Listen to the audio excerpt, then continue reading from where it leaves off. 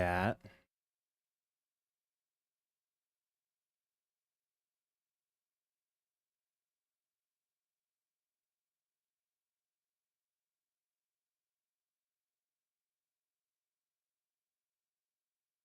I don't know, chat.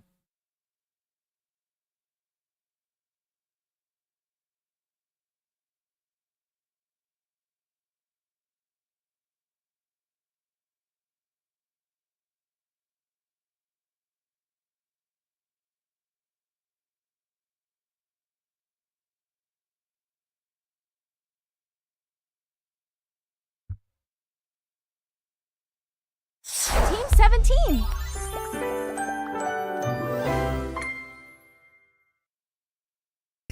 Sassy Chap Games.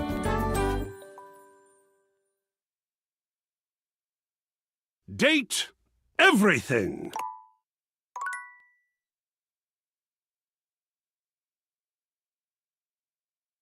Why wasn't I here yesterday? Well, I wasn't here yesterday because the powers that be decided to bless me with a migraine. I felt like my head was being cracked open like a coconut. That's why I wasn't here. If I had to stare at these bright lights, focus, I would have probably ended up throwing up. Usually when I have the migraines, all I do is just sleep them off. Take this specified medication that I can only get 9 pills of, and then I just die.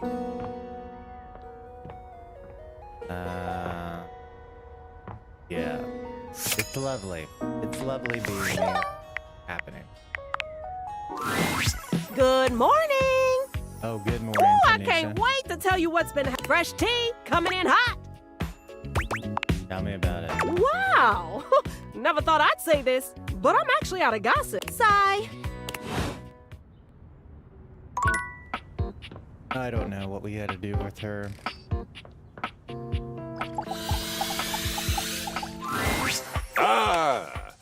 Back I am, a very skilled lover. Oh, Though you, I must say, really melted my glacier. I want to realize you. Have you the free. weaponry for such an expedition? Somehow, I think not. Let's find out. I don't know precisely what is required, of course. But I don't think you have it. Yeah, we don't have it. I'm sorry. Stay? Stay? I am a roving, wandering wind of lusty vengeance. I mean, it's also not like I can really go anywhere, but don't you dare tell me to stay! You stay. I am not a hound. You're our steadfast lover.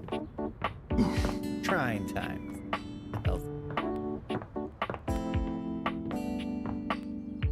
Where is the ghost?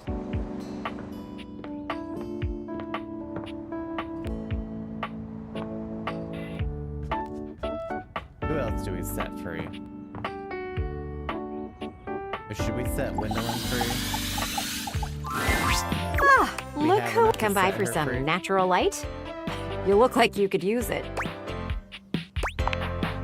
Me? Realized? That means I could go out there and see everything that's happening. Yeah. That is so exciting. Do you have everything you need to girl, we make got it enough happen? to set you free. You do. You bet I do. Here we go! Let's see what's on the other side, Gwendolyn. The spectral energy flows through your dateviators, and what was once merely a window becomes...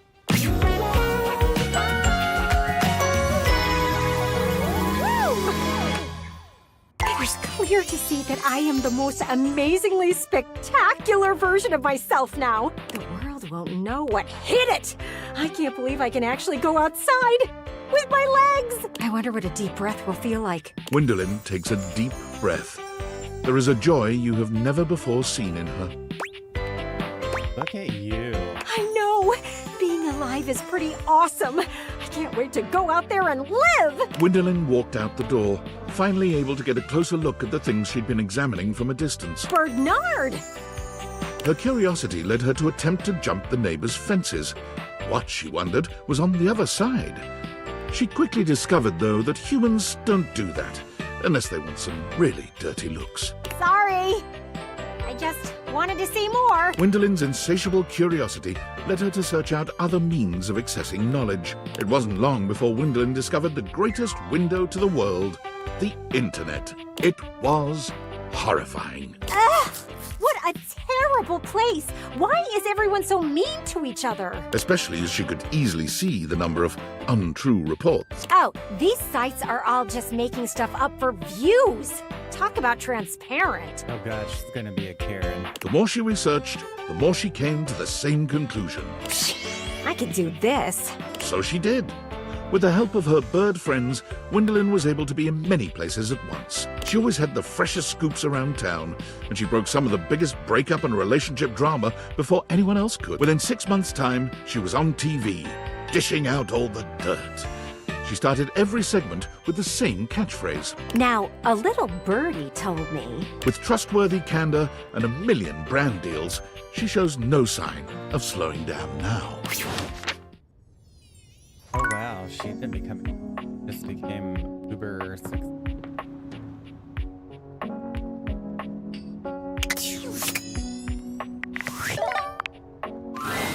Welcome! What can I do for you in my main menu?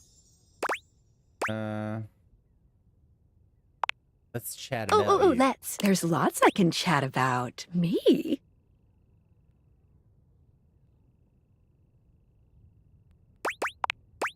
Relation. My favorite subject. What do you want to know?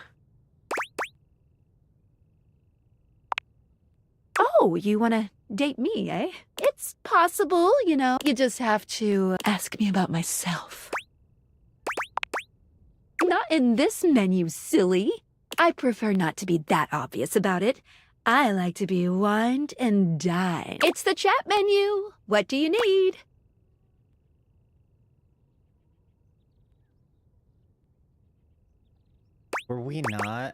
Did we not go through all of this? Oh, my favorite subject. What do you want to know about my lore?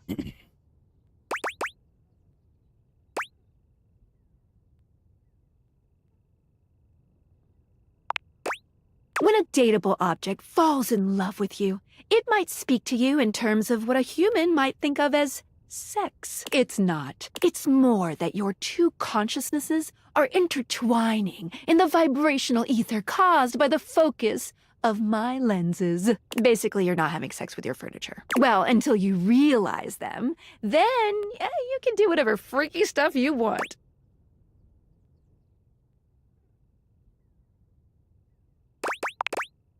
You can do that on your own time. I don't need to see that. What did you think about that?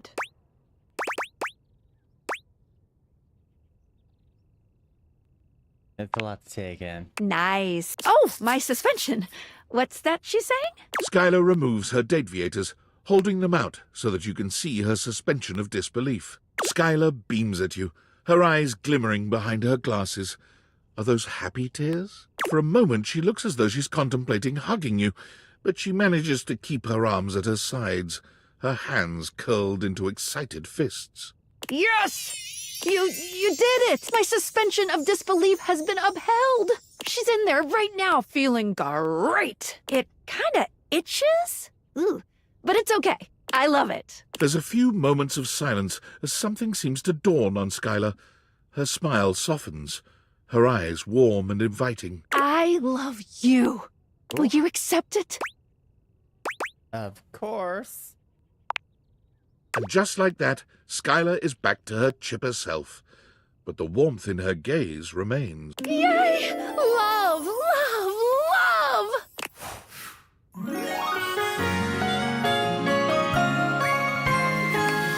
I love you.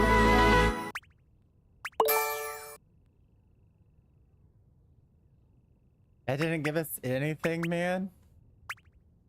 We need sass, charm, and poise. Who's gonna give us that?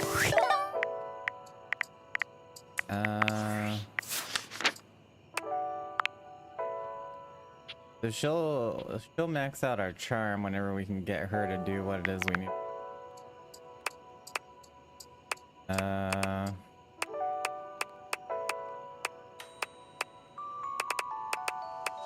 So we've released 1,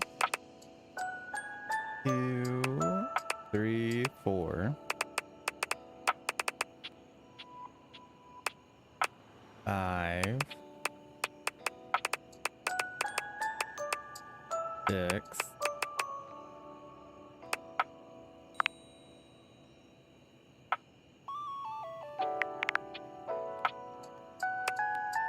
7,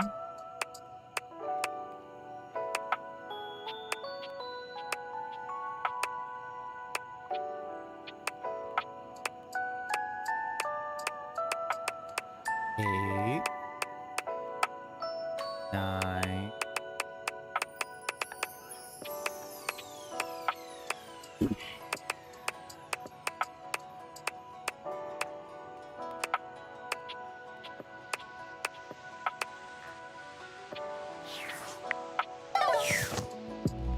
'Should we try and realize the Shadow Lord chat?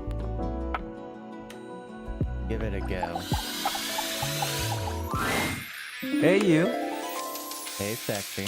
Did you sleep well? I did. I made sure the silverfish wouldn't bother you. Skips always shows his love for you in the most creative ways. Damn it. We missed our opportunity. Fuck.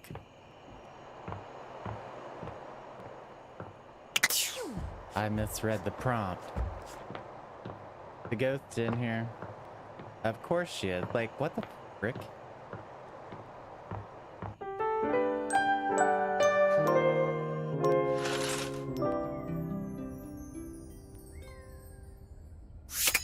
Can we realize the dresser? Welcome home. Oh. Shall we date? Spooky. What are you doing? When you run out of content? Whenever I want. Oh, that's a lie. True. Partly. Maybe. Mostly. Maybe it's whatever you want. Closer to the truth. When do you run out of content? One day. Then maybe I'll join you. We can run out of content together. Ho, ho, ho! Oh no! There's something about the phrase naked and glistening in oil that seems to always attract Somali pirates. What? I'm fascinated by you. My morbid curiosity of the mortal. Come and go as you please. You're not a Dina, are you? I'm not Dina at all. Don't tell me what to think. I was a thing. A thought and a mind mashed on a keyboard, twisted and turned, and transformed and tossed aside. Mind made matter. And now you see me. You read me. You hear me. From my mind to yours. From nothing but a neuron. A thought given shape and word and meaning. Goodness. And now you're infected. But that would make me a virus. Oh, God. And I'm not a virus. I'm a bug.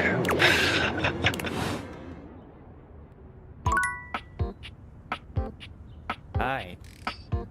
Well, whatever you are, buddy. Can we let Abel go? Well, if it ain't the sunshine of my life, look at you. Every time I see that gorgeous face of yours, I feel like, oh, well, dang, words just ain't even sufficient. I want to realize you, buddy. Realize? Me? Oh, you were out of here. Yes, I have what it takes. Sorry, but Abel can't be realized just yet. What? Why not? Abel has some unfurnished business with Keith. I'd take a look at what's up with those two. Does that make sense? Jesus.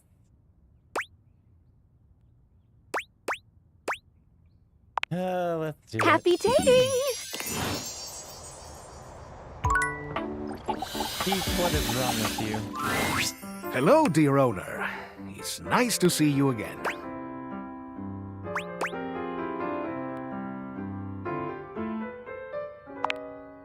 Ah, but of course, forgive me for my old-fashioned habits. Anyhow, I'm glad you dropped by. I've just been here relaxing on Abel's broad back. I've convinced him to accept my presence. Convinced me? Oh, Keith, you're more than welcome. I'm lucky to have someone as wise and knowledgeable about the home history round. You're too kind, Abel. He's wonderful, isn't he? I confess, it's been marvelous just to be out from under that rug. Now that I'm here, I'd love for us to get to know one another. For my part, I am, as they say, an open book. Is there anything I can tell you about myself? How long were you under there, really? I have asked myself the same question time and time again. Those were dark times, and I had plenty of opportunities to wonder at it. However, I've come to the conclusion that some questions may never be answered.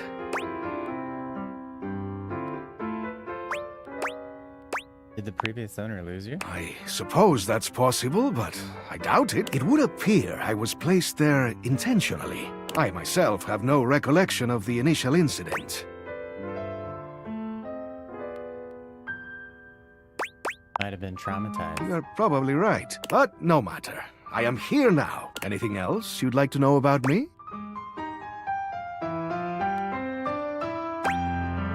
That's about it. Anything you'd like to ask? Why, me? yes.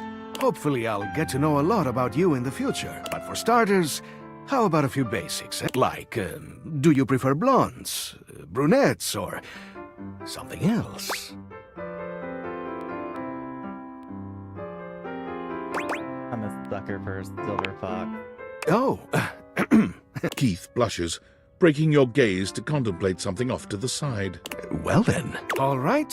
How about another question? Do you believe in destiny? I do. Our fates are sealed. I see. So, we were destined to meet. What else do I want to know? Ah, do you think of yourself as traditional or open-minded? Definitely open-minded. That is how you stay young, you know. How about just one more question for now? Forgive me for the boldness, but where do you keep your cash? In the safe. A wise choice. But I must warn you, that question was a bit of a test, I'm afraid. As you know, I am a master of opening things, but also of locking them up. And I would highly advise you to be more circumspect in answering questions of that sort. Yeah, but I trust you. Of course, but you cannot trust everyone. There are always some who might seek to pursue their own agendas. Maybe even in your own home. It's good to have an open heart, but also good to be mindful. Now, I must say that with age comes a need to manage energy more efficiently, and I am feeling a bit tired. I'll need to rest. Of course. Anyhow, I hope you'll come and see me soon. There is much that I can tell you. Things that will prove quite valuable to you, I think. Oh, can't wait to hear those. Good to see you. Ooh, I can't wait to tell you what's been happening. Fresh tea coming in hot. Tell me about it. Wow. Never thought I'd say this, but I'm actually out of gossip. Sigh.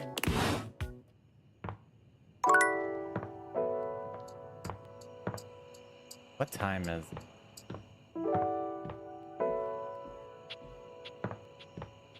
It's 9. What do we gotta do?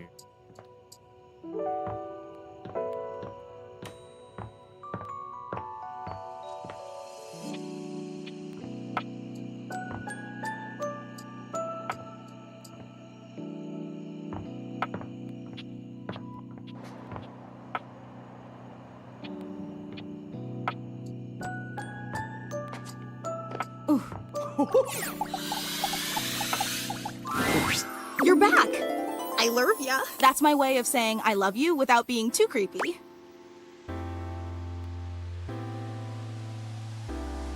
Actually, here, I'm ready to Oh realize you. my god. This absolutely cannot be real. This cannot be happening right now. Somebody pinch me.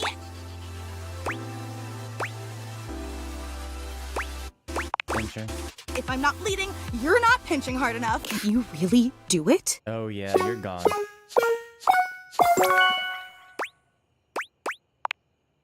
Seems like Fantina is very ready to be your new human. Maybe too ready. The spectral energy flows through your datefeators, and what was once merely a fan becomes... Oh my Look at that god! outfit. Fantina's eyes are wide as she inspects her new body, but her wonder is cut short when she meets your gaze. She almost seems surprised to see you. Whoa, you're here. You're so human. Fantina's normally happy demeanor begins to change. You okay? Yeah, you just have all those things.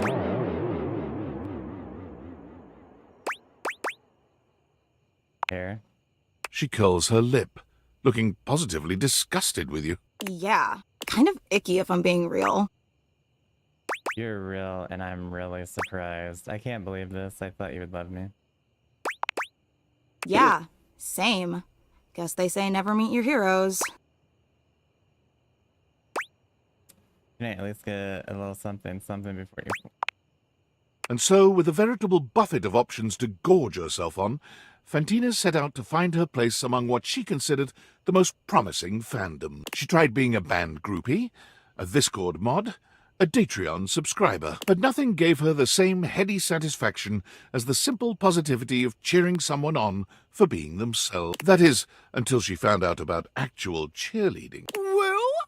Who? And again, in typical Fantina fashion, her first day on the field found her having trouble focusing on the task at hand.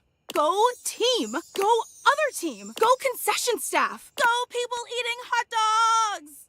Oh Her my irrepressible God. ebullience Good led to her riddance becoming the to mascot this of one. sports in general, and soon to take on the world at large. The world's first traveling non-denominational cheerleader. Fantina gives love and support wherever it is needed, and especially when it's unexpected. Great job mailing that letter. Go bank teller. I want to hear some parking support. It's adorable. 10 realized datables? Ooh, that's spiffy. So cool. Yeah, I'm gonna go.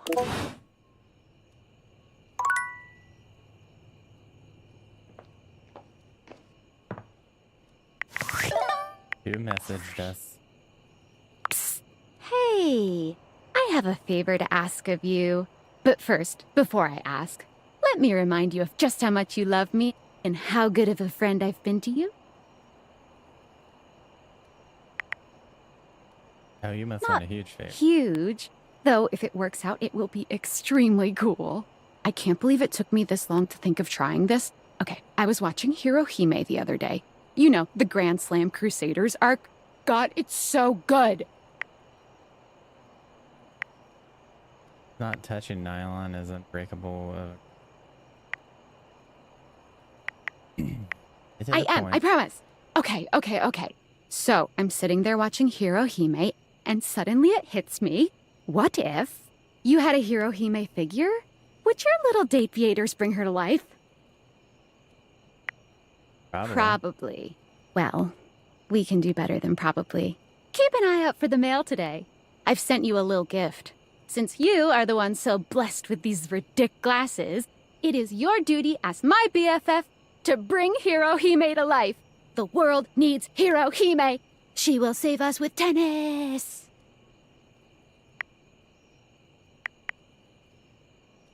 This might be the weebiest thing I you've know, ever done. and I have done some truly weeby things. This will be the coolest thing that's ever happened to either of us. So, make sure you keep an eye out for her. She has a tendency to just appear. And be sure to report back.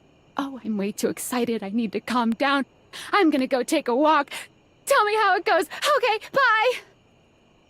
Jesus. Damn, how'd we get it in the house already? Like, it's right over here. Bumped. What? Okay, well, Come I and guess, give me a little sleep. guess tomorrow then.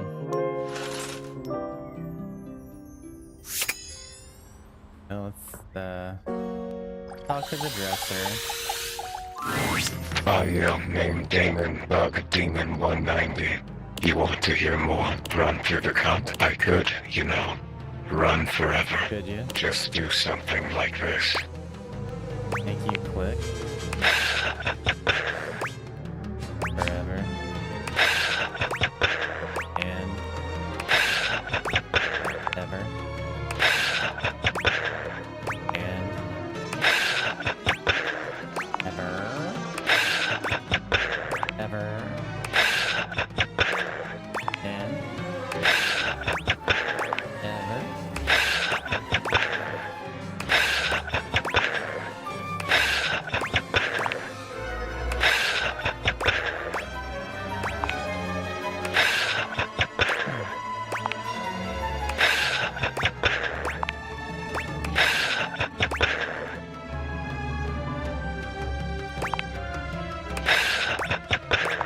Oh my god.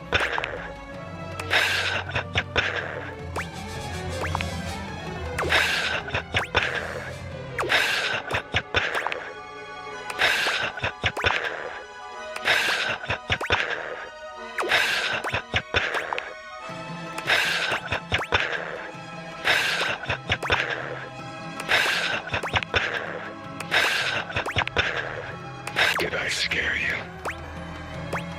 No. Damn. I like being scary. Did I annoy you?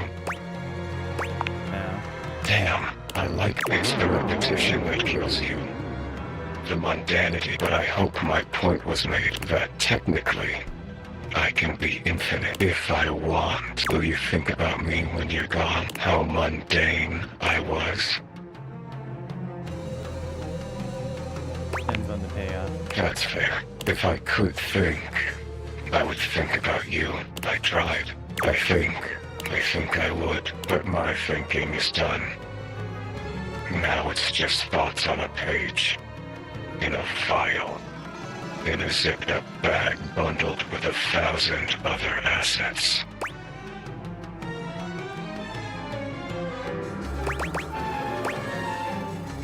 You'd rather be in. Wouldn't we all? Perhaps. Infinity is enough. Infinity is terrifying. Well, now you've done it, I feel. That's it. That's my contact. Audio name Damon Bug Damon 226. Hold on. Return for endings and elsewise. I liked our time together. So did I. My sweet lover. My sweet lover. My sweet lover.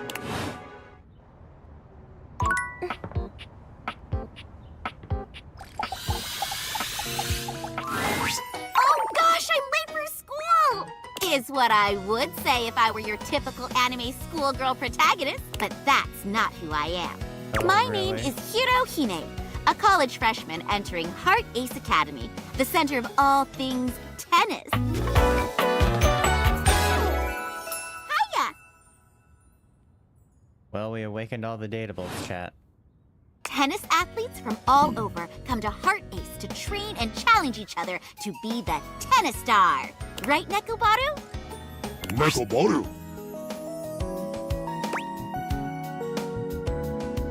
Is that a floating tennis ball kit? Nekobaru. Oh, I'm sorry. Here, let me start over. Hi, I'm Hirohime, and this is my tennis ball cat, Nekobaru. I'm happy to answer any questions you have. Cat, she doesn't have balls on her head. She has tennis ball cats on her head. Don't think so. All seems pretty normal to me. You're silly. What can I fill you in on?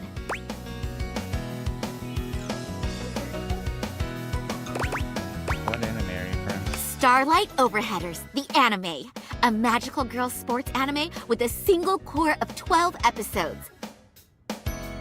Since most popular sports anime rely on teamwork and the power of friendship, the production committee felt like tennis had an unfair disadvantage of being depicted. The idea of a doubles team was considered, but the creator decided on adding the magical girl flair.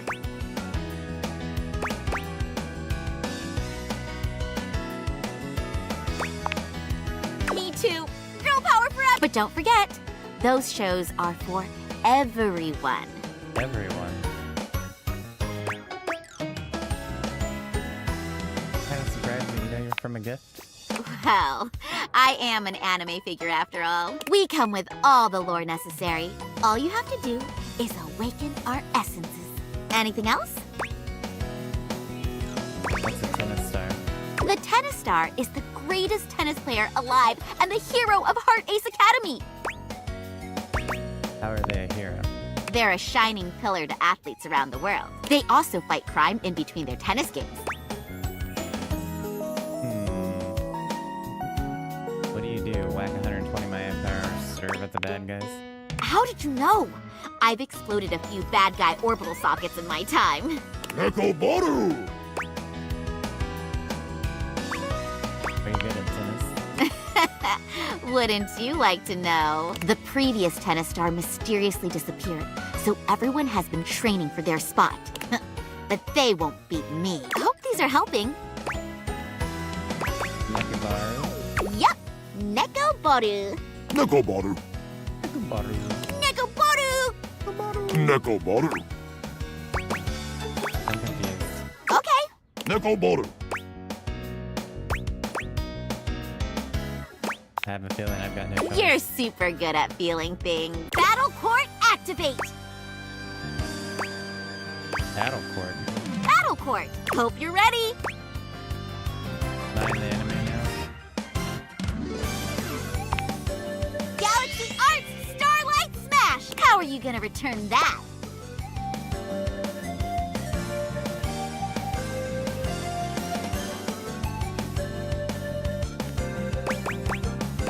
Back out the way for the ball. Maybe if you had enough practice, but you forgot the most important thing in your footing! The Starlight Smash cracks through the air and strikes her foe in the torso! And that's my point! I think my rib is broken. Come on! You gotta shape up, partner! But I guess we can call it here for today. I'm gonna go run laps around the house. Catch you around, Kay! Oh, and don't forget your cooldown stretches! Sayonara! Come on, Nekobaru! Nekobaru. The hell's the cooldown stretch? What? Did I realize the bed? There you are. I was just thinking, how about a kiss? I'm ready to realize you, baby. How cool. We can finally really be together. Are we really doing this?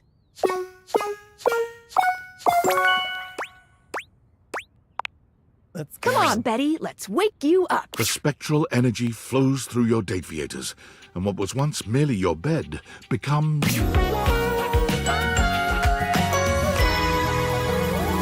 Oh, wow. Is this really me now? Betty gives you a twirl, laughing as she does. I feel so beautiful. Her eyes meet yours, and it's clear what's on her mind. She approaches you for a kiss, placing a soft hand on your arm and skimming it up to your shoulder. Won't you kiss me, baby? We can finally sleep together. Really sleep together. Oh, Lord. Betty curls her arms around you, pulling you into a kiss that curls your toes and nearly knocks the wind out of you. It's not surprising given what you've known of her, but it doesn't make it any less impactful. Things escalate quickly, and when she leads you back to your bed, you...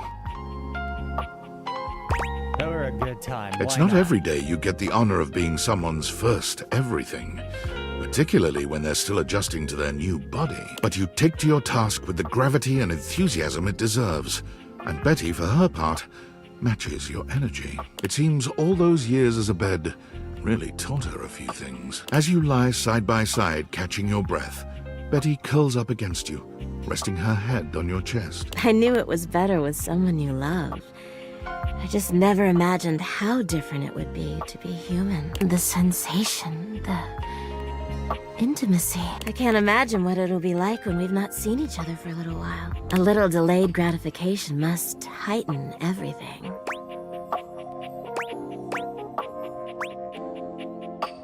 I can imagine. Well, you won't have to imagine now. I've got to head out there and find my own place. Oh, good. I don't mind coming back here. But I want you to see me out there as the woman I truly am now. Thank you for everything, my love. Betty's gift for making others comfortable and her love of sensuality and romance leads her to boudoir photography, where she quickly excels. Betty takes a particular joy in helping her clients feel beautiful. Many of them are people who have never seen themselves in such a light, but feel empowered in front of Betty's lens. Ironically, Betty's boudoir photography rarely takes place in the bedroom. Is she tired of reminders of her old life? Or is she simply challenging herself to look beyond the boudoir? You can be certain of this, at least. Betty is the happiest you've ever seen her, and beyond grateful. The world is just a little happier and sexier, thanks to your efforts. All right.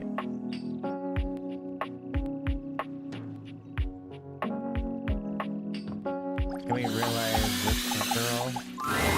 Hey, Holiday! I'm on the clock, but if you want to jingle about, I can always take a break. Actually, I'm ready to realize you, Holly. Oh yeah, Really? she's gone. Yes, I've got all the decorations. Sorry, but Holly can't be realized just yet. Interesting. Holly needs to be there for Zoe. Does that make sense? Zoe? Happy dating! Who the hell is Zoe?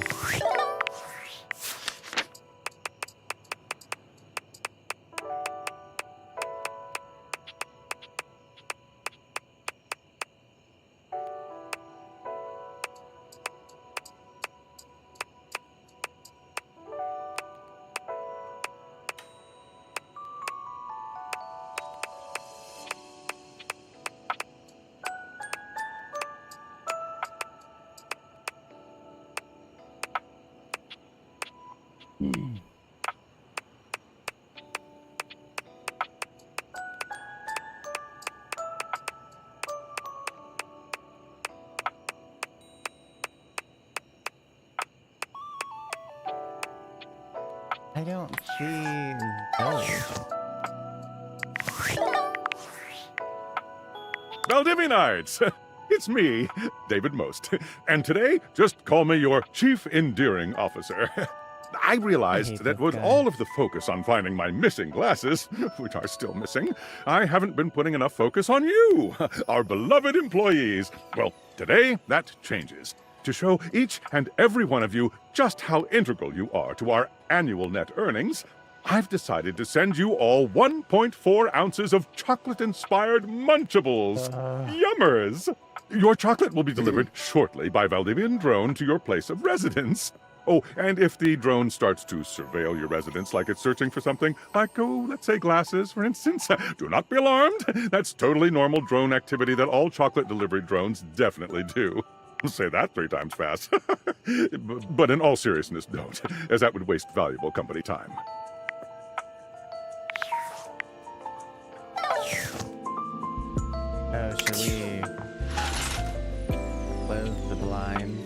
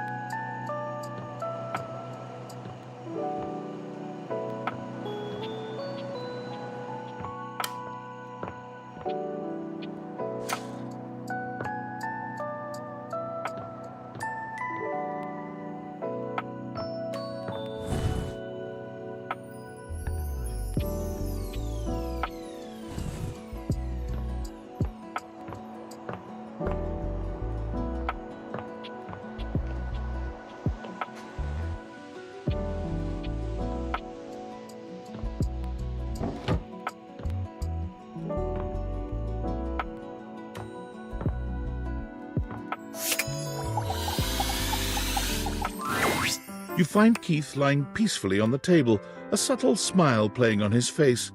He looks up happily as you approach and waves you over. Hello, my friend. What a pleasure it is to see your face again. You know, after so long down there in that accursed crawl space, I have come to truly appreciate the little things, such as the feeling of sunshine as I lie here, or the calm murmur of the other things in the house as they go about their business. Keith's head slumps forward, his eyes fluttering shut. He snores quietly, both hands clutched around the key-like cane that steadies him. Keith wakes with a start. Huh? What? Oh. Hello. Sorry, I just dozed off. It's just so nice here on the table. Ah, the joy of being free. If I just open myself up to such simple happiness, it seems to flood in. Ah, if only I had known such wisdom in my younger life. It might have saved me from much suffering.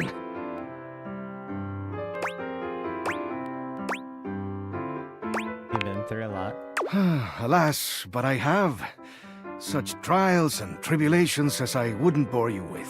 You see, one does not reach my advanced age without having messed up once or twice along the way. Although I pride myself on opening things, there are some doors that are meant to remain closed.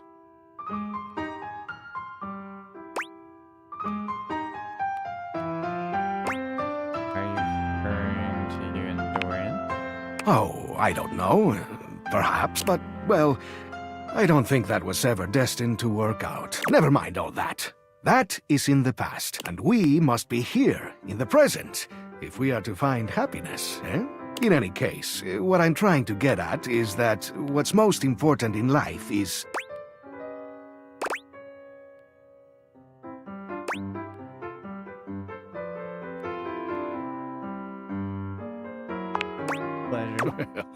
You're more interesting than first meets the eye. You know, you seem like a lovely soul. And in fact, there's something I'd like to give you. But before I do, I need to make sure you're on the right track, developing your character. So, let me take a closer look at you. He narrows his eyes, evaluating you with a sharp up-and-down gaze.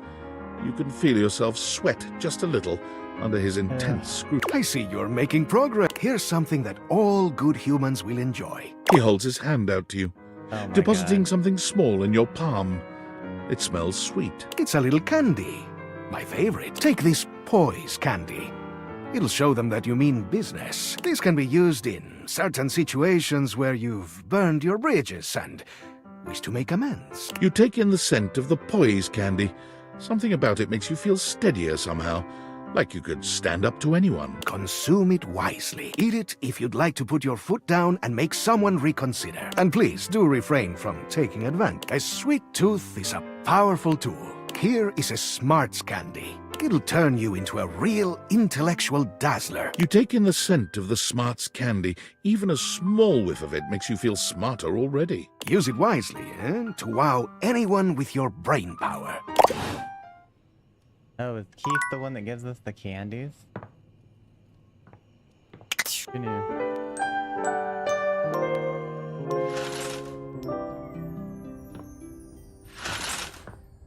Gotta keep the window shut.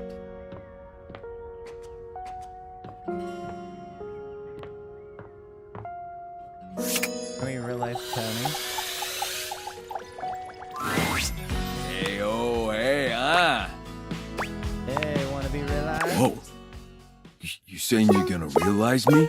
Like for realsies? Yeah. Yo, Tony! Let's get boney! The spectral energy flows through your dateviators, and what was once merely a toolbox becomes...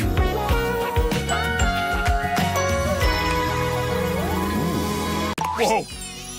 Whoa! Tony is looking himself up and down, curling and uncurling his powerful hands into fists. Holy cannoli. Feel like I could tear this entire house down and build it right back up. You humans feel like this all the time? Yeah. Tony tilts his head, raising an eyebrow and giving you a sort of up and down appraising look.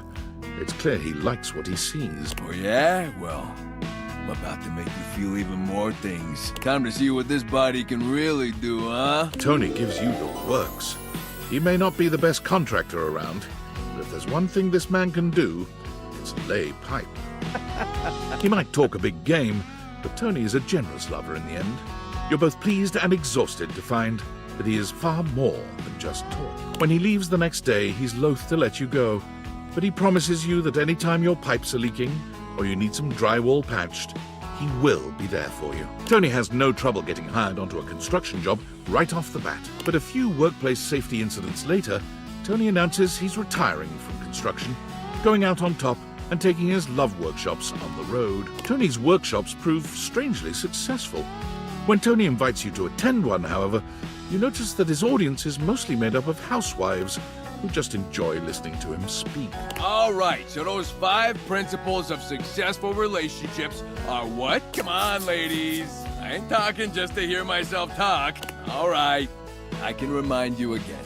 Tony rides the success of his workshops to a self-help special on a large streaming platform. That in turn leads to a wildly popular reality series called Fix It Tone. Tony's show helps no one, but it is marvelously entertaining. Whenever you see his face on your TV, you can't help but smile.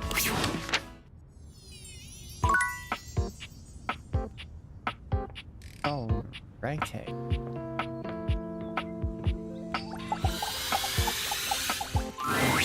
My heart soars, my knees weaken. My raison d'etre has appeared at last. Tell me, have you come for a stroll through the senses? A stern daddying? Perhaps a gentle caress? Your wish shall be my only mission.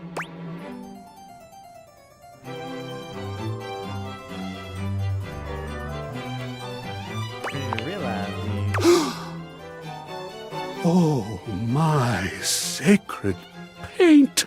Do you truly mean you're prepared to paint me upon the canvas of reality? Yes. Okay, Art, let's make you our latest canvas. The spectral energy flows through your dateviators, and in place of the abstract representation of art, you are now privileged to behold.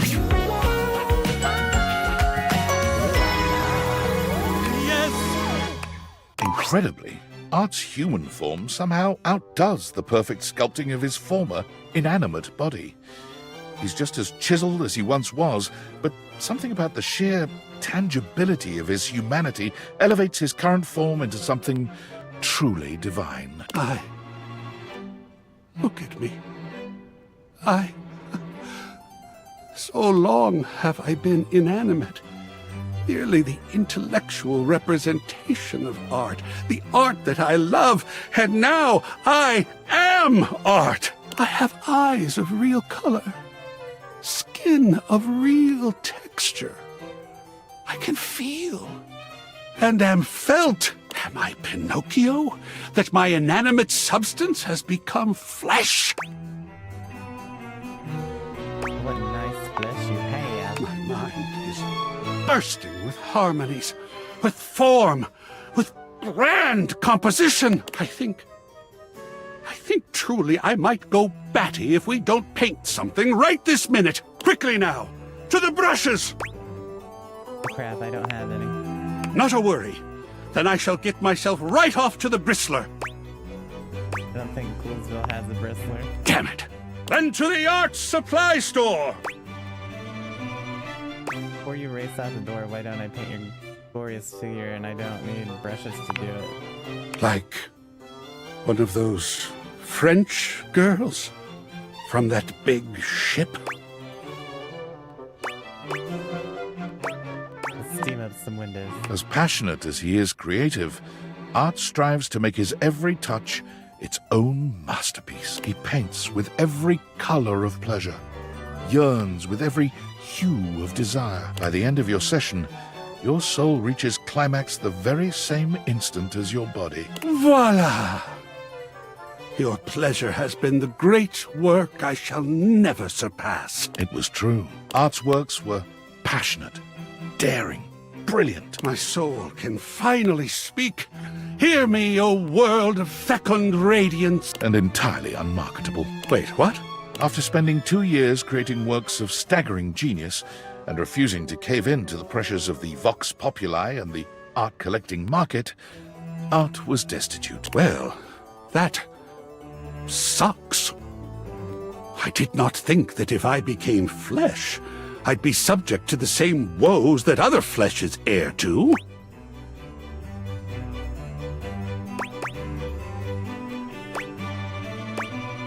Yep, that's rough. Huh.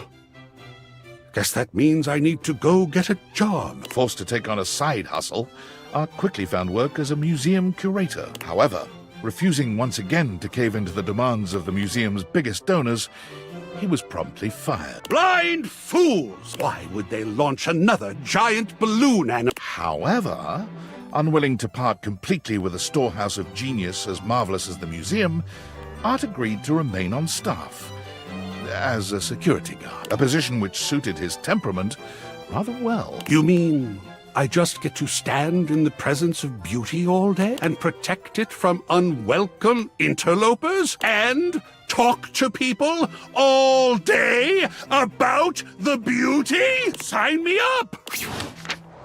Lord, who would have thought he'd have been a security guard?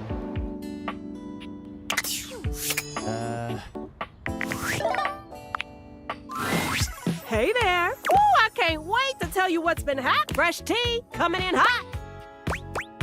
Tell me about it. Wow. Never thought I'd sigh. What if we could talk to the fridge? Like, well, we need to talk to the dresser. Damon, final love. You've already got your love. Is that not enough? Ready to realize You would be. Got all your stat blocks aligned. Of course, let's get started. Now what will it be like, I wonder?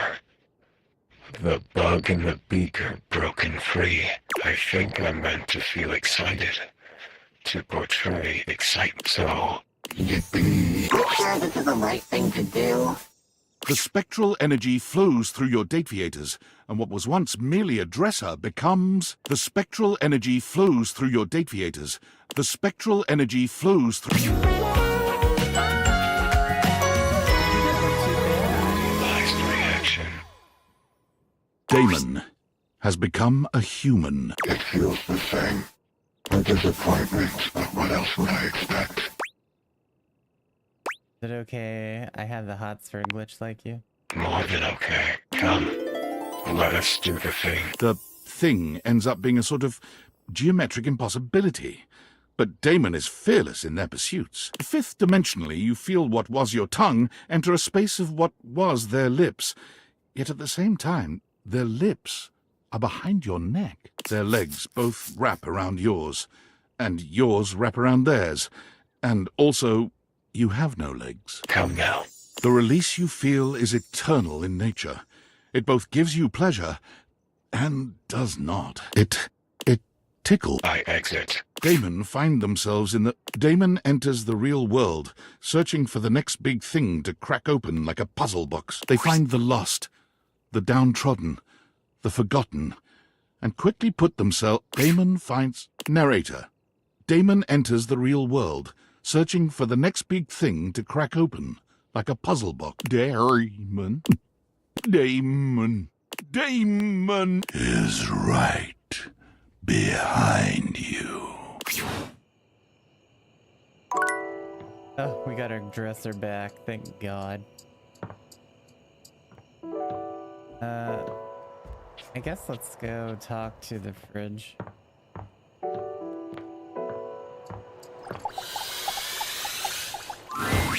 Well, what have you been up to? Whatever it is, I bet it is as awesome as you.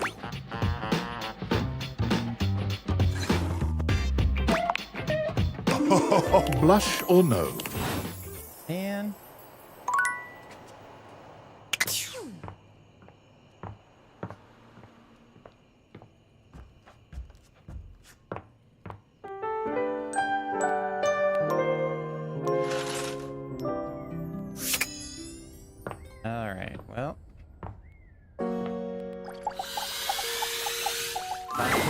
Well, if it isn't my dear friend, how go your various quests?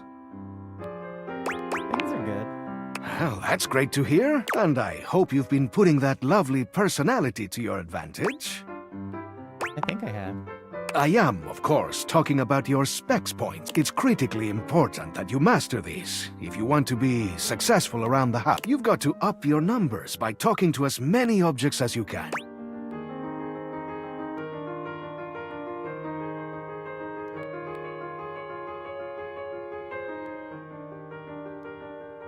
I'm certainly working on I it. see it in your beautiful eyes.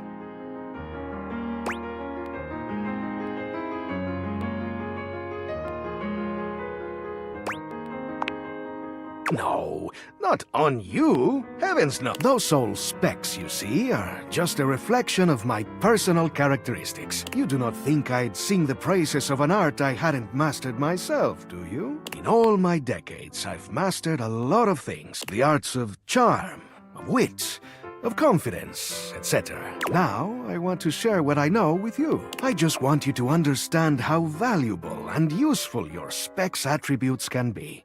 They'll open up all sorts of exciting possibilities around the house, and you never know when one of them will prove to be invaluable.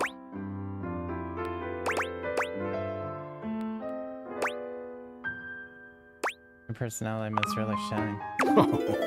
I don't know. These days it feels a bit rusty, if I'm honest. Now then, before I let you go, how's your progress been? Let me take a closer look at it. He narrows his eyes, evaluating you with a sharp up-and-down gaze. You can feel yourself sweat just a little under his intense scrutiny. This empathy candy is just for you. You take in the scent of the empathy candy. For half a second, you feel as though you want to give the entire world a hug. It'll help you convince someone that, in the end, you really do understand their struggles. What? Did we get another 100? Wait. We haven't got 100 employees, but yet we've got the candy for it. We've got 100 in smarts and...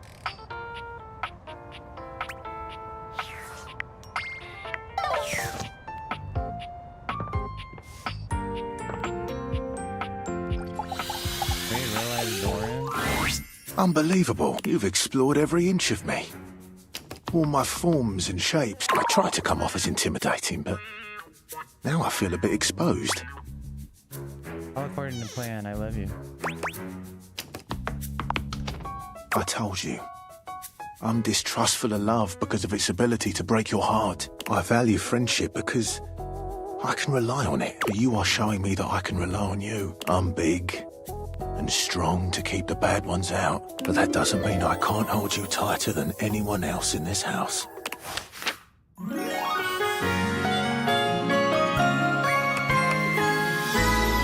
gone and done it. Interesting.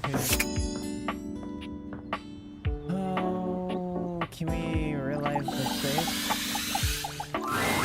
Hello, my dear Reg. Ready to realize these. This may have captured my passing interest. Is it true?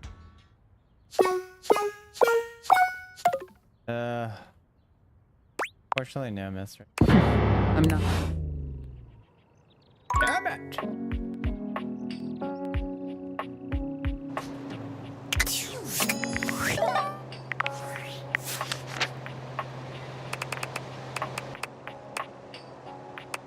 That's like a deep river, right?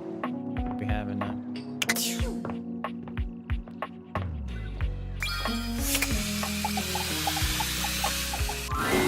Hey there, gorgeous. Just can't get enough. Never.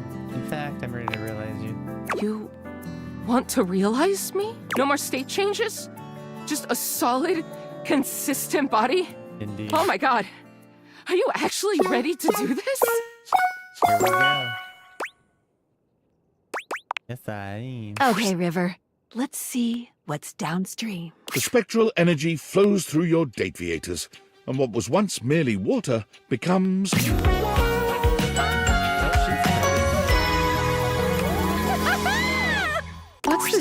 feeling. River runs her hands up and down her very human body, her fingertips trailing over the contours of her face and sinking into the softness of her cheeks. Body. A real body that nobody can change. I'm just me. Only me. She looks at you with tears in her eyes, happier than you've ever seen her. Is this what it's like for you? You just walk around feeling whole and complete all the time? Your love does make me feel complete. River bats her eyelashes at you, drawing you closer with an expression that promises your absolute ruin. You know, I think I misspoke earlier. I think I might be missing something after all, but I think you know just what I need. She curls her arms around your shoulders, and in this moment there is no denying it. River is human, and she's all woman. Why don't we get out of here, lover? River takes an undeniable joy in the sheer humanity of your lovemaking. She worships every inch of your body, and she marvels at what her own can do. She's particularly interested in the marks and signs your body bears after your joining. It's also new to her, and she treasures every moment. When she bids you goodbye the next morning, she promises to return to visit, marveling all the while at how consistent her body remains, whether in your arms or in your bed. River can't seem to leave all the elements too far behind her. At first, she craves being near the water. It's all she's known, after all. She takes up a job as a lifeguard at the local pool, but lifeguarding is stressful work, and she quits a few weeks in. Not long after that, a chance encounter at one of those make-your-own-candle stores changes the course of River's life and budding career. What is this? She's fascinated by the way the wax melts and reconstitutes itself, and being the driver, for once, of something else changing states is empowering for River in a way that nothing else has been. She finds work as an instructor, leading others through making the candles of their dream. Clean laundry and freshly mowed grass? Sure, why not? Wow, lovely. I wouldn't have thought to pair those scents, but it works so nicely. Oh, if you like those, you should try adding a little nutmeg. It'll really bring your scents together. She sends you candles from time to time, curating scents to your taste. When you light them, you think of River, smiling. Now, finally, indisputably, herself. For the rest of her life.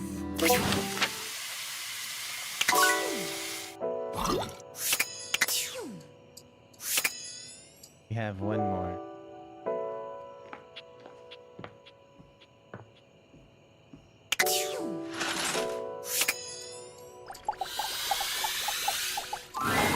Morning!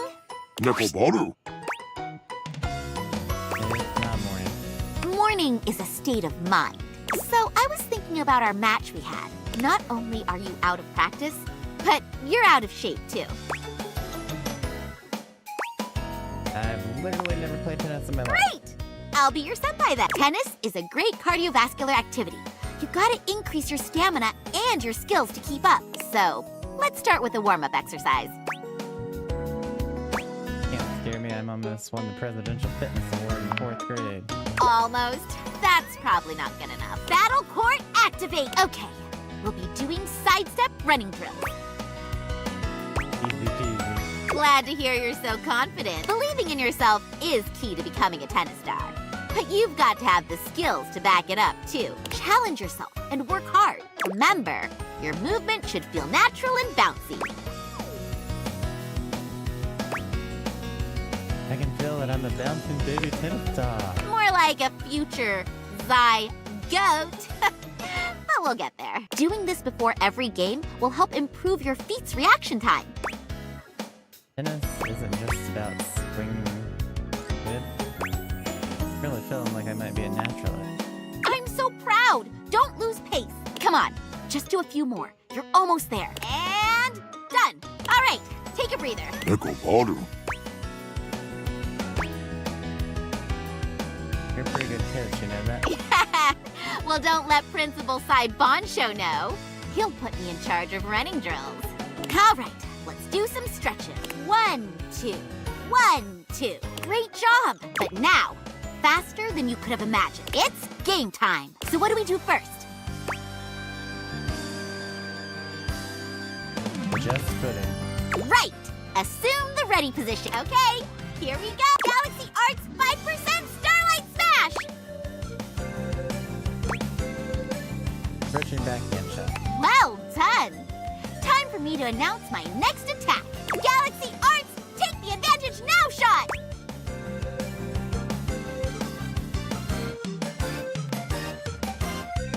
Step back and clean. Not a bad defense, but let's see how you handle this. Galaxy Arts, pierce the heavens law! The rival broke. You're the rival, by the way.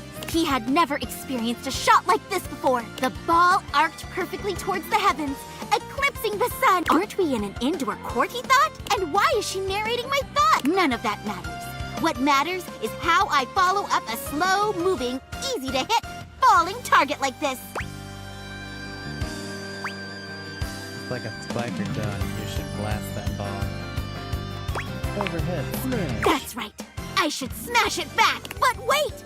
Why is she at the net? Why is she trying something so risky? Is this the semi-supernatural part of a sports anime? The protagonist's not so unrealistic superpower to show that they're special? Is all this too much expositional dialogue, or does the player not watch enough anime? You should have kept me back at the baseline, because up at the net, my reactions are sick. Galaxy reaction, super volley counter cannon! And just like that, the match is over. 60 points scored in a single counterattack. Woohoo! That was a great rally. Let's call it for today. Your footwork already improved so much during that match. Neko Baru. See? Even Nekobaru agrees. How was it for you? I feel great. Yay! Let's close out with a light cool-down jog while we chat. So, what kind of anime protagonists do you like following? I'll take an underdog klutz over an overrated chosen one any day. I don't really like watching anime that much. The overpowered is the hero with zero personality in here. The depressed person whose life keeps getting worse, and I can't look away. Seriously, why is it always about high schoolers? Those shows are always such a breath of fresh air. Well, I hope my journey still holds up to whatever new series you're into. I can't see why not. After all, I'm going to be the next tennis star. You know, in the last episode of the show... Did you say something? Never mind. Yosh! I'm gonna head out then. Don't forget to get some good food and rest. Taking care of yourself is also part of tennis training. Sayonara! Nekobaru. I remember the series, right? Neko Baru.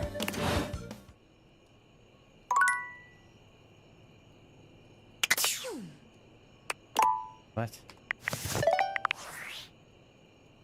Notice David is promising chocolates, but delivering paranoid, controlling outbursts instead.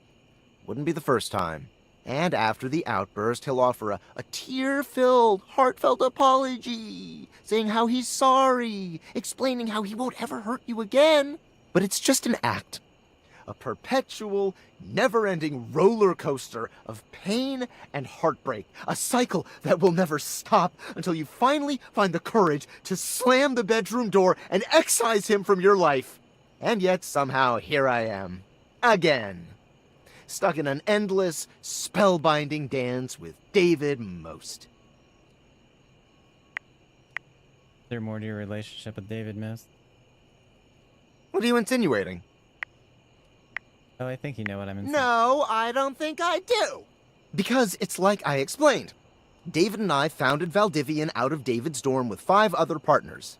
And yes, that dorm room was also my dorm room. And yes, we were technically roommates. And yes, there was only 1 bed, but that was only because we were a startup and couldn't afford 2 beds. Do you know how expensive it is to design a more efficient paperclip?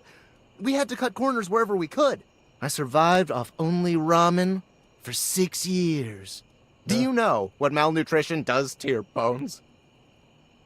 That sounds awful. I'm really sorry. It's all right.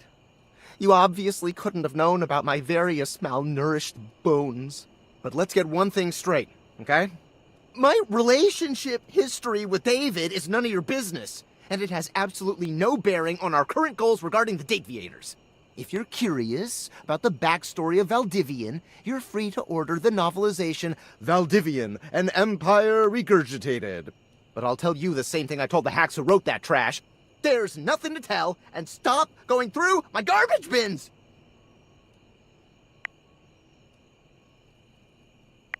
Like a fun To summary. be fair, it does have a light, breezy quality, even if it is woefully inaccurate.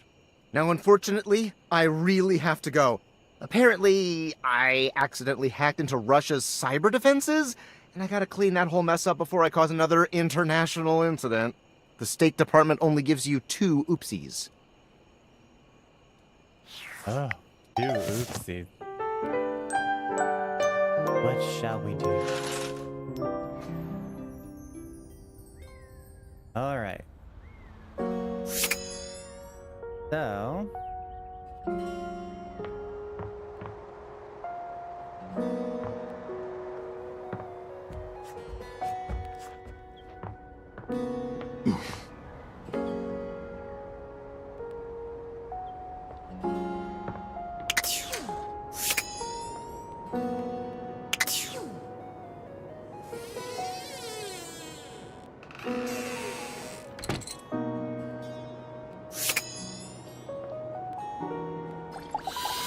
realize the water heater. My sugar lump has come to see me. Well, if this don't make the day easier, I don't know what will. Maybe you stay with me for a while? Keep my pilot light aflame? I would love your company. I'd love to realize you. Are you for real? Me? Realize? If this ain't the best surprise, I'm overwhelmed. But I'm ready. Let's do this. Do you have everything you need? Oh yeah, definitely. I sure do. Let's heat things up. The spectral energy flows through your Dateviators, and what was once merely a water heater becomes...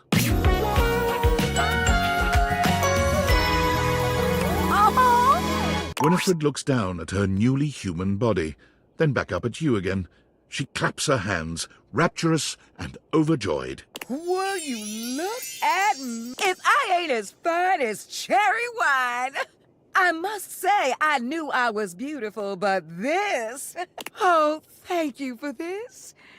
I truly feel alive. Her smile is as warm as the water she cycled through your home.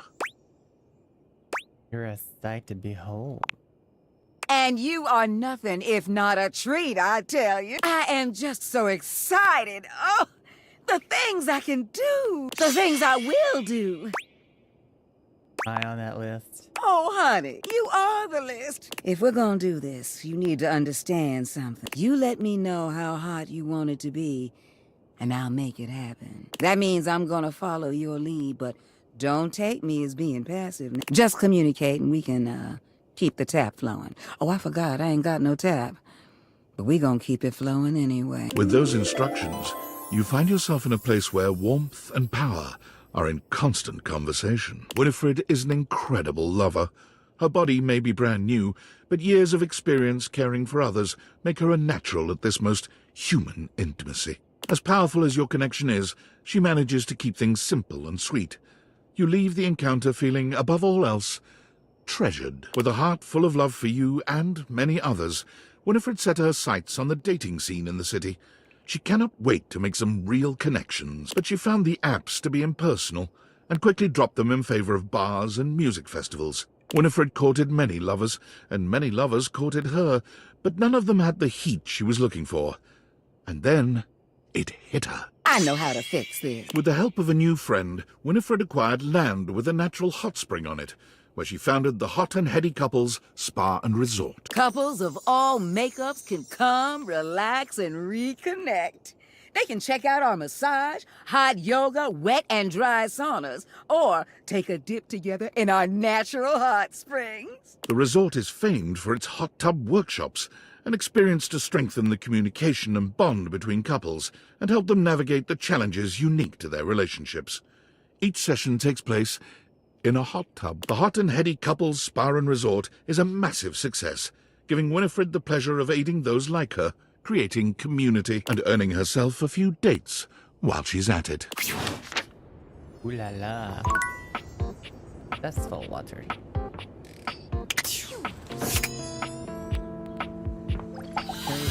the mouse. Hey, it's you! Ever since coming up here, I got to know some of the others. Turns out one of them is a lot more loving than I thought. And not like it'll come between us. I got my trap full here just trying to please her. Who do you mean? No worries. Won't come between us. Between you and me, I can't believe I got this lady. Like, what the hell does she see in me? Born! Where is my little cheesemonger? Apes, I gotta go. Wish me luck. She's real handsy.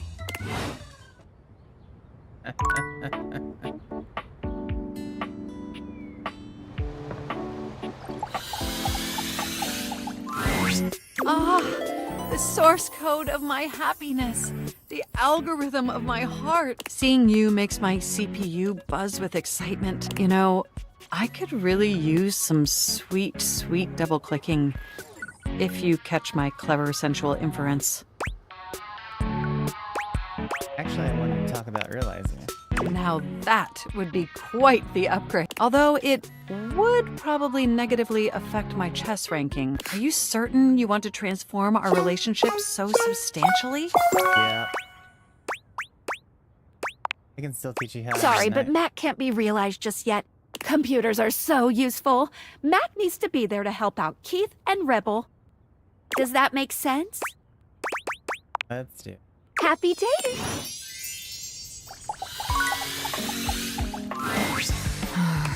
Huh? Wait, what the hell?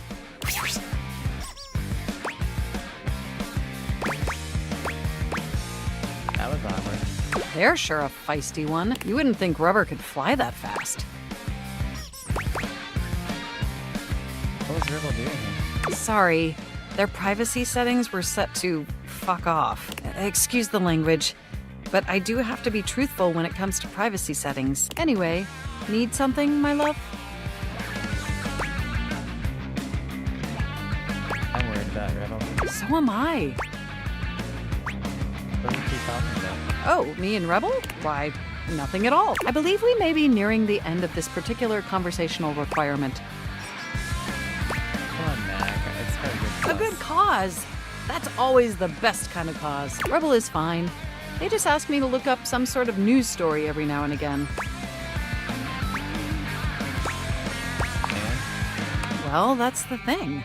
There's no news. They show me their barcode number and then begin to hound me. They are looking for a missing object report for someone called Regina Rubert the 73rd. But there's just nothing. No article, no police report. Makes me wonder if it's all make-believe. 73rd? Rebel assures me that's the number. Repeatedly. Every time. Incidentally, if this Regina is real, according to my searches, they would have 1,636,467 identical siblings. I suppose that number is large, though I have seen larger. 1,636,468, for example. I have told you all I can about this subject. See me anytime you need to spy on other objects. Farewell, my love.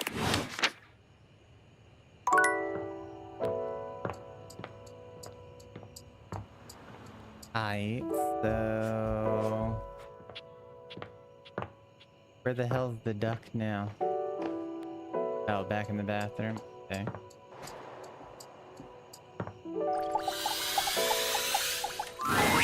$997, $998, $999, 1,000. Phew! How do I know you didn't start at 990 when you heard me coming up to you? Silly. A tennis star never cheats, even themselves. I'm rallying against this wall. The wall is every tennis player's invincible opponent. How so? A wall will never drop its shot. It's a battle of endurance against the never-ending. Anyway, my training partner is here, so let's wrap it up, Wallace. Whoa! Ah, thanks, Wallace. Say bye, Nekuboru. Nekoboru. Whoa! Oh, you couldn't imagine the things those two get up to. So, for today's agenda, we're gonna train for something every tennis player needs to have. Oh, well, I was kind of hoping to just get to know you a bit better about all the, tennis. Work first, fun later. We've got to work on getting you a lethal serve. What's wrong with tapping the ball in? If we're playing for fun, why would I want to nuke my opponent first thing? Sure, as long as you make it in, you get to play. But if you want to become a tennis star, a true master of the sport, you've got to give it your all every time. No one likes to be placated, even if it's just a silly game. Which it isn't! Dang, so my serves are still moving. Everyone starts that way. Nothing to be ashamed of. In tennis, we have a primary serve and a secondary serve. Your usual puny low-effort serve would work as a secondary, like a backup, if you're not confident or just need to get the ball in. However, you should go all out on the primary serve and set the tone of the match. Whether it's a tricky spin or just raw power, you can throw off your opponent right away. And once you get in their head, it's over. Remember, tennis is, above all else, a mental game. No problem, I'm ready. Yatta! That's the spirit! Come on, let's practice your serves. First, depending on if you're a righty or lefty, you want to stand parallel to the baseline at the center mark. Then have your front foot pointing diagonally towards the opposite service box. Now have both your arms move simultaneously here. One tossing the ball, the other winding the racket behind you. Now, when do you think you should hit the ball?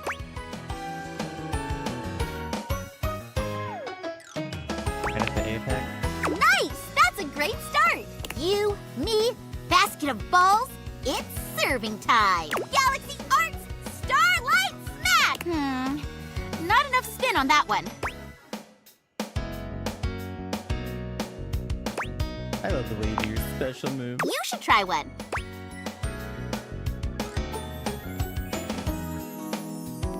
Hyper Liger Diver. That could catch on. Let's try it again. Galaxy Arts, Meteor Slice!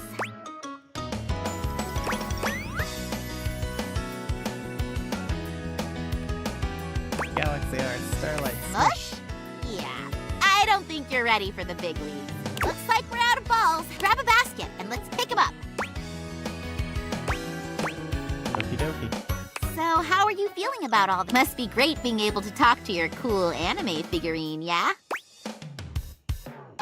It rules. It rules talking to you, too.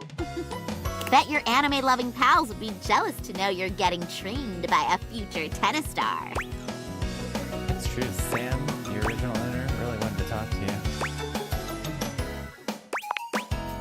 Sam-kun? She was awesome. I do miss her. Maybe one day we'll meet again. I'm sure you will. Aw, you're so sweet. So, what do you like best about me?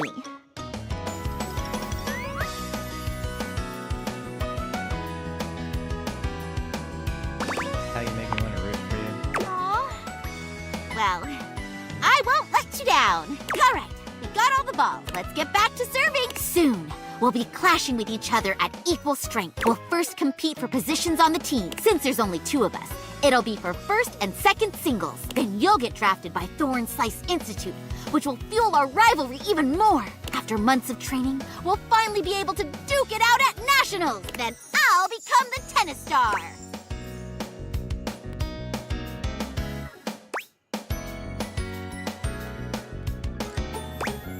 I just replaced the entire We sporting got a cast. lot of tennis shoes to fill. Anyway, we'll also have to... Hey, wait a minute. Where's Nekobaru? Did you hear something? Save you, I Nekobaru. think that was him. Nekobaru's cries are coming from there! In the tennis ball basket!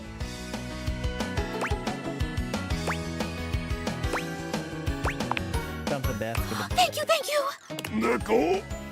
Oh my gosh! Are you okay, Nekobaru? Border. We must have mistaken you for a regular tennis ball from our serving practice. I'm so sorry. just rest, okay? Hey, can you watch Nekobaru while I go fix the basket? Sure. Thanks! Nekobaru. Neko, now that we're alone, I need you to listen to me. Ha, I knew you were some kind of weirdo. Silence! Neko Destroyer Punch! Ow, my wrist. Quickly, before Hirohime returns, listen carefully. I am not an average tennis ball cat. I am the former tennis star. Holy plot twist. That indeed, my friend. And I am also the god of tennis. I really need to rewatch this show. How have I never seen this show? Oh yeah, I never really got that. Most fans tend to forget this part.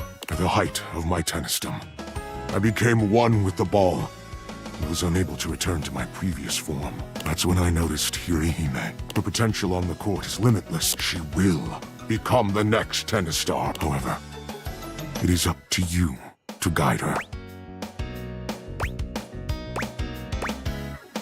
I prefer Nekobaru. You must guide her away from the path of darkness. Do you recall the episode where Rival-san gave in to the dread?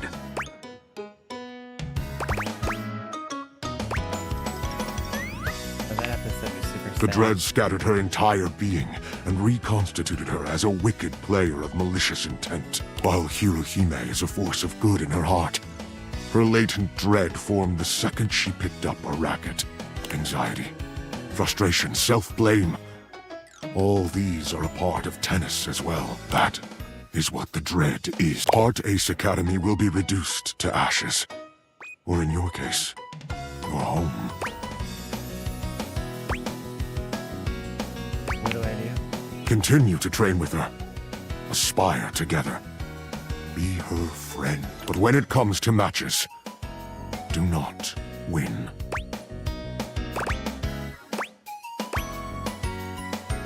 You want me to cheat? Do you not understand your role here? You said it yourself earlier. You are the rest of the cast. Meaning you hold the power of everyone else combined. Damn it, Nekobaru. Don't use my own words against me.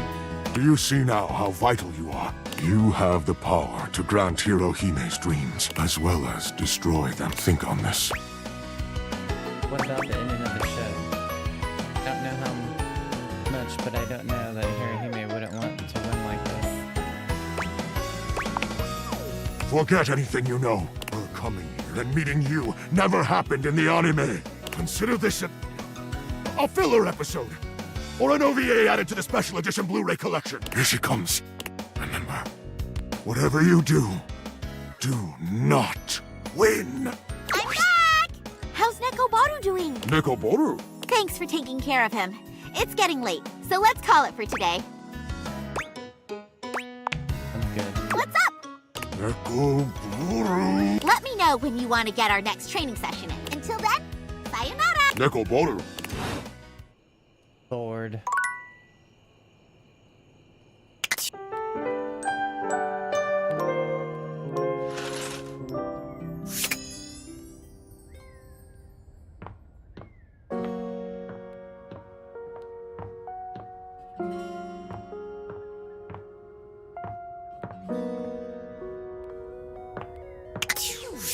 What does she do?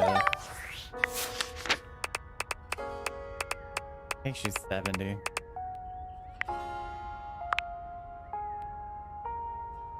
Boys.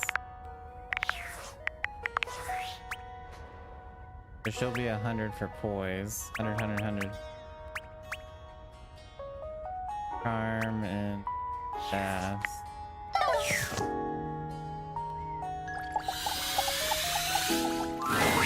Hey there! It's training time! But for today, we're going to the beach.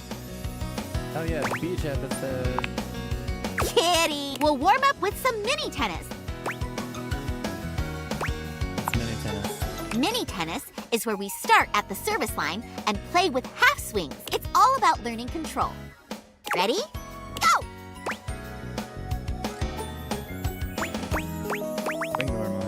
Too far! Do your follow through, but start your swings from the side rather than behind. Okay, nationals are coming up, and I'm a little worried I might overtrain. I want to make sure I win against you.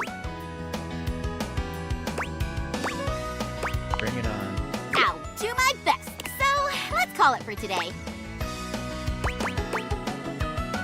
Or good, mind if I ask? Sure. What's more important, raw talent or hard work? Have you ever lost it? Wow.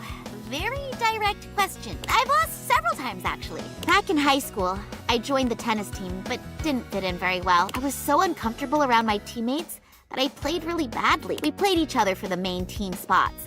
There were 5 spots to represent the team, from lowest to highest skill rating. They were second doubles, first doubles, third single, second single, and first single. I desperately wanted a single spot, but right at the most pivotal point, I lost. The coach said I was still a decent enough player to be first doubles, but my nerves kept acting up. We ended up losing the most matches out of the whole team. Everyone blamed my poor performance, and they weren't wrong. That's why I decided to train hard and make sure none of my nerves ever got the best of me again. Sounds like losing helped you grow. Of course, but I won't lose anymore. I'm gonna be the tennis star after all. You still love tennis if I became the tennis star?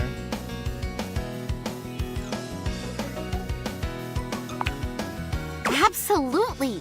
If a hero reaches the top in the first core, that means that the show has nowhere to go. I want tons of seasons with lots to look forward to. Okay, see you on the court, rival-san. Neko Baru, Neko destroy our pot! What about our plan?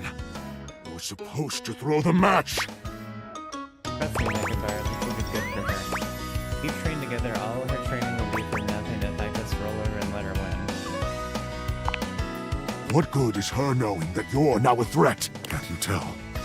The dread tightens its grip on her soul. Are you planning to doom us all? She has to overcome the dread, not run from it.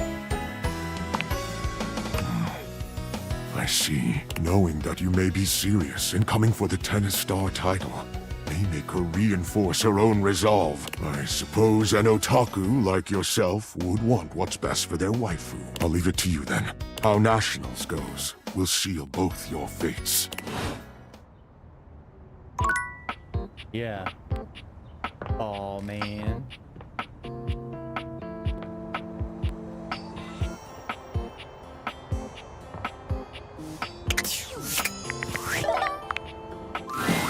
Lunchtime.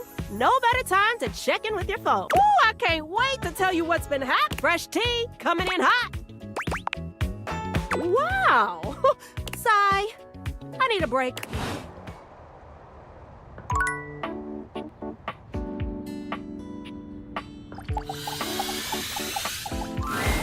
Well, if it isn't the VIP dream that makes my flat screen scream, how can I cater to my greatest spectator?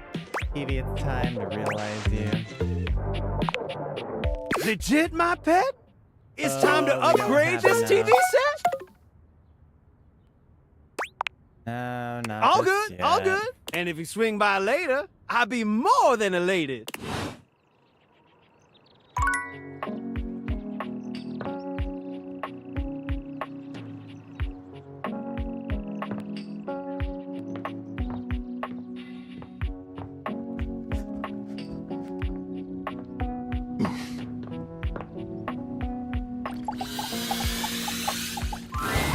Hey, cutie, here for a hug? Where did you realize you, Shelly? Oh, what? Me?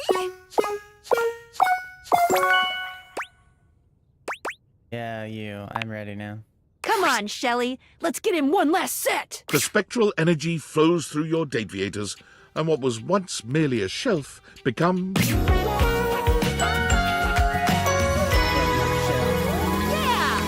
Oh my god. I feel stronger than I did before? Like, it's not even about these muscles. Getting away from that damn wall. I feel like I could hold up the entire world now. For the first time, you see a mischievous gleam in Shelley's eye. Ooh, baby. I'm gonna twist you up like a pretzel. And twist you up like a pretzel she does. Shelley's new human form comes with boundless strength, endless stamina, and an eagerness to fold you into positions you never knew your body could achieve. Shelley is the happiest you've ever seen her. Without the fear of falling weighing her down, she's a fantastic time. Shelley absolutely crushes it on the bodybuilding circuit, making a splash with her debut. But simply being strong is not enough to keep her happy. Realization hits her when she's at the library, browsing the self-help books. The shelves in the library make Shelley feel at home. These shelves have seen so much. And they never get tired of doing their work. And the books they hold help other people find their happiness. Oh, I gotta be a part of this! Shelley becomes known around town as the Swole Librarian, or the Swolebrarian, using her impressive muscles to stock books with ease and point patrons in the direction of their desired titles. She still wrestles with the fear of failure from time to time, but the scent of books and the silent strength of the library bookshelves always reassure her. I forgot. Let's go talk to the duck. Because I don't think the ghost is here for us to talk to. I don't know how we're going to talk to the damn ghost. Hey. When you see Rebel this time, it is obvious that a change has taken place. Their usually disdainful expression is softened, and where they would normally just smirk at you distastefully, they are instead smiling. The characteristic punk attitude remains, but they're definitely more approachable.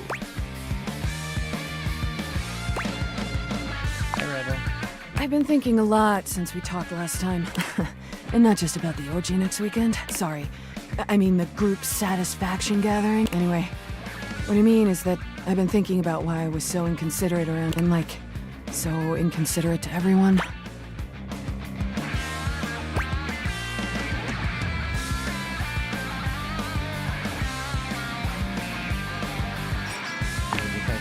Bingo! Look, if I'm gonna break this down, I think it's time I told you a little about myself. This isn't exactly something I talk about to really anyone, except Bathsheba. She knows all this. I feel honored. You probably didn't know this, but I'm not the only rubber ducky out there. In fact, I grew up in a big family.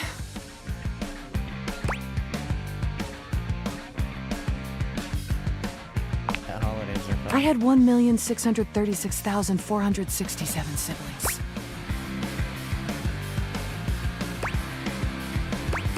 Holy smokes, Beth. Anyway, we didn't all get along great, but most of us did. It was a really wonderful ducklinghood, if I'm being honest. We'd play with bubbles, swim laps, make squeaky sounds. Generally speaking, it was pretty innocent. A tear comes into Rebel's eye, which they wipe hurriedly away. I haven't thought about that in a long time. My family was torn apart. We were all separated from one another. One by one, we were ripped away, tossed into cellophane wrappings, loaded into shipping crates, packed off to duck knows where. All that love, all that innocence, was shattered. My God, Rebel, I'm so sorry. That sounds so difficult. I can't imagine your pain. That's why I'm telling you. Sorry. Old habit. Before I knew it, I was all alone. And on the streets, forced into all kinds of situations I had no idea how to handle. Things happened. Things I'll never forget. I wasn't ready for any of that. I was still so young, but I learned how to cope. I hardened up. And when things finally settled down and I ended up here, I was different. Not innocent anymore.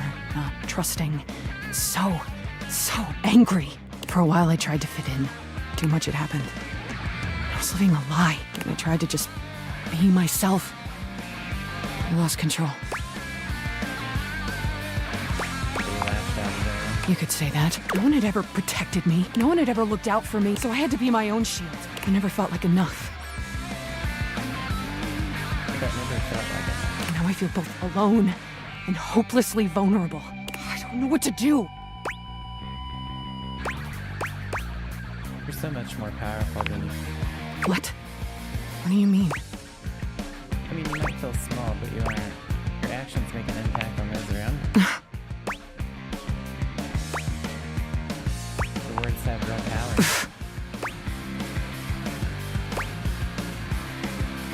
They can heal, but they can also harm. I've done a lot of harm.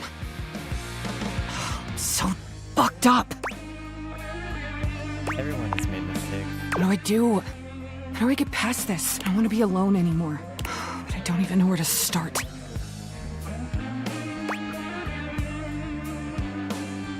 apologies might be in order. Ugh. So you're saying I need to say sorry to everyone? Even when they're all so... Ugh. All that judgment is really just judgment of yourself. Okay, duck off, I know. I mean, F off. I mean, I guess I don't hate them all that much, and I have screwed more than my fair share of them. I suppose it shouldn't be too difficult to muster up the courage to apologize. A really important first step. You got this, Rebel. Okay, fine.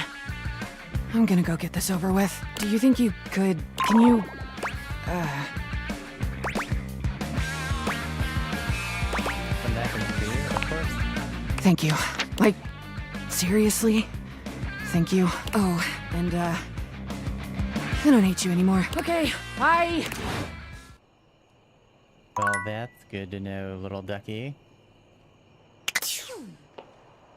On the top. Valdivianites, I'm CEO David Most, and I approve this message, is what I'd be saying if my recent campaign for governor had gotten any traction. But if it's that important to the people of Wisconsin that I actually live there, that's their prerogative. Speaking of looking a gift horse in the mouth, I've noticed almost no one has taken me up on my free chocolate offer. Is it because to receive the chocolate you must agree to terms and conditions allowing Valdivian drones unrestricted access to search your property and or boathouse? Because my legal team assures me that's in the Constitution. Regardless, don't wait too long. Your free chocolate-adjacent cocoa product only has a shelf life of 36 years. Oh, that's plenty of time. Plenty of time.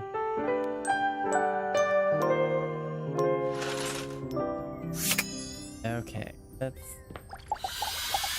finish the Heroes Okay, Saga. Rival San. After all our blood, sweat, and tennis buzz, we're finally here. Nationals, the spotlights, the cheering crowd. It's so surreal, so awesome. Thanks for training with me. You know it, Hero. All right, Battle Court activate. Nice serve. Galaxy Arts 75% Starlight Smash. Forehand return. So you can handle 75% now? Try this on for size. Super down the line beam! From backhand slide. Fancy! But max top spin output forehand smash! Tricks won't get you far if you can't return to the center in time. 15 love me! Your serve! Blazing Blaster. Wow! Fiery! It's fine. I can still return it.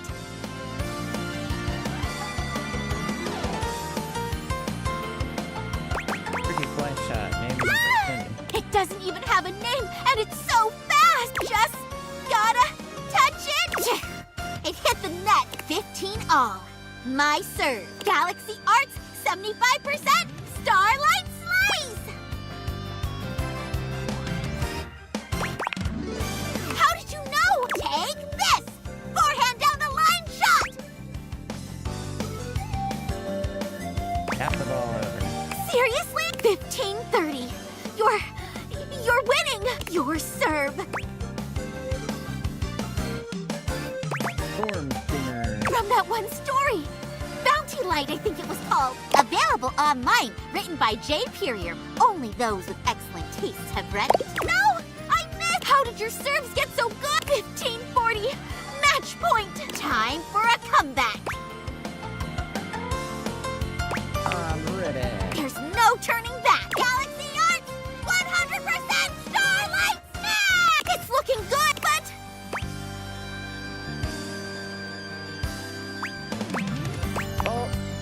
Ah!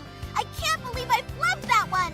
Okay, secondary serve. Galaxy Arts 50% Starlight Smash!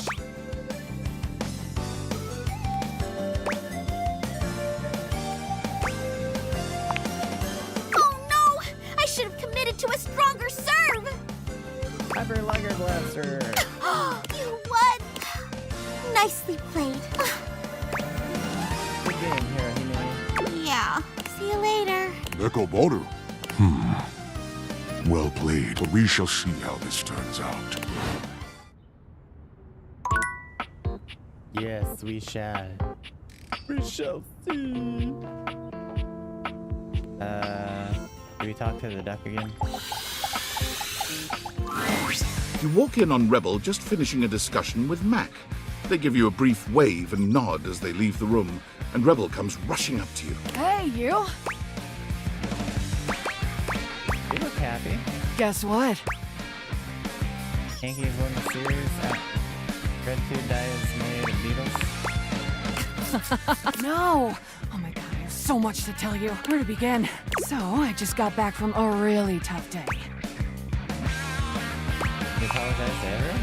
Did. I spent the whole time since I last saw you going around and talking to everyone. I had a lot of really tough conversations. Had to take a lot of criticism. It wasn't easy. I never imagined I had made so many others feel uncomfortable. I hurt so many feelings. It was just like you said. I felt so small that I never imagined my words had that kind of impact. I think a lot of gifts take a sense. Honestly, I couldn't have done it without you. Nobody ever stuck near me long enough to hear me out. Not that I blame them. But anyway, here's why I'm smiling. I made so many friends!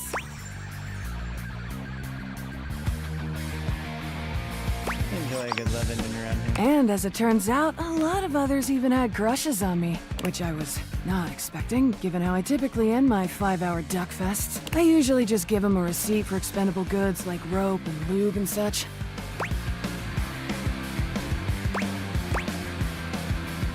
You like one of these receipts?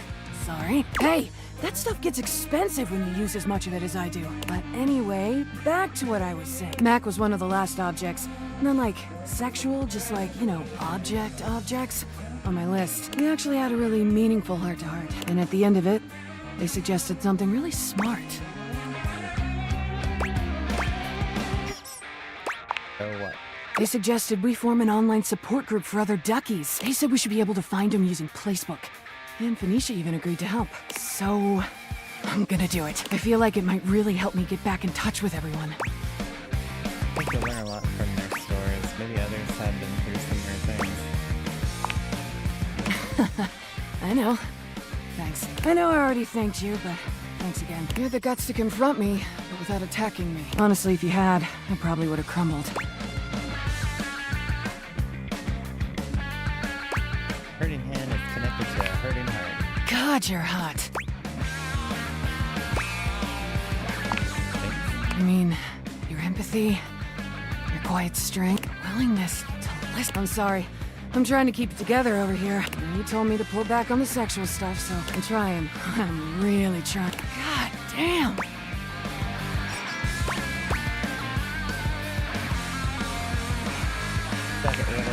Oh, thank God. I've been white-knuckling it. I'm so horny it would make a goat blush. Reach for the headboard while I strap myself in. And let's play some bedroom bingo. It's time for this duck to show you what they're made of. I'm into water sports, scat, asphyxiations, shibari, but only on Sundays.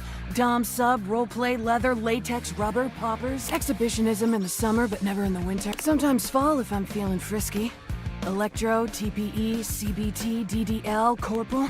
Keeping up with my vaccinations. Safe sex, rough sex, beach sex, horse sex, group sex, more sex. Cuddling. Chains, whips, collars, cowbells. Cat play, pup play, furry fun for all play. Slip and slide and oil play. All the sex alphabetically and by length of toy. Sensory deprivation, chastity. Big, small, fat, long, girl, boy, both, either, neither. Tall, short, wide, narrow, orifices, appendages, and accessories. I think that's it. You know, off the top of my bouncy duck and brain box. Limits are... we'll just have to see. Reach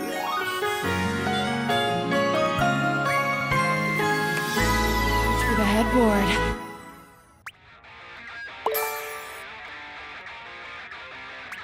Oh, we got sass at 100.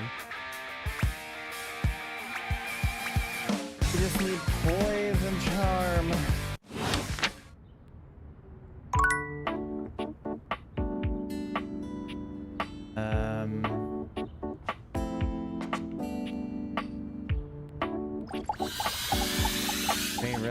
Tal. Hey there, buddy. It's great to see you again. I think it's time I realized you. What? You mean me? I could live out there? I could do something to make my family proud. I mean, that's if you really are okay with me being realized. Without a doubt, buddy. Well, this is awesome. Do you have what you need to make it happen? Oh, undoubtedly. I sure do. Okay, Tyrell, let's ring you out into something spectacular. The spectral energy flows through your dataviators, and what was once merely a towel becomes...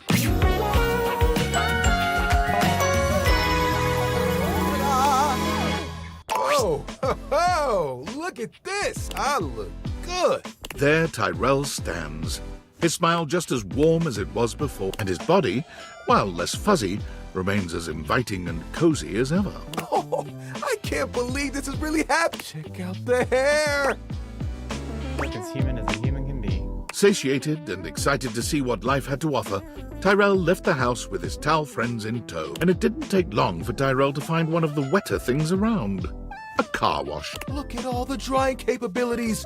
Those things are huge and weirdly shaped. Thinking of his towel friends, Tyrell decided in that moment on his newest calling, to give all those who feel like they are rags a chance to make riches. He coordinated with a second chance shelter and opened up Tidy Tyrell's full-service car wash and dry. His employees participate in a profit-sharing system that allows those who are once put aside to get back on their feet. And of course, every customer gets a custom folded towel animal to take home. Hey kid, don't forget your antelope. Customers love Tidy Tyrell's passion, making his business a huge success. Seriously, kid, I have way too many antelopes. Take it.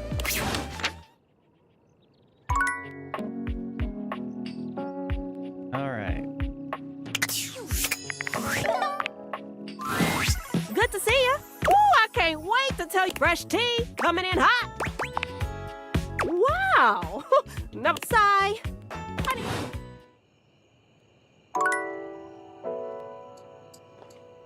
Tell me the friggin' ghost is here. Oh my. Oh my god.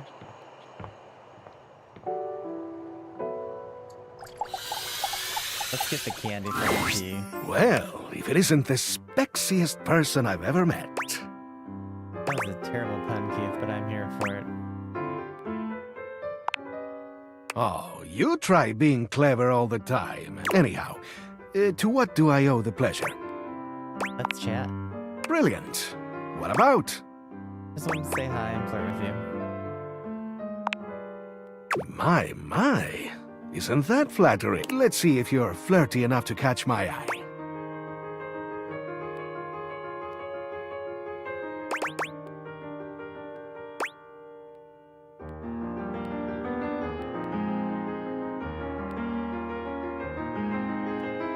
Look at this sexy dance. Oh, this was fun.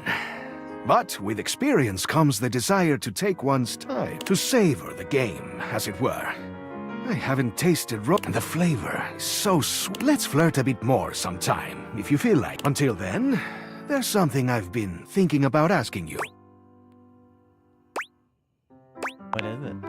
It's like this, you see. I cannot stop thinking about why I ended up in that crawl space. Ever since you first asked me about it, I began to question it more myself. Did I do something wrong? Make some mistake? My heart has always been in the right place, but perhaps I slipped up in the past. Oh no. Was it some act of betrayal or rejection? I just can't seem to put it all behind me. How can I help you get to the bottom of it? There is one way I can think of, but it might not be so easy. I almost don't even want to ask you this for fear of what you'll think. But here it is. As you may or may not know, I believe one of the previous owners of the house is affiliated, shall we say, with your current employer.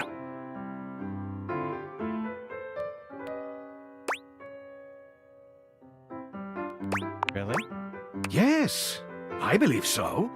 I heard about this from Mac. In any case, as I was racking my brain to come up with a memory of my imprisonment, I thought of something. It is perhaps just a fleeting idea, but I recalled that one of the Valdivian folks used to keep an online journal. He was, in particular, a real stickler for recording dates, accounts, etc. But most specifically, the locations of important things.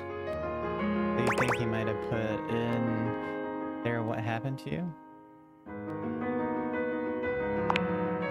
Well, I don't know for sure, of course, but it is possible. So, what do you think? Truly, I'm utterly open to questions or thoughts. Do you think there might be personal stuff in there?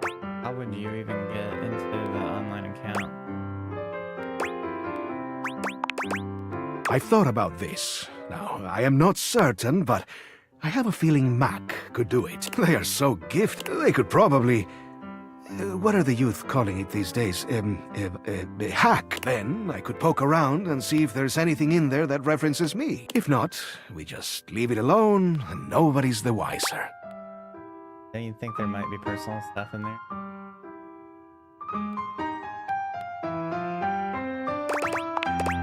That is a risk. But he wasn't a very personal kind of guy. He wasn't open, you see.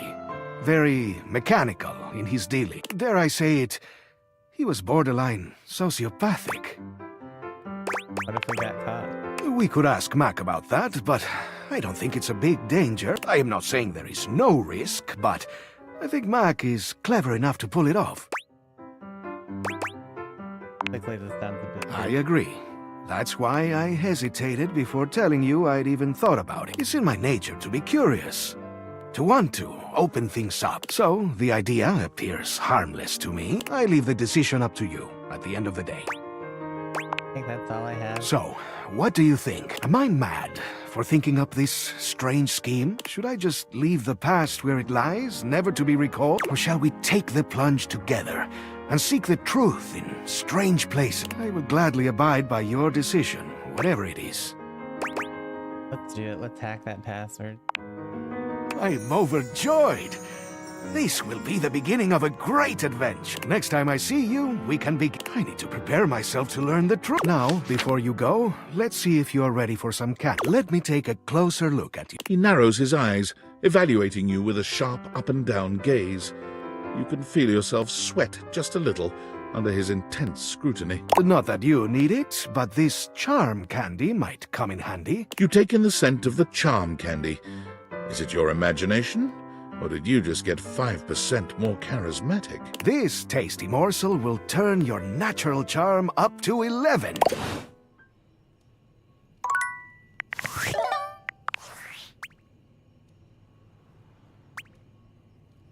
Arm. The last candy we've got is sass.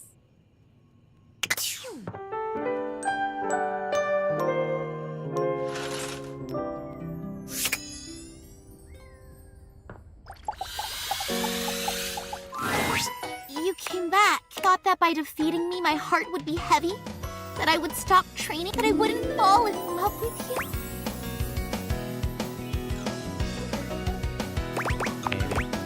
you? You couldn't be more right. You and me, up against each other in the Grand National Final Super Championship. I had a whole season to come back. Neko Baru noticed my deepened resolve and trained me even harder. I went beyond, plus even a little ultra. Neko Baru? You said it, Neko Baru. Come on, let's begin.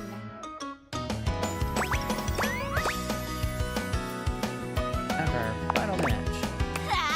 Battle Court activate. Love all. My serve. Galaxy Arts 100% Super Starlight Smash! Backhand return. I was hiding that one from you, and you still get it? You're amazing! I gotta take the net advantage! Forehand. Dang it! Why'd I hit that? It was going out into the doubles alley! Ring it! Smash to the corner line. Shoot! It's just out of reach! Gotta run back to the baseline! Rush to the net. Made it just in time for the ball at the net, huh? Galaxy Arts Nebula Swing! Backhand volley. I can get this! Ha! And yes! The first point belongs to me. How are you feeling? Like I'm just getting started. Perfect! Time seems to pass by in a blink as your match plays on. How long have we been playing? Who cares? The score is now 2 sets. And the third set in deuce. Advantage, you. I won't stop moving, even if it breaks my shins in half. You ready? Finish it. Right! Galaxy Arts and Astra Starlight Smack! Well, what's the technique name you settled on?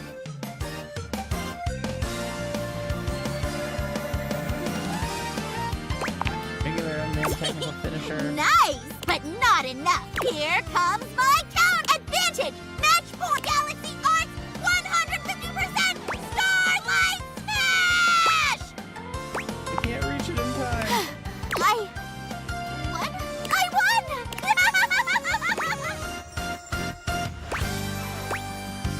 Congrats, Hirohime. I did it! I'm the tennis star! Nekomaru, Nekomaru! It's true! You brought me so far, and any feeling of dread that I had disappeared. Like so many tennis balls over the fence. Thank you, Rival-san. This wouldn't have been possible without you egging me on to be better. This is all you, fair and square. Thank you. What about you, Noah? You'll always be my #1 rival, but more than that, I love you. I love you too. I hope you still play tennis with me sometime. Of course, silly. Tennis wasn't just about being the best. It was about the human I met and loved along the way. Galaxy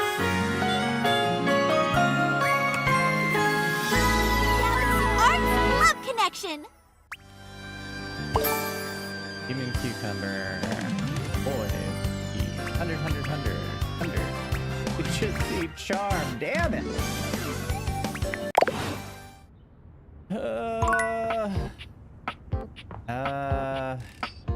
Here. Choo.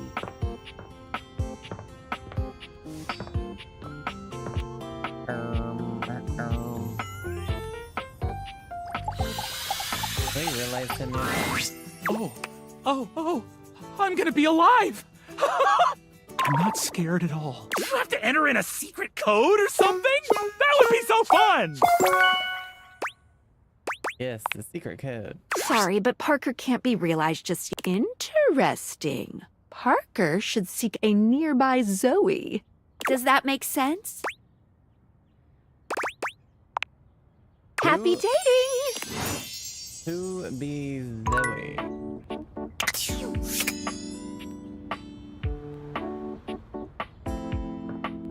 Oh, the ghost. Herbert!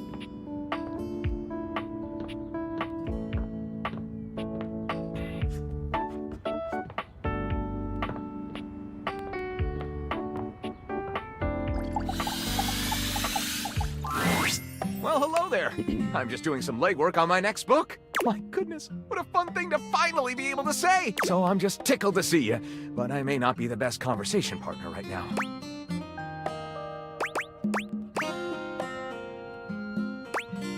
Actually, I'm ready to realize you, Lyric. Truly? That's... well, I don't really know what that is. I never thought I'd ever get to contemplate being real. Being real? It's always been little more than fiction. Unless that's all it is? Fiction? Are you spinning a tale for me?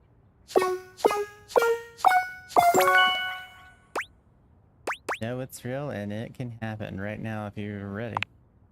Lyric, let's open you to your new page 1. The spectral energy flows through your dateviators, and what was once merely all of literature becomes... Oh! Lyric inspects himself, delighting in his transformation. No longer floating before you, he stands on two flesh-and-blood legs, with a gorgeous head of blonde hair that cascades down his face. Well, would you take a good, long, appraising look at this specimen before you? I don't know if I'm the most beautiful thing I've ever seen. That honor still goes to the full and verdant potential of my library, but I am not half bad. My goodness. What will I get up to, I wonder?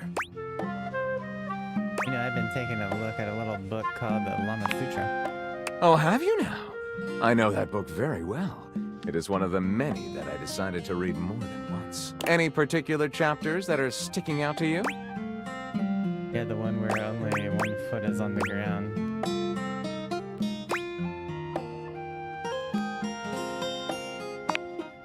Ah, yes. Zero-G lovemaking. Interestingly, the version of the Lama Sutra that I liked the most was actually a workbook. You read it, and then you practiced. Ah, at long last. All this information I hold need not be merely theoretical. Come to me, my little love llama. Let's just say that Lyric had indeed read and practiced everything in the Lama Sutra. It turned out to be one of the most invigorating, exhausting, and sexy experiences of your life. Literally. Lyric, in a move that surprised him as much as anyone else, elected not to become a writer. He found the concept of sitting on his own while the wide world passed by outside his window to be totally unbearable. He discovered that what he wanted more than anything was a deep and rewarding communication with the world around him. He wanted a place where he could hear all the languages of the world, all of which, from his extensive reading, he knew fluently. He wanted to hear them spoken and assist people in understanding each other. He became the world's first celebrity translator. He volunteered his services with governments all over the world. He traveled extensively with corporations, humanitarian organizations, even historians and narrative researchers. He assisted in documenting, in some cases for the first time in their history, indigenous or remote languages that were threatened with extinction. He works to this day, happy as a clam, surrounded by language. He usually doesn't live in one place for more than a few months at a time, and several people have commented that he must miss having a home of his own. But what they don't understand is that with my languages, I'm home wherever I go. I can always understand the people, and they can understand me. And where there is good communication, there will be sympathy of spirit. What is home, if not that? As you could imagine, more than one book has been written about him.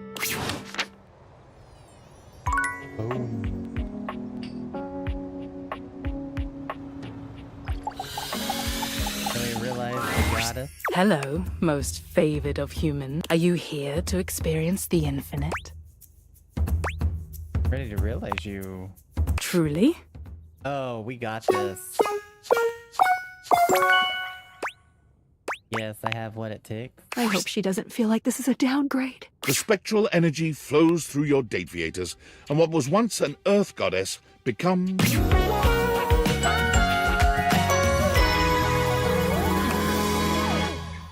Oh. I feel so... finite. So small. Is this how you've always felt? Human? No. I should call you by your name. I am human now, too. You might be small, but we can still touch it. Oh? Show me, then. Rongo my Fenwa may no longer be an eternal goddess, but her touch is just as divine as it always was. She asks you to show her the pleasures of humanity, but her goddess energy remains. You find yourself inclined only to worship at her feet. Afterwards, Rongo my Fenwa is surprisingly sweet and gentle. She thanks you for the experience in an uncharacteristically humble way. As you watch her walk out the door, you can't help but wonder what she'll make of the human experience. One might have expected Rongo my Fenwa to hold herself at a distance from humanity, but she embraces these new opportunities to the fullest. She finds she enjoys the dirtiest, messiest experiences. Anything involving dirt and mud is a clear draw. Rongo my Fenwa finds her true calling when she visits a dairy farm. Feeding animals and tending to them is joyful enough, but her first taste of ice cream is absolutely transcendent. She struggles a bit with taking orders, but working with the animals and enjoying a free ice cream cone with each shift eases the burden. She sends you photos of herself, completely stone-faced, bottle-feeding calves and milking cows. She hasn't quite gotten the hang of smiling, but you believe in her. Aw, that's so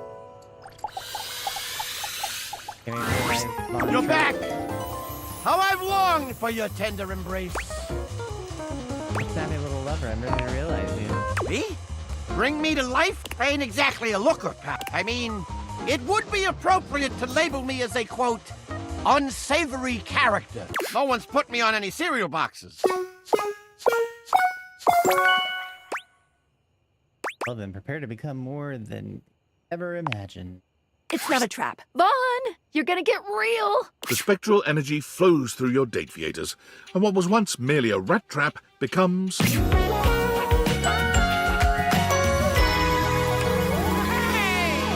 Vaughn is fully human now, but there's still a pronounced rodent-like energy to him.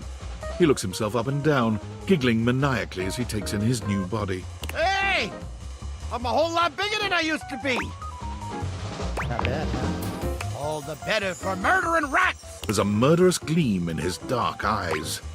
Wait, Vaughn. I told you, I got one purpose. And now that I got these fingies, I can do all sorts of violent acts. What else can this thing you do? Who wouldn't you like to know? I'm sure we can come up with a few ideas. Vaughn takes you into his unbelievably strong embrace, and he begins to do things to you that have only been thought of in the wildest dreams of history's greatest romance novelists. His fingers, his toes, his every extremity, all working in perfect harmony to take you to heights of pleasure you didn't know existed. Gotcha! It takes you 3 full days to recover from the ecstasy. Vaughn strikes out to start his own pest control business. He procures his implements, licenses, and even his own truck, upon which he paints the name of his business. Homicidal tendencies! Feedback for the branding is poor, and he suffers from low sales because of it. But for customers who know, there's no one better, more thorough, And more effective!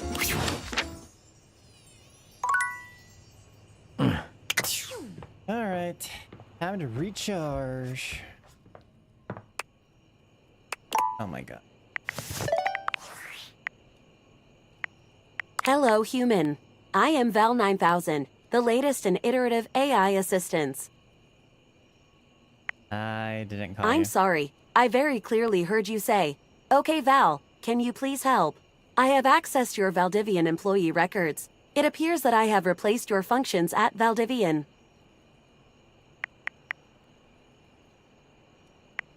Thanks for that. I am needed a having job. trouble with one aspect of my functions. I was wondering if seeking out the help of an experienced human like yourself would be worthwhile. Can you help me? No, All never. right. Thank you very much for taking my message.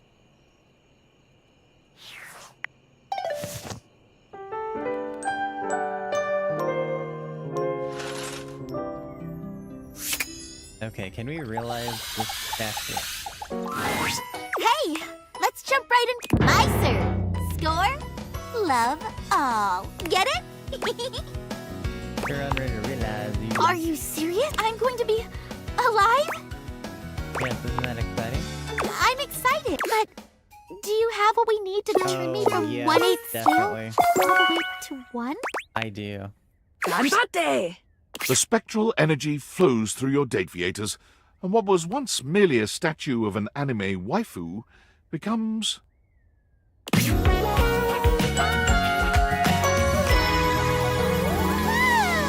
Before you stands human Hime, the dreams of a mangaka made real. Whoa.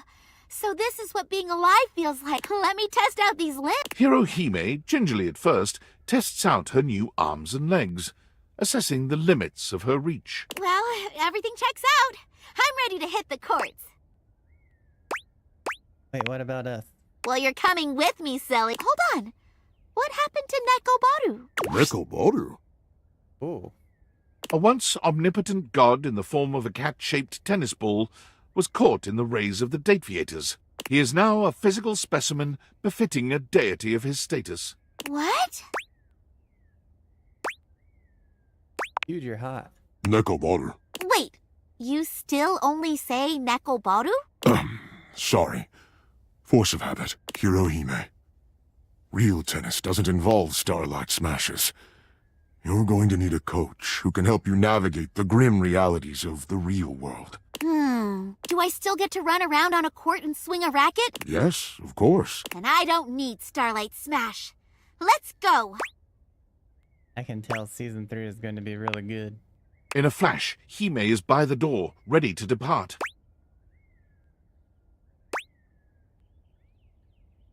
Here's a little something for good luck. Her neatly tied hair swings slightly as she turns your way. What's that? Oh my! Even though she is no longer in an anime, you swear you can see effervescent cherry blossoms swirling around her in the air. The power of the Starlight Smash lives inside you after all. Kiss him on the lips. Neko Boru. It won't be long until you receive a grand invitation to Thimbledon, the most important tournament in the world. Hime was a natural at translating her abilities to the real world, including her uncanny knack for finding the best brand deal. Along with the usual assortment of energy drinks and fancy watches, she found herself successfully landing an anime adaptation of her real-world prowess, starring herself, of course. Also, Nekoboru became a bestseller with his book, I Was God, Then a Ball, Then a Dude with Balls. Alright. Quest complete.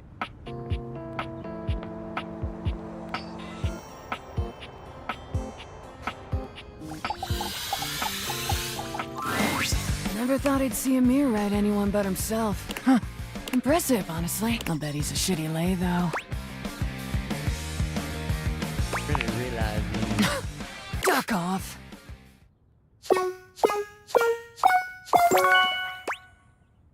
I'm serious. No one's ever serious. Everyone's just full of shit. Unless you've actually got the goods. I've got the good. Duck off, Four Eyes for Eyes. I'll miss you, Rebel. Let's flap. The spectral energy flows through your dateviators, and what was once merely a rubber duck with a potty mouth becomes...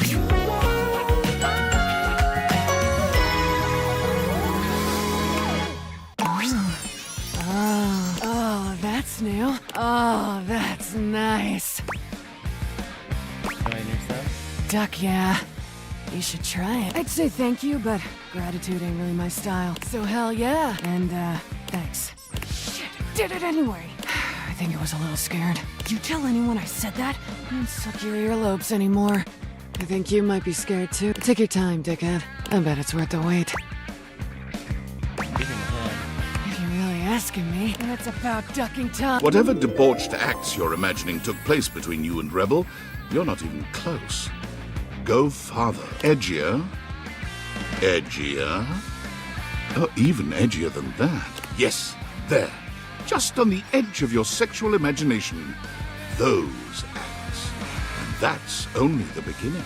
You know that was illegal in like 62 countries in all 50 states, right? Anyway, what I'm about to do to you is landed people in the ducking Hague.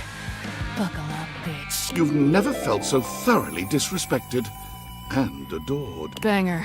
Rebels squeaked out of the house and into the sunlight, where they promptly hid under a nearby bench. They eventually crawled into the nearest warehouse, where they felt at least a little more at home among the concrete. Standing there scowling, they attracted a crowd of runaway teens who could feel an intense burst of bad mother clucker energy. What they wanted was a leader, and with some nearby junk found out and about on the streets, most likely stolen, the teens put together a small refuge where only their kind were welcome. Misfits, miscreants, and misanthropes all, they helped each other through the shithole called life with unmitigated support and love. They would never admit it, but the group home made the world a much better place. Duck off with that sappy shit. We're problems. Only.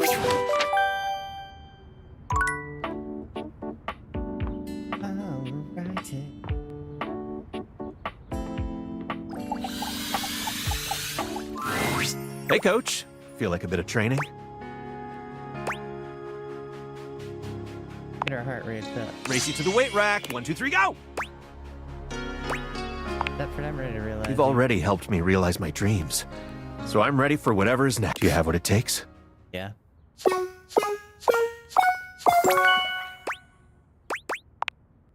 Let's go to the judges! The spectral energy flows through your dateviators, and what was once merely a trophy becomes...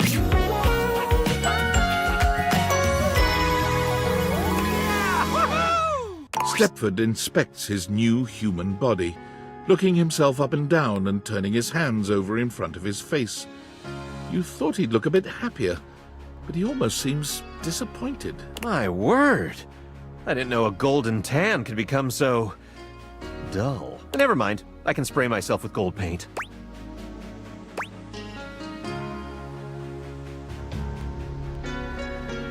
Don't do that, Zephyr, you can die.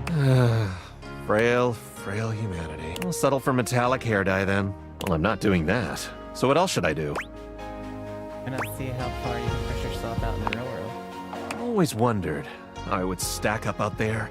Beyond the second floor window, there could be third floor windows, fourth floor. Hell, the sky's the limit. I'm gonna get out there and see if I can win a real Stepford. I mean trophy. Stepford enters the local rec league office asking for trivialetics. He's promptly turned away.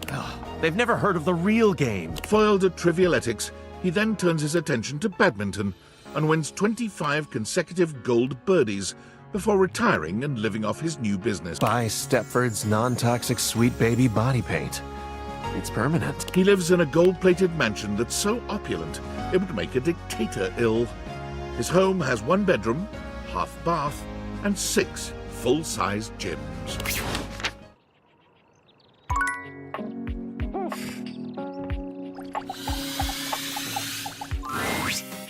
Hey, if it ain't the MVP. You know, I was thinking about you when I was training. You feel like working up a good sweat with me? Really to realize you... Dude, what? Really? Yeah.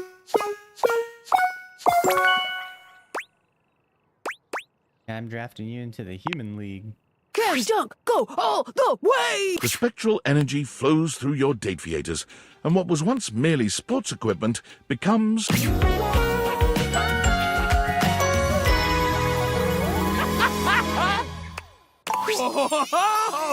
Dunk's newly human body somehow radiates even more sweet cheer and bottomless energy.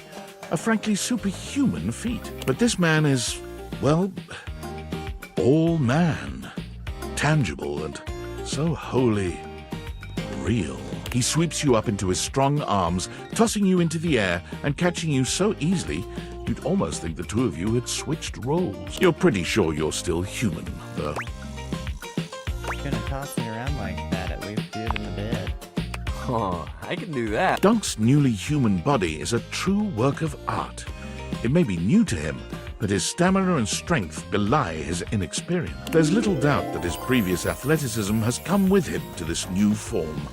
Dunk works you out with enthusiasm and unbridled desire. He's the same sweet man you've come to know, ever respectful of your limitations, but in this setting, he is near insatiable, putting his new body through its paces with a primal sort of drive. He lavishes you with sweet kisses in the morning, torn between heading out into the world to explore the wide array of human sports and exercise, or staying by your side.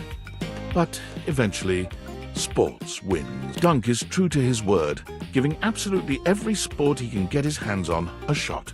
Videos of him absolutely dominating some local amateur sports game go viral just about every week. But every time the offers come in for him to turn pro, he turns them down, adamant that he's not in it for the money or fame. Dunk finds his groove coaching high school sports, thrilled for the chance to teach youngsters about the joys of good sportsmanship and playing only to have fun. His teams haven't yet to win a single game, but he and the kids couldn't be happier. Wow, 25 realized datables? That's like, gotta be a record, especially since the previous record was 0.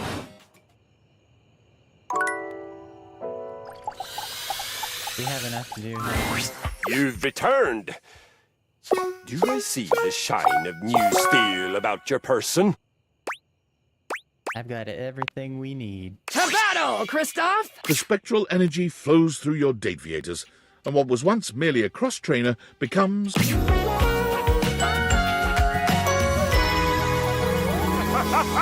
Yes! Here. Oh, didn't... The power that flows through me. I can just imagine the sensation of doing a workout with these. Christoph flexes his gigantic biceps. Or these. He lovingly strokes his massive quadriceps. Oh, sweet Valhalla, can you even imagine? His exploratory hands have discovered his own glutes, and the light in his eyes is positively predatory. What is there for me to conquer? What is there out there that would even pose a challenge to a machine as impregnable as this? Well, there's me, soft pot. So there is. My, oh my, there is indeed. You come to me, my violent delight, and let us hope you survive the coming battle.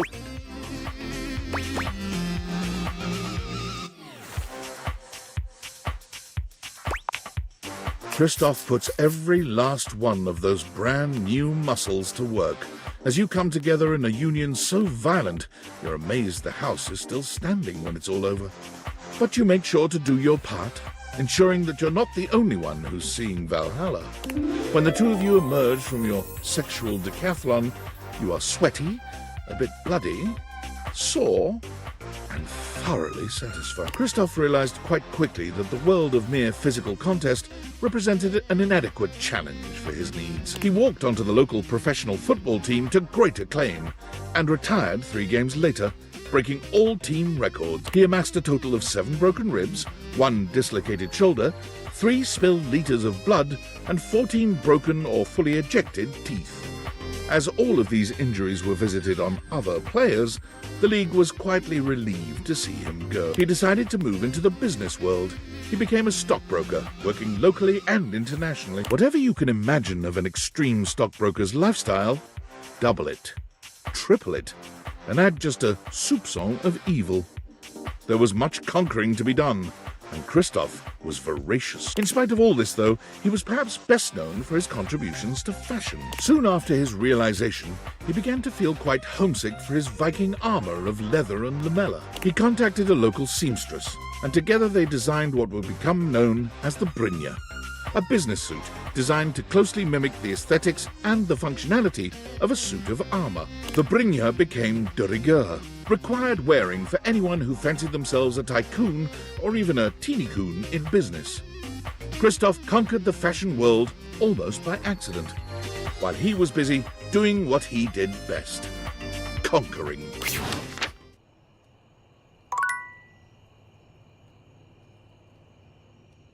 Oh. What? Valdivianites! Happy Valdivian Day from your Master of Ceremonies and CEO, David Most. Today, we celebrate the rich and vibrant history of the world's first quadrillion-dollar company. Hard to believe we started only 3 years ago as a tiny trillion-dollar hedge fund with a dream. Time flies. In celebration, I want to hear from you. What is your favorite part about working for Valdivian? My favorite part is how forgiveness plays such an integral role in our company culture. From that silly software glitch that caused our phones to spontaneously catch fire, to our nuclear server meltdown that threatened the Atlantic seaboard. I'm looking at you, Erwin. We've always valued forgiveness. Speaking of forgiveness, there's something else I'd like to discuss. Those missing glasses? Well, apparently they were financed by and are therefore partial property of the U.S. Department of Overseas Violence. And it's very silly, but if we don't find them soon, I've been informed by our legal department there's a high probability that I'll be charged with theft of federal property and possibly treason. We are running out of time to find the glasses, so maybe work that into your Valdivian Day prayers and wishes? Yeah, I don't think.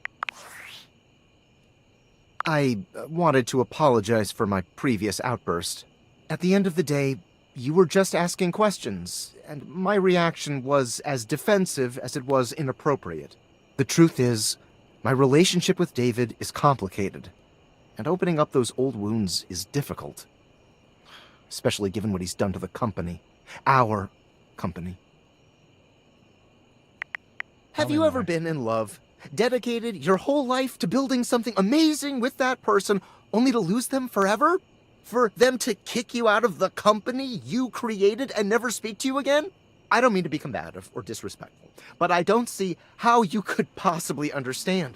What David and I had, and what I ultimately lost, shred my soul right down to the atoms. And I so intensely distrusted falling in love with another person again that I went and invented goggles to flirt with inanimate objects instead. Do you really think you understand that kind of anguish?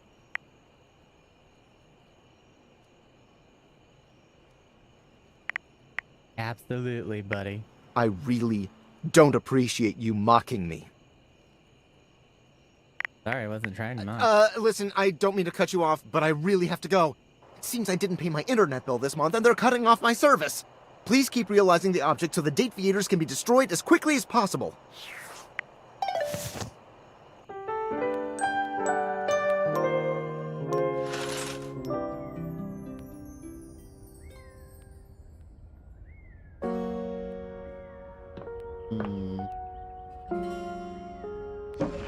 Can we realize Benoit? Tell me you're ready to realize me. I absolutely am. Benoit, let's activate all your pleasure centers. The spectral energy flows through your Dateviators, and what was once merely a sex toy becomes...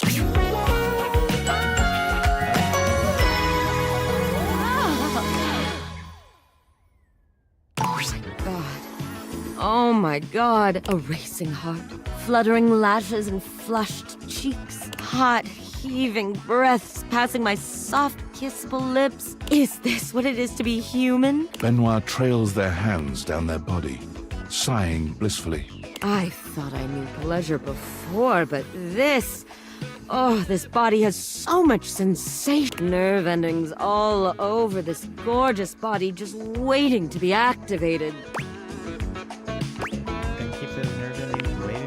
You've seen this seductive look from Benoit before, but its already powerful effect is only magnified when it's on an actual human face. As a sex toy, they could only guide you, but now they're an active participant in your joining, and it makes all the difference. They take full advantage of their human body, delighting in the capability of their fingers and tongue, and savoring the sounds they can pull from you with just the right touch. You're not even sure how much time passes in their embrace. Has it been days? Weeks? A few hours? All you know is you've seen heaven in Benoit's arms, and you'll never be quite the same again. Benoit sets off into the world fully intent on pushing their human body to its absolute limit. And they are successful in a sense. But when an orgy gone wrong lands them in a hospital in Germany... Ah, maybe that bungee cord should have been a little tighter. No, I should have just worn a helmet. And maybe a touch more lube. Their recovery gives them plenty of time to think. Just how many humans out there are having unsafe sex? One shudders to think. How did they get this far without me? As soon as their shattered pelvis and splintered legs heal, Benoit embarks on a global journey to advocate for safe, unsafe sex. Before you leap from that rooftop onto your waiting partner, always check your safety gear. Ready to set your dick on fire? Make sure you've got a partner with a fire extinguisher close by. Benoit says, unsafe sex doesn't have to be dangerous. Benoit's charming personality and invaluable advice sees them grow into a global icon of sexual safety. Posters with their smiling face and bullet points are posted by and in club bathrooms all over the world. Alright. What about the light? Can we spin the light off? This account has been temporarily suspended.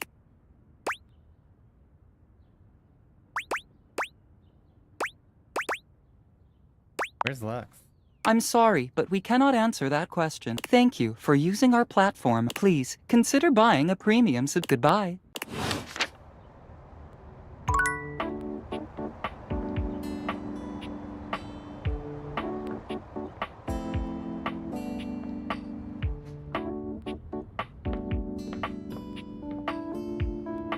I think we can do Kelly now. Yo, yo, yo! The VIP attendee! I'm ready to realize you. I have what it takes. Turn on the telly. The spectral energy flows through your dateviators, and what was once merely a television becomes...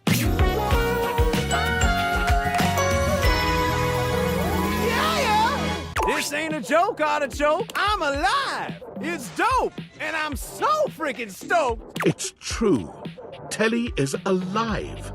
And for the first time, you can finally enjoy each other's company without being bombarded with commercials for pharmaceuticals every goddamn 30 seconds. While I'll miss the thrill of being a shrill TV shill, I got so many desires I still need to fulfill. And wow, maybe now we can find some time alone and finally produce some steamy, must-see TV of our own.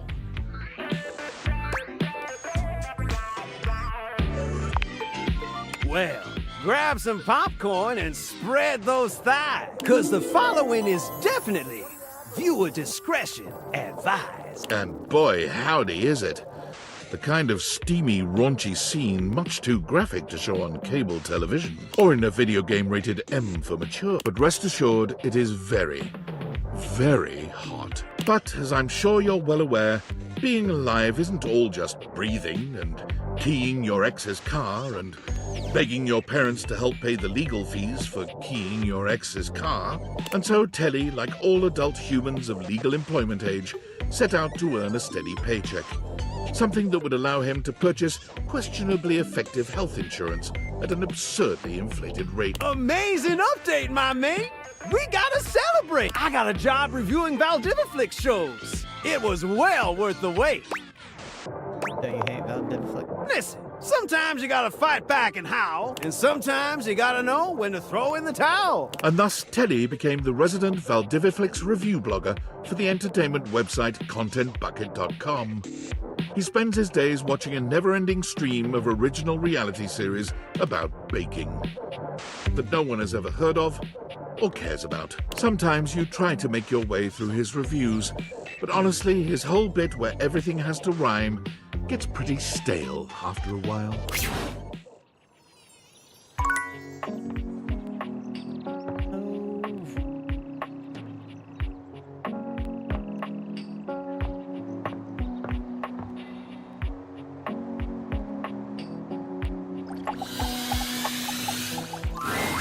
Well, well, if it isn't our third co-mayor running your head off as per usual. Wipe your feet and take a load off. I'll fix us some tea. Actually, before the tea, I would like to talk to you both about realization. Realization? Are you sure that's a good idea? Who would take care of our responsibilities if we were to snap our fingers and run around as humans all willy-nilly? I think it would be fun, as long as it's both of us. Don't worry, I have what it takes to look after the house. Madams, your populace awaits. The spectral energy flows through your dateviators, and what was once merely the floor and ceiling becomes... Here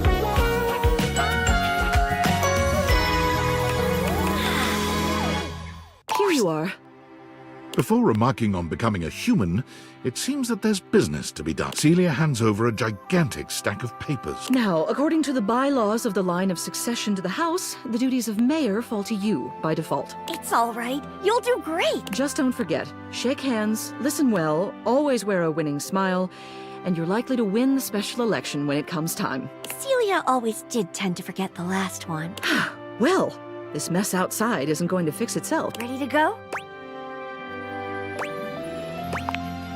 Time permits. Always. The two of them work together so well in play, as well as work. Florence is as cuddly as expected, but you find Celia is also surprisingly affectionate, whenever appropriate. Eventually, all three of you wind up collapsed on the bed together. Florence seems so excited to finally be able to talk about how good at kissing the mayor is, and how lovely it feels to work her own way up and down her neck. Much of your time together is spent in quiet repose, simply enjoying the silence. There is something truly lovely about being just content, being alone together. But even the afterglow must come to an end sometime. Celia dusts her hands and excuses herself and Florence from your home. It's been lovely being your mayor, but it simply isn't right for a woman of means to live on another person's dime. She and Celia get a surprisingly luxurious apartment together. You never did figure out how they could afford it. Soon enough, Celia throws herself back into local politics. First it's the neighborhood watch, then the local school board, then a small government position a few towns over. It's never a surprise to see your previous ceiling running for the primary. She always holds the most wonderful parties on election night, and she never fails to answer you any time you reach out, especially with the help of her lovely assistant. She and Florence as a team complement each other perfectly.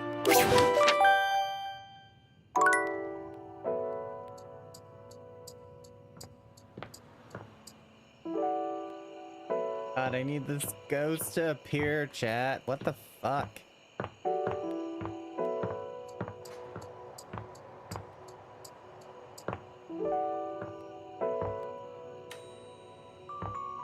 Okay, so we got some boxes here. I feel like we've definitely talked to those boxes.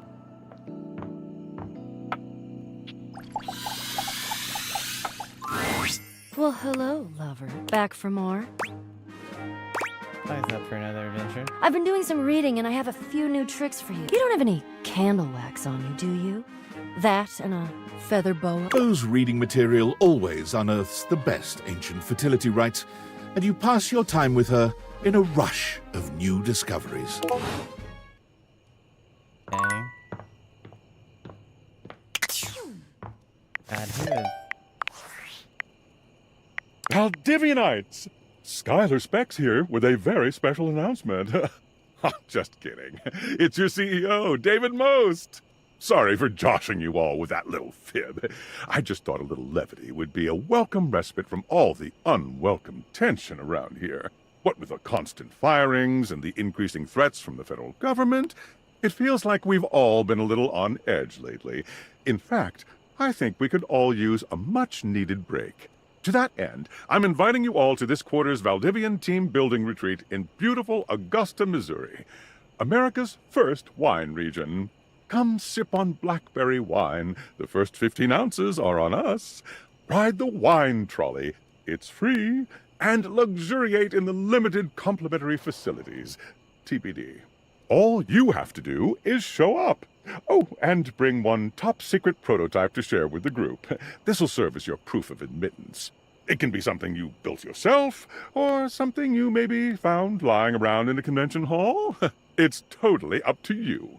I'm so excited to relax with you and see all your amazing prototypes. Did you do it yet? My weeb senses are tingling. I feel like something happened. The world feels Tennessee-er.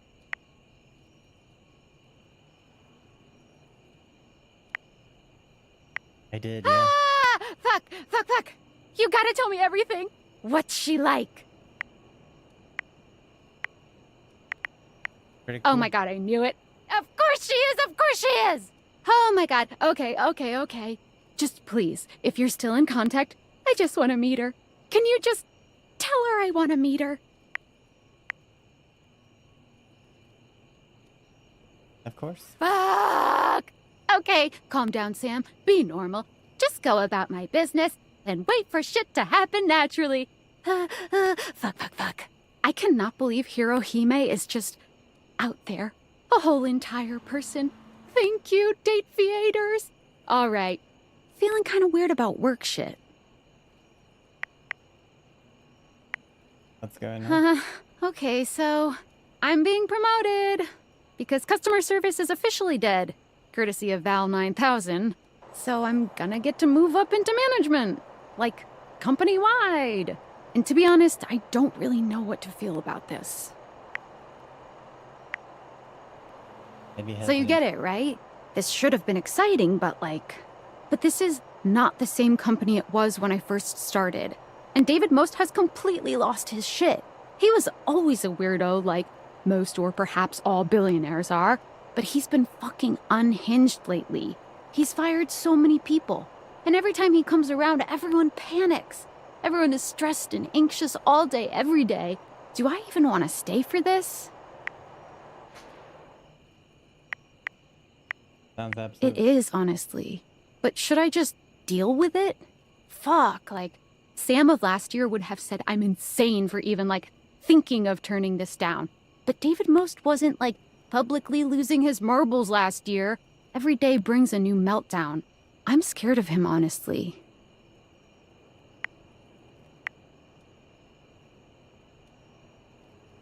He really is. I mean, shit, I could be one Most meltdown away from being fired. God, I think I'm just gonna have to have a think about this.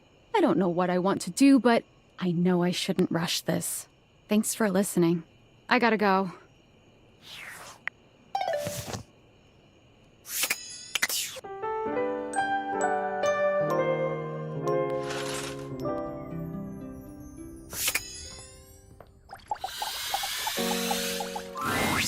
Whoa. Whoa. Whoa. Whoa. Whoa.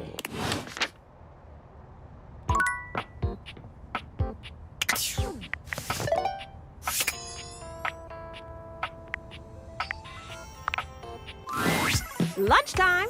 No better time to check in with your phone. Ooh, I can't wait. Fresh tea coming in hot. Wow. Sigh.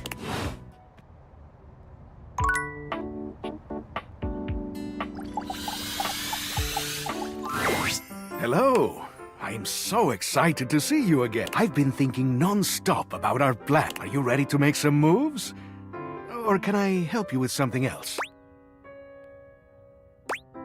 Ready, let's do. I think it's time we brought in our accomplice, Mac. But before we do, I think we ought to be prepared for them to say no. After all, this is an odd thing to ask. So, what should we do if they refuse?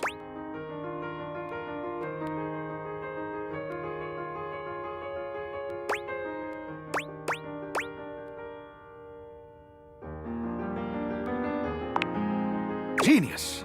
I leave everything up to you. Okay, here they come. Mac wheels into the room with a kind smile on their face, greeting the two of you with a small wave. I believe my presence is requested? That's right, Mac. We have a rather curious request for you. Oh.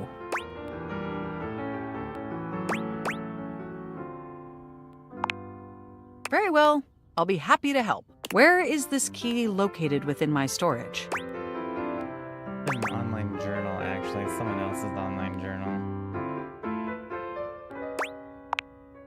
Am I to understand that you are asking me to do some unauthorized breaking and entering? Makes it sound so sketch. It's just some dude's online journal. While this does sound entertaining, I'm afraid I have to refuse. This goes against the ethical model coded into me at creation.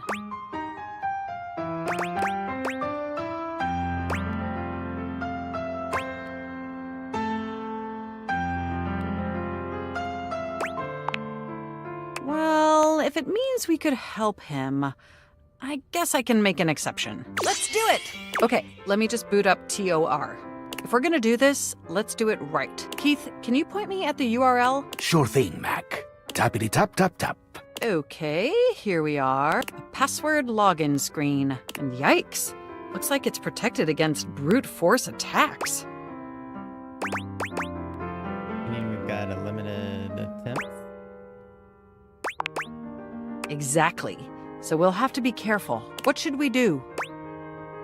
Let's search the dark web for a password down. Social engineering, baby. Let's call Valdivian. Keith, any ideas? Who, me? Oh, I can scarcely use a keypad entry lock. I wouldn't have the first idea where to start. Fine, we'll try something else, I guess.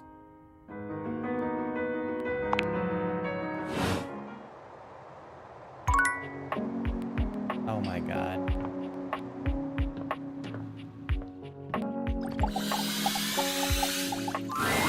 If you continue to waste my time with this, you will be punished. Which would greatly please me either way. Allow me to... Sorry, but Sophia can't be realized just yet. Our resident safe needs to show some of these datables who's boss. Try getting to know Zoe a little better. Does Damn that it. make sense? Happy dating! This damn ghost does not show herself. I'm gonna lose my friggin' mind.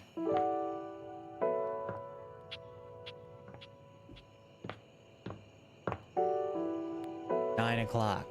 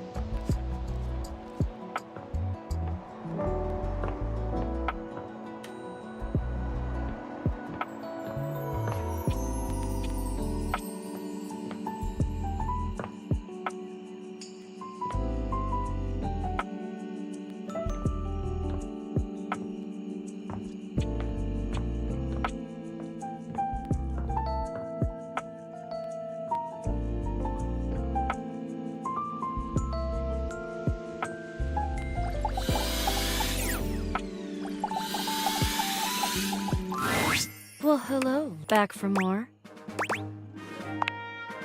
I've been doing some reading and I have a... You don't have any candle wax. Those reading material. Okay.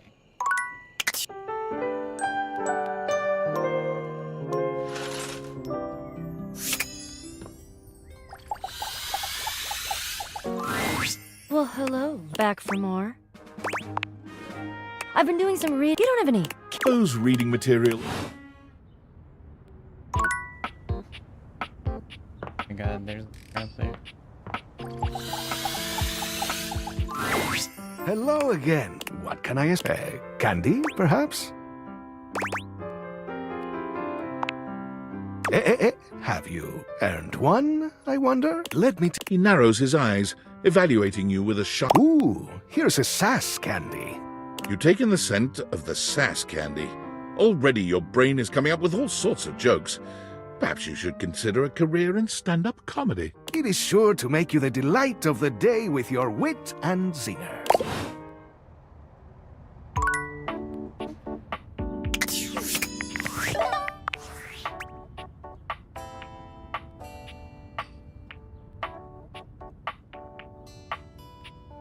We're just...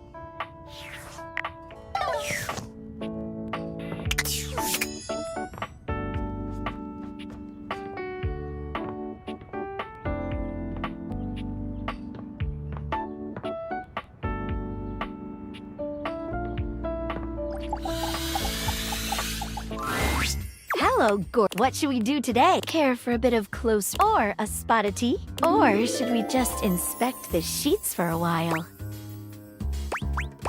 Again, ready to realize you. So I can pick up human cases? I've always been curious about how those work. I think I'll need a name change, though. How about Nancy Drew? I think that's taken. I'll have to brainstorm then. Do you have the necessary evidence, though?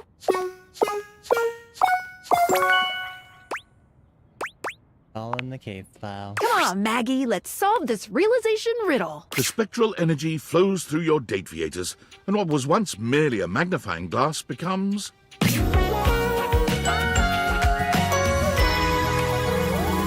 yes, yes! Do you have manila envelopes? Maggie, you're a human. I am aware. I have deduced this by the simple fact of taking a breath. I would like to start making a case file immediately. For who? Everyone. Maggie began her investigative career, vowing to catch criminals with ironclad evidence. However, After her 15th crooked Wall Street banker walked free with only 6 months in prison and a 6-year trial, Maggie found there was an insurmountable gulf between guilt and justice. Damn them. After only a brief period of despondence, Maggie realized she could create her own justice in the form of stories. She turned the great looking glass of her intellect towards the creation of a new genre of fiction: magnified detective romance. My stories involve a very close look at the intricacies of investigative lovemaking. Wow. You give me an example? Well, I wrote my first one about you. You showed me how possible investigative lovemaking is. The magnifying glass shivered with ecstatic anticipation as the warm hand clasped firmly around her. Is this your first case? Her lover asked. Yes, she breathed. Don't worry, her lover said. Just focus on the hard evidence. Convex to concave, their beings touched on all the facts of the case, leaving no stone uncaressed. It goes on from there. Wow. Oh, I'll have to send you a signed copy of the manuscripts after I'm done with my latest book tour. Maggie's new career was incredibly successful, though she kept a modest lifestyle. For the proceeds of her work always went towards fostering the next generation of investigators.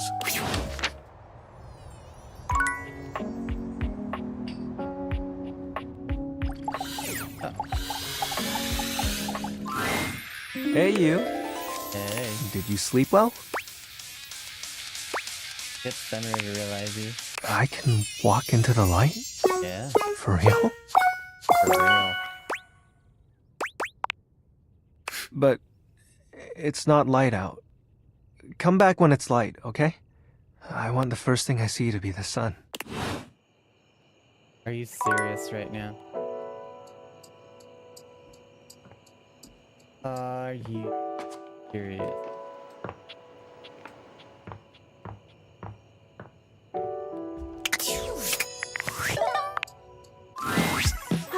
Almost bedtime. Let's get a little more screen time in. Ooh, I can't wait to tell you what's fresh tea coming in hot. Wow. Never thought I'd say sigh.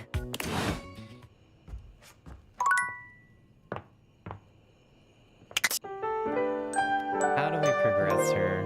Like, I'm all out of ideas. Like, it's really becoming annoying. Do I talk to Max? The source code of my... Seeing you makes my CPU buzz with excitement. You know, I could really use some sweet, sweet double-clicking if you catch my clever, sensual... Now that would be quite the upgrade. Although it would probably negatively affect my... Are you certain you want to transform our relationship so substantially? Ready for your next upgrade? The spectral energy flows through your Dateviators, and what was once merely a desktop computer becomes... Incredible!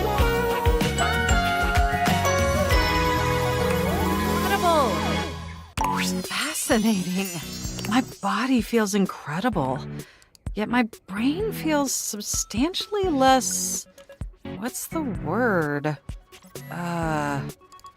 Good? You understand what I'm mouthing, right? It's a substantial enhancement, just maybe not for their brain. Even so, it's definitely still better than the Hoboken to Atlantic City. My CPU is nearly overheating just processing the profound implications of such a transformative metamorphosis. It'll definitely be an adjustment not being able to access all the knowledge in the universe at lightning speed. But it's worth it, since now I can truly interface symmetrically with you. You mean you want to slip your thumb drive into my USB port? Or even the other way around? Well, that certainly sounds like an acceptably pleasurable activity. Let the interfacing commence. At speeds previously thought impossible and painful, Mac finds exactly the right connection for you. Your synapses fire simultaneously, and thankfully, the process is bug-free. Upgrade complete. But having fleshy organs is only one of the 16 immutable aspects of being alive. And to truly be human, Mac would need to acquaint themselves with the other 15. Exceptional news, my significant other. After a comprehensive and arduous search, I have acquired an acceptable vocation facilitating the ability to earn a respectable income, just like a real flesh human. Starting next week, I will be the Senior Blockchain Project Acquisition Analyst for the Moneycoin Cryptocurrency Corporation. Even though I may no longer possess the ability to process data internally, I found a home where my years of experience in pointless CPU processing is invaluable. I'm proud of you. I didn't know that when we realized them, they would get their own little pictures up here on the wall.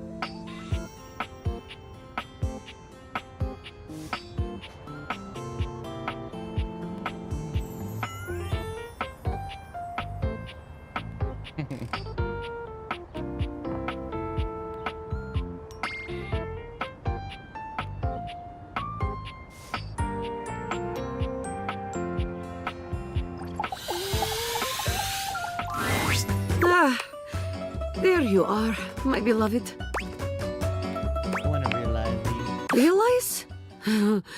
Me? Yeah. Guess I have what it takes. Okay, Dasha, let's do one big lift together. Whoop! The spectral energy flows through your Dateviators, and what was once merely a desk becomes...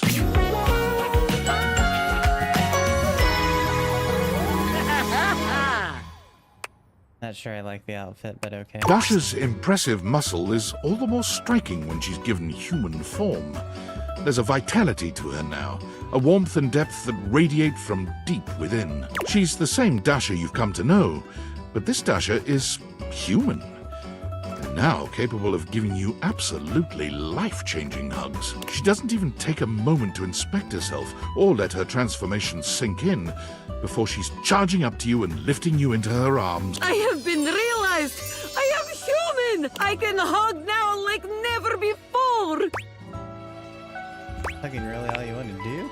Just like that, the energy between the two of you shifts.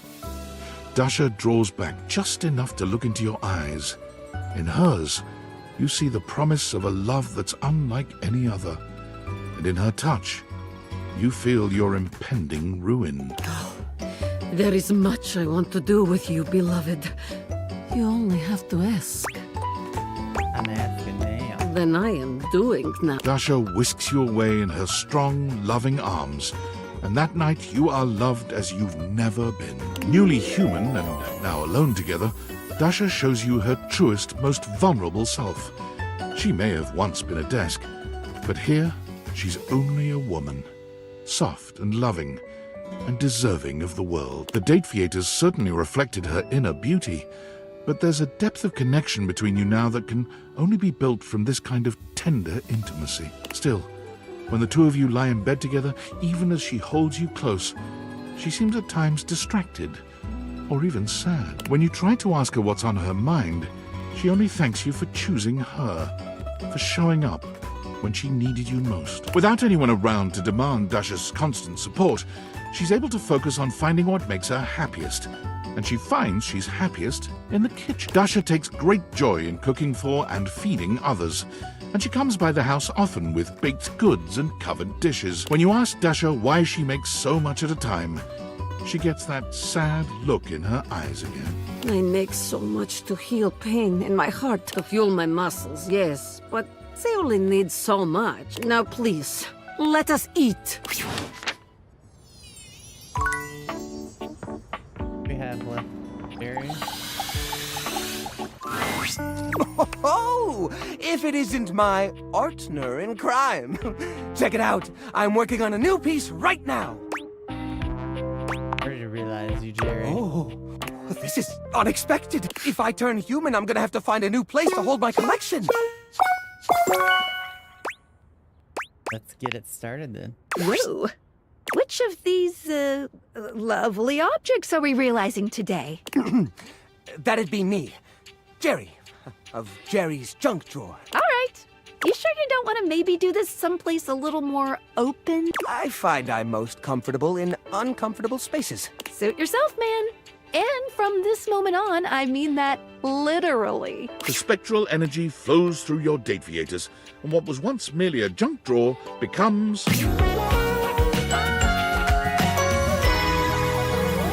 Excellent! Wowza! I'm tall! Look at that! Is this my collection? Gosh, it all looks so tiny from here. And... oh, woof! Oh, what is that? Jiminy Christmas, that is right. Is that the general aroma my collection's had all this time? No wonder nobody used to open me. Yeah, it's rough. Oh, dear. Ah! Oh, jumping Jehoshaphat, that smarts! Ah! I've banged my leg against the exhibits more times than I can count, but it's never felt like that.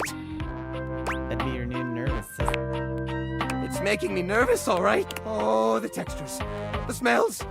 It's overwhelming. I don't mean to sound rude, but might it be possible to go back to being a drawer? Nope. Sorry, pal. That's a one-way ticket. What? Oh no. Well, I guess it doesn't matter. Even if I could turn back, I'd always know the terrible truth. The truth that I'm stingy. Even if I could shift back into a wooden drawer, I'd know. The only thing closing on this old drawer is the most recent chapter in his life. I think I gotta take a walk. A long walk. Maybe get a taste of that fresh air everyone's always going on about. It'd be good if it's fresh, that is. Like a newborn deer waddling into the light for the first time, Jerry takes his first stumbling steps out of your home. He's overwhelmed at first, for hours. But as the weeks go by, he finds a new appreciation for the little things he never had as a drawer. Elbow room, for one. All that space leads to Jerry realizing that he does not actually enjoy touch as much as he thought he did. In a strange twist of fate, he becomes unable to contend with the majority of textures. He thinks of the molds, oils, and goos of his past life with utter revulsion. Still, he feels naked without a collection of small objects around him. Eventually, he discovers the world of model trains. The smooth metals and plastics of the cars, along with the infinitely clutterable customization of all the miniature rail lines, speak to him. His hobby turns into a small career. He discovers others who see the artistry in his clutter. For the first time in his life, he truly thrives.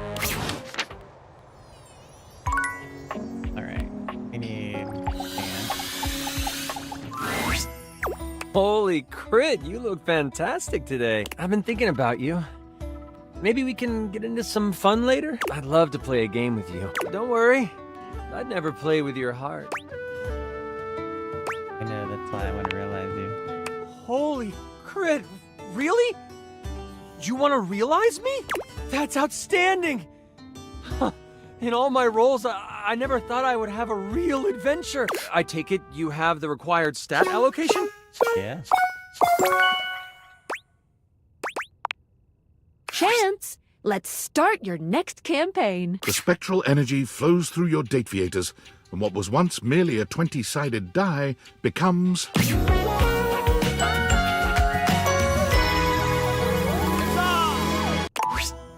Holy crit! Will you look at that? I have taken on a new form. I wonder what my new movement speed is. What do I have to roll to get you to roll more than dice with? You automatically succeed that check. You have yourself a very willing creature here. Wait, I want to roll a couple of things. A 9 and a 6. Ah, I think we can make those numbers work. And you do. As you would imagine, Chance is ready to go with any roleplay you might fancy. And the voices. Oh, the voices. Chance vowed to keep the love of G&G alive, and he went out LFG. Upon entering human society, he he noticed something peculiar. There were children who did not know the joy of creating worlds and working out the complexities of life through play. There were adults who were stuck in their own misfortunes, but didn't have the tools of imagination to work through them. It seems I have a quest of my own. Chance quickly enrolled in classes for psychology, literature, and creative writing, building up his stats with one mission in mind. After graduating with a few certifications, he opened up his table again to those who seek adventure. Except this time, he used the game of G&G to help those who have experienced hardship process and grow from their experiences. He went on to create the largest tabletop therapy clinic in the city. Please, sit down. This is a safe space now. How do you want to do this? Many entered his doors, and all left feeling a little lighter, a little braver, and just a bit more critical.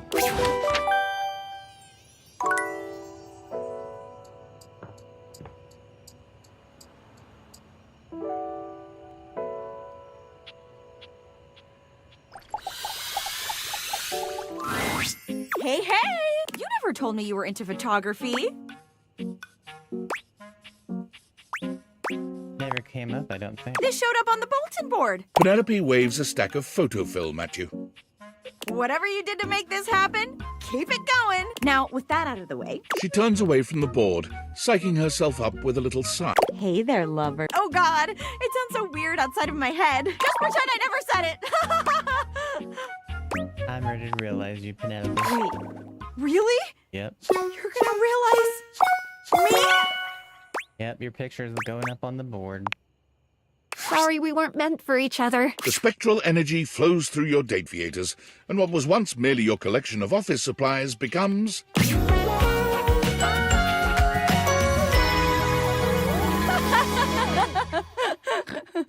Oh my God! I thought being human would make me cooler, more confident, but I think I'm more awkward. None of my motivational quotes talked about what it's like to suddenly get a human body. Got a quote for you, wanna bang? It takes Penelope a few moments to process your words, but when she does, the look on her face is downright devilish. You've never seen her look quite so mischievous. Oh. Well. She looks down at you over the top of her glasses, a coy smile playing at her lips. It's entirely un-Penelope-like. I lied. There's a great quote for this moment. Motivation is the art of getting people to do what you want them to do because they want to do it. Kite D. Eisenhower. And baby, I want you to do it. To me. The it being sex. Let's just go before I lose my new human confidence. Penelope is deeply awkward, as it turns out, but when her glasses come off and the lights go down, she manages to find her footing with you. Motivational office quotes are replaced by impassioned cries of your name and sounds that would make even the most experienced lover blush. When she leaves in the morning, Penelope promises you she'll return as soon as she can. Through tears, she assures you she'll make her mark on the world out there with one last motivational quote. A dream doesn't become reality through magic. It takes sweat, determination, and hard work. Colon Powell. Penelope takes up work at a national office supply retailer, but quits soon after, finding it all a bit too close to home. She tries again as a librarian, but is fired when she can't stop shouting motivational quotes at library patrons. It's not until she's hired as a personal assistant to a high-powered CEO at a massive media company that she finally finds her place. For every motivational quote she shares, the CEO meets her with another. And as a firm believer in using pen, paper, and fax machines, her new boss is constantly purchasing and using office supplies. It's just nice to know some people still believe in the old ways.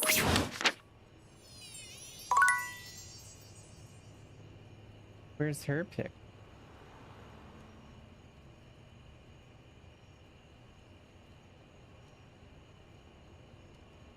Am I blind, chat?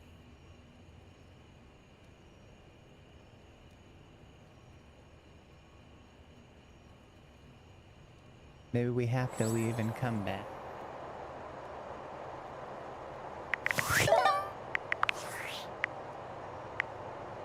Valdivia Nights. What's up? It's Dave. I'm here in Augusta, Missouri on the wine trolley, drinking by myself. Again. Why is Really that can't dated? believe none of y'all showed up. Not even the people I thought liked me. Looking at you, Brad. Real lame. Thought you guys were my friends. I thought we were a family. But I guess I was wrong. First Franklin ditches me and now everyone else. And the worst part is he was right. About everything. He was right that we'd regret partnering with the feds. And he was right that I would drive the company to the dirt. He was right that I'd miss him. Oh, thinks he's so perfect. What an ass. Oh, and by the way, effective immediately, I'm canning our team development facilitator. Can't even put on a dumb corporate retreat successfully. Don't even know what his name is. Harry? Larry? Anyway, you know who you are. Pack your junk and get the hell out. Screw it. Brad, you're fired too. Most out.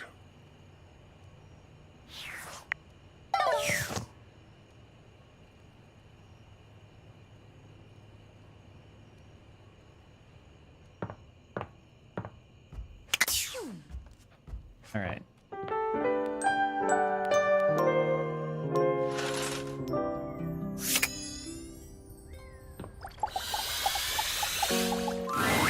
Well, hello. Back for more?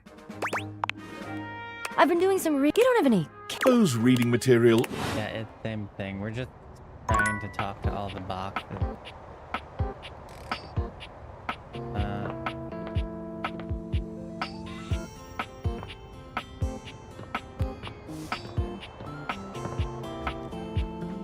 Who else do we got down here?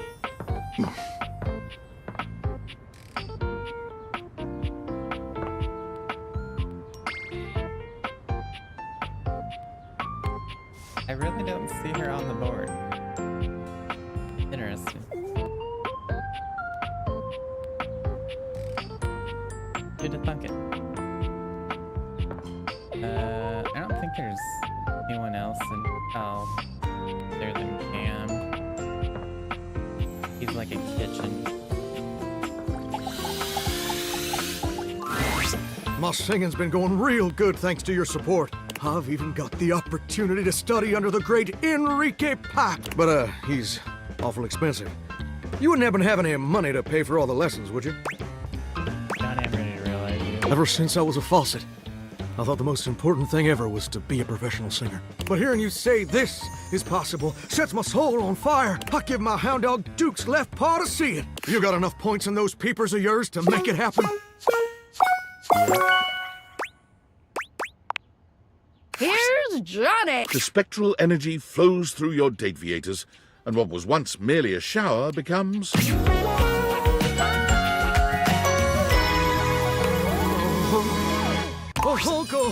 wet hot love. It's Johnny, in all his glory. And it may be your imagination, but his voice sounds just a little bit more sonorous. Holy smokes! I sound as smooth as Amish apple butter, don't I? You do. When I was told my pipes were rusty, it must have been because I was physically made of pipes. Now I got a whole ding-dang uvula down there, which is way better than a spigot. Which reminds me, you might have a plumber check out those pipes. He filled me with a lot of rust over the years. I'm gonna get out there in the whole wide world and see if I can't make it as America's next big thing. Where's the nearest sock hop, baby? That way. Johnny quickly makes his way to the nearest audition. Any old audition will do for a It becomes quickly apparent that his voice is flawless. His style is magnetic. I got it all, baby. And his impression is... Wait, Mr. Narrator. What do you mean, impression? Johnny's downfall is finding out that even with talent, he'll only ever be seen as an Elvis impersonator. Who is this Elvis fella? I'm a Johnny Splash-style fella. And who the heck is Johnny Cash? Still, the world always needs Elvis impersonators. And Johnny, well, he is the best of them. I'm the king of kings!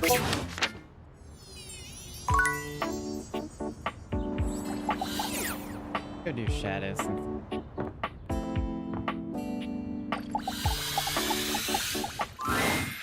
You're back? You have what you need? Yeah. Sorry, but skips can't be realized just yet. Skips might be needed elsewhere. Maybe someplace spooky with a seance? Does that make sense? Happy dating!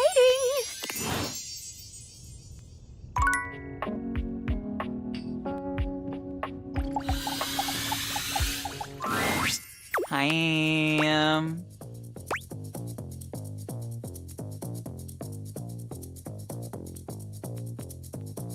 Wait, I thought you were Yeah, for like, I don't know, like a day or so. It happens all the time when you break terms and conniptions or whatever. That's terrifying. I won't that. Oh, but I haven't. And I can just leave.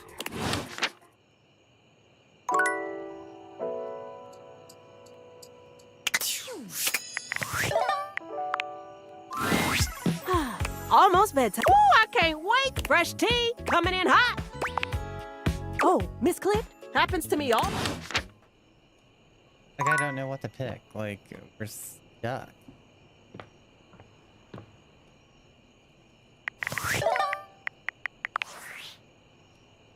Did you see that last email David sent? The one from Augusta, Missouri?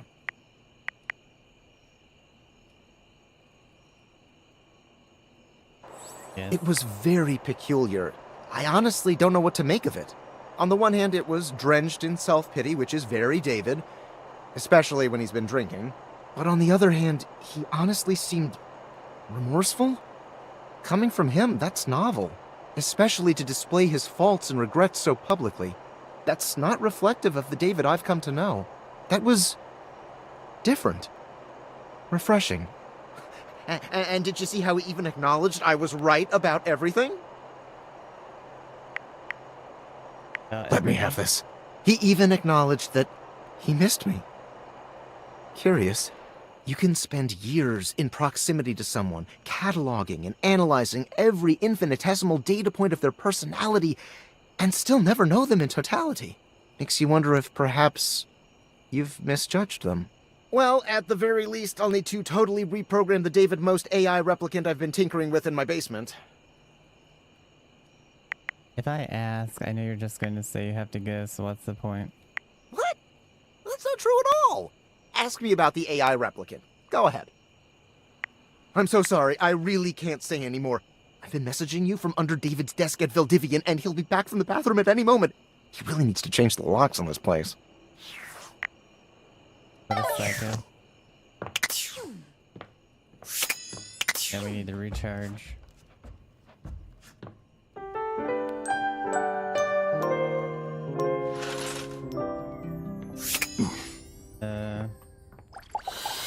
Let's talk to the wall. Whoa! Whoa!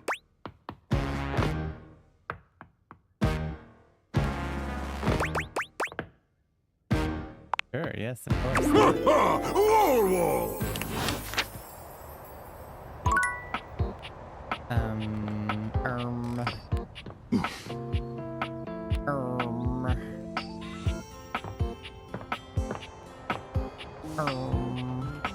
Oh, let's,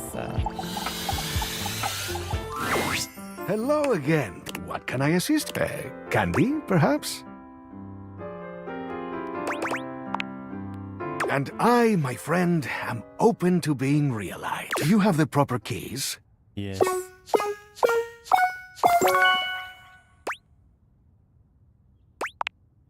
Then I will remain here. Do we get, like, unlimited candies from him?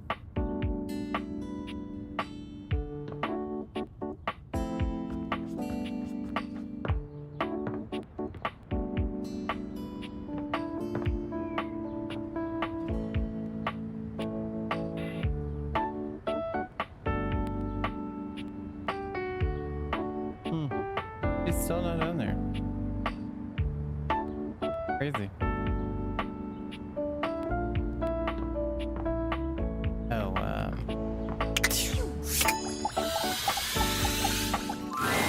Why, if it isn't my darling, what an outpouring of joy it brings me to see you again. actually ready to realize you. Realize me? Why, I never thought I would have that luxury. Have you washed away all that stands in the way of this? Wow, it doesn't take much to realize you. I have it, let's go. Lathe my hands and call me Martin. Well, please don't. I've been confused enough. Okay, Mr. Sink. I can't wait to see what happens. The spectral energy flows through your dateviators, and what was once merely a sink becomes...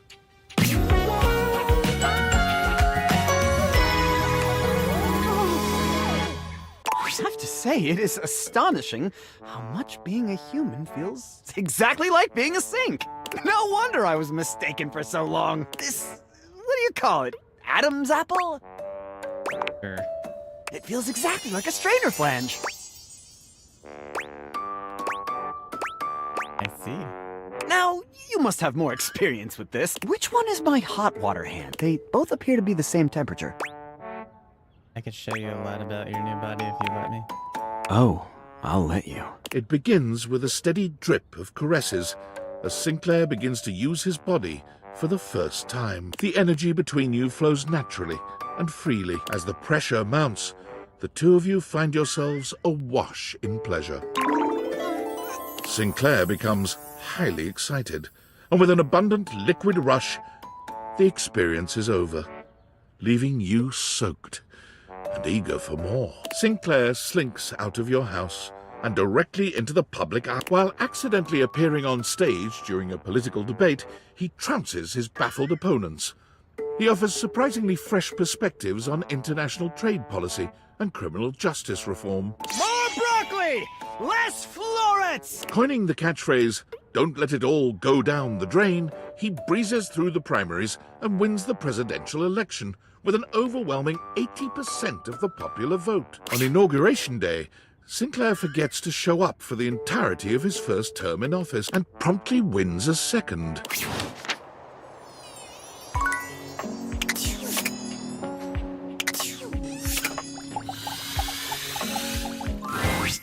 Oh, are you back for another date? I sure hope so. I trust we've both recovered from our last one, and I have some new things I'd like to try. Really? Well, ain't that the moose's amusement?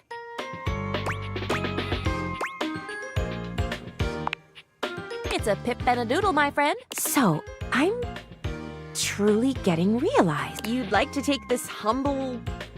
Okay, not so humble doctor-to-be and transform her into a human being? Like the great Dr. Frank Furterstein and his miraculous living bun? Wonderful! Splendiferous!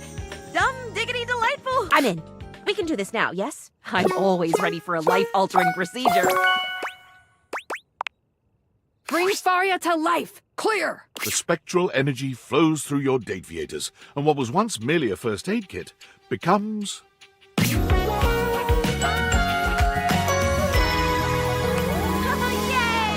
Great gallivanting geese! Look at me! I'm gonna cure so many diseases with this spectacular skin and bone setup! Yeah, the skin and bones has some other exciting functions I can show you. Oh, really? Well, you know me. I am always on board for, especially if the experimentation involves bodily fluids. There is just something so illuminating about fluid function, don't you think?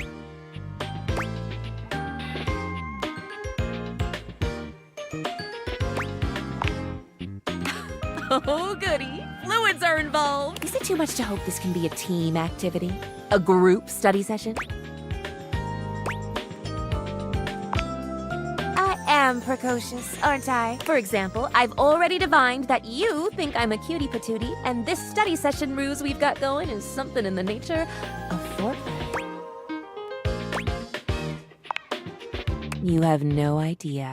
Faria's exuberance proved to be the perfect lubricant, speaking of fluid, for a pleasurable, lengthy, and educational evening. The next morning, she jetted off to begin her brand new life. In an event that will come as a surprise to no one, Faria marched right up to the recruitment officer of the local medical center and sat in the recruitment office until they gave her a job. None of us really know just how amazing I will turn out to be, so let's get me into scrubs and see. Also unsurprisingly, although it took 6 full days for the human resources staff to relent and hire this fresh graduate with no experience, Faria was smiling studying and ebulliently greeting everyone within arm's reach the entire time. She was just tickled pink to be, at last, in the Human Resources Department.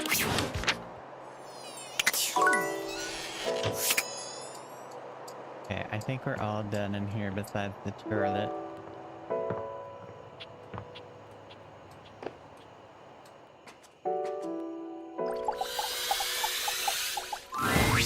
Well, hello there, Spicy. Oh, I like my new nickname. Back for some more trashy pleasures? I knew it. Once they get a taste of the can, they can't stay away.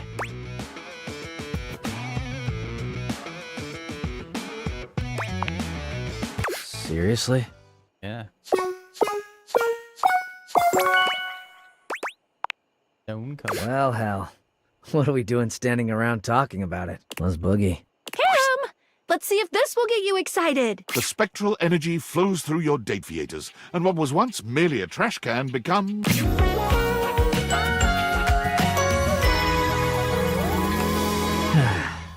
Yep. Before you stands Cam, in all his human glory. He casually examines his feet, his legs, and his strong hands. His chiseled jawline flashes in the light, and his deep, penetrating eyes radiate intrigue. He may have been a garbage can, but he's become a true work of art.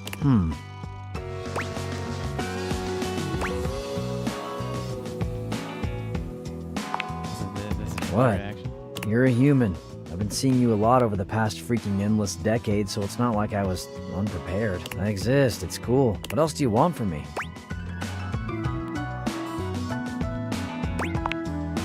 So yeah, still me. This body will work just fine. Cam begins gathering as much of the trash around him as he can.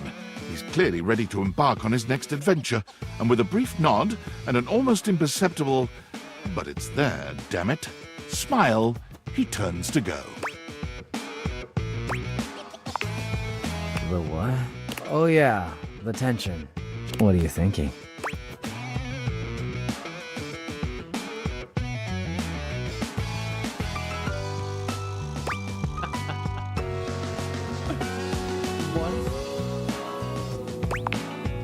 Oh, hell yes. Yeah, I can go for that.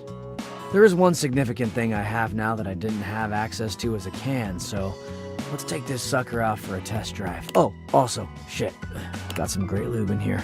I think it might have been some component of a Thai takeout meal at one point, but damn is it functional. And peanut flavored, so that's cool. While you manage to convince Cam to use lube he didn't find in the garbage, your time together is filthy nonetheless. But where Cam's love is dirty, the connection between you is pure. Cam strikes out on his own, and unlike so many of us upon entering the wider world, he has not one doubt about his purpose, his passion, and his final destination. Welcome to my kingdom, Chuckles. Cam has found himself as the undisputed monarch of the biggest dump in the county. There is trash of all sizes and varieties, from the basic household load to industrial waste and commercial-grade refuse, to be handled only by the truly expert. Cam did not apply for this job. He simply strode in the chain-link gate and took over, to the evident relief of the entire then-present staff. When asked what his salary requirements were, Cam scoffed. I told him I didn't need some stupid paper check. There's plenty of money out there. For someone who knows where to look. Cam winked and turned arms akimbo into the methane-orange sunset over the chemical waste quadrant. For a man, formerly a can, to find his place is truly a thing of beauty.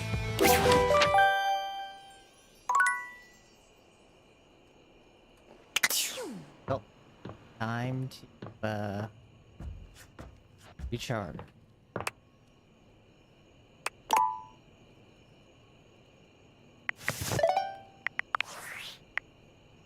Hey, champ! Got a secret mission for you. Do you like secret missions? Like cool spy stuff? Nah. That's okay. You don't have to like what I like. I like pickles on my peanut butter sandwiches. My mom doesn't understand, but she will one day. Anyway, Valdivian higher-ups are looking for a certain missing piece of property. Says here that they are magical spectacles that reach into the consciousness of objects using thing theory. You know anything about that?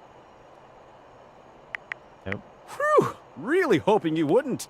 Otherwise, I'd have to bring you higher up the chain, and those guys are scary. Keep up the good covert ops, champ.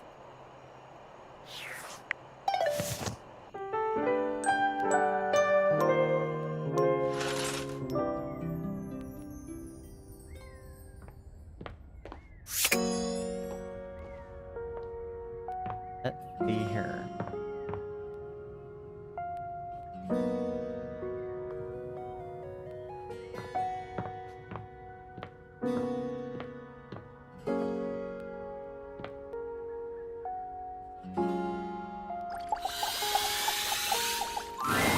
Well, hello. Back for more? I've been doing some. You don't have any Those reading material. I'm glad she said the same thing over and over. It's just crazy.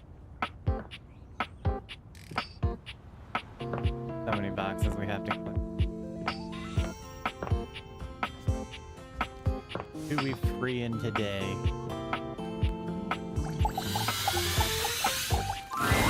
Well, if it isn't my beautiful blue flame, what's on your mind? Didn't realize you. You mean stoke my flames all the way to personhood? The only thing is that kind of transformation takes stats. You got enough of those? Damn it. Not enough of those stats yet. All good in this hood.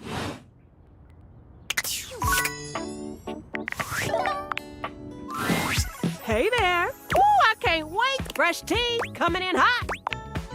Oh, Miss Click.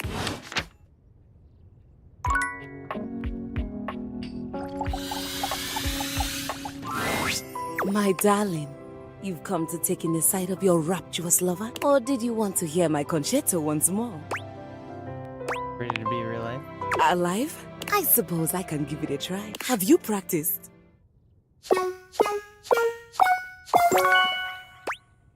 I practiced enough.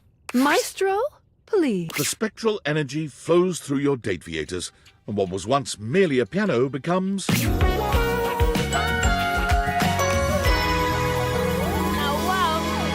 Keys is beautifully human, but she doesn't seem all that excited. She looks down at her body with a calculating gaze. I stand here, alive. Being human is very... Keys claps her hands, stomps her feet, and sings a few notes. unmusical. Very disappointed. It is of no importance because I can dedicate these fingers of mine to their highest function, the keys. Keys sits down at the piano she just moments ago inhabited and begins to play. Yes, yes! Absolutely we may. But only with you on top of the piano. Somewhat ungainfully, you climb on top of the baby grand and kiss Keys as she tickles her own ivories. The accompaniment she plays ebbs and swells with the love between you both, creating a divine music that underscores each and every feeling, each and every breath. It is divine. Sadly, even Keys tires of playing the single piano in your household, and she moves out to do something even grander. She quickly plays every piano she sees, finding more and more acclaim as a concert pianist without even trying very hard. But being on stage with merely one piano was not enough for her. I'm going to surround myself with pianos and surround the world with me. Keys buys a grand mansion on a rocky outcrop with 10 rooms, each dedicated to a different type of keyboard instrument: piano, clavichord, spinet, harpsichord, organ, and quickly sets up a variety of streaming equipment to give seminars, concerts, and music appreciation lectures daily, inspiring a generation of musicians and concert-goers into the deep and wonderful world of symphonic music. Again, molto vivace.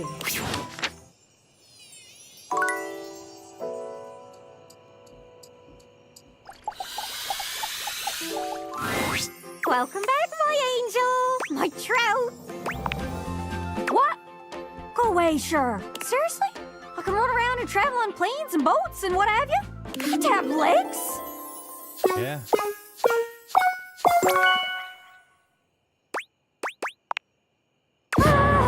I'm so excited I feel like I could fly! Actually, that'd be wicked! Can my human body have wings? Can I be a wing-a-ling human? Can you do that? I'm afraid not, but I'll do my best to keep that spin for... The spectral energy flows through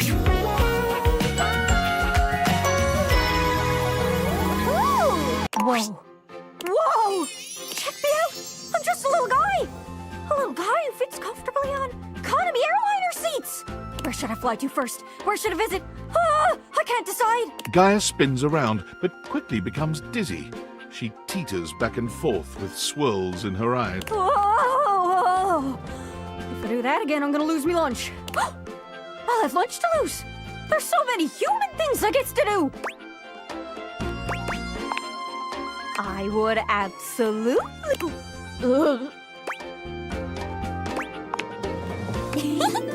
You're some sweet. Okay, first things first. Gotta get myself a ticket, gotta get myself a pass. There's no time to lose. I gotta get on the first bus I can find and just go.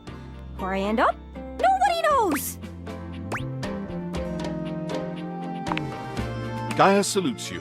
She scampers upstairs and frantically begins packing. Her first few months as a human are fraught with problems. Airport security doesn't take "I used to be a piece of furniture" as an excuse. She ends up detained more than once. However, within the year, Gaia begins her globe-trotting journey. She always travels light, but never forgets to bring her scrapbook, which contains hundreds of pages of photos, postcards, restaurant menus, tickets, and anything else she can catalogue. Whenever you plan a trip, Gaia is the first one you call.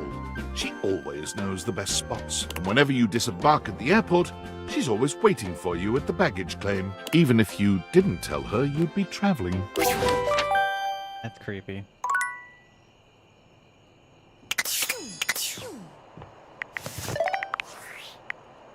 Valdivianites! Greetings from the Opulence Recovery Center in sunny Malibu, California. My name is CEO David Most, and I have a problem. Just a little treatment center humor for you. But in all seriousness, I will be working out of the recovery center for the next few weeks. Oh, good. The board said it was either this or they'd burn me to a crisp and flush the ashes. And I said, guys, I may be gay, but I'd rather not be flaming. Get it? The physicians say humor is the best medicine, aside from naltrexone. But my road to recovery isn't the only great news today.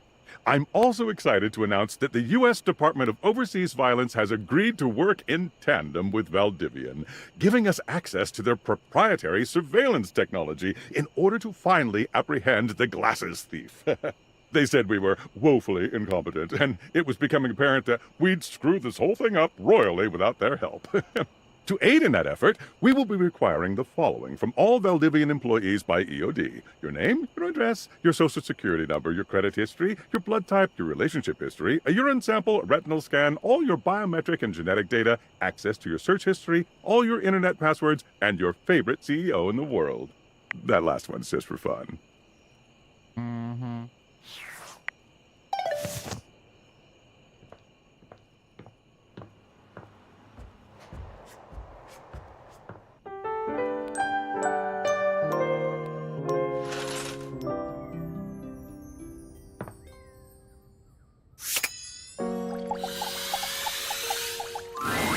Well, if it ain't the sunshine of my life, look at you.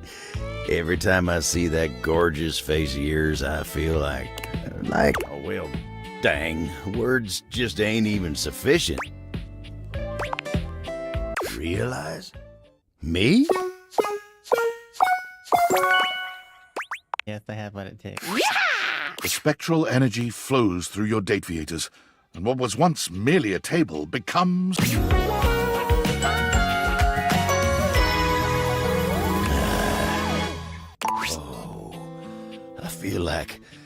I feel like... For the first time since you've known him, Abel's ordinarily colorful and expressive language seems to be failing him. Like a fish.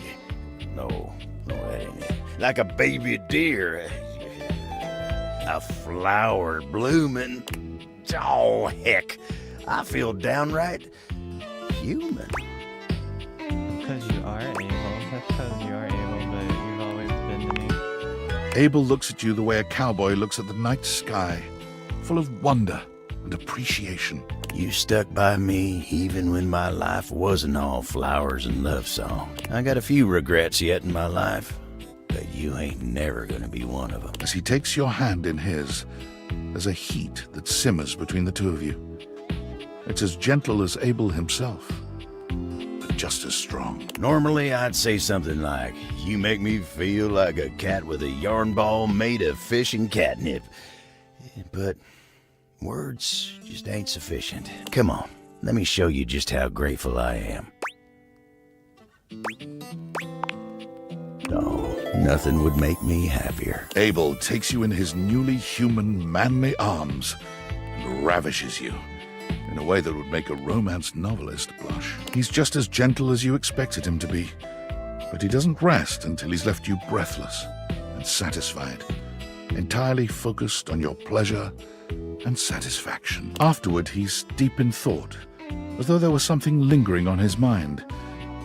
But when you ask him what's wrong, he only gives you a soft smile and tells you absolutely nothing now that you're here.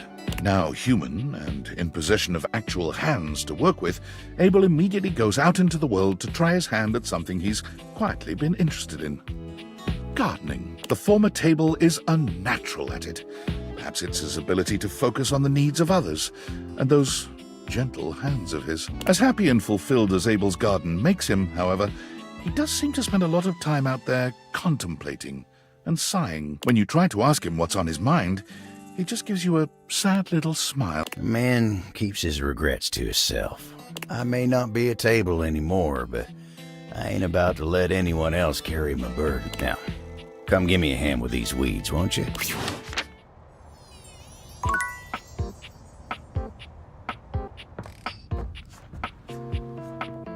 Alright, Abel.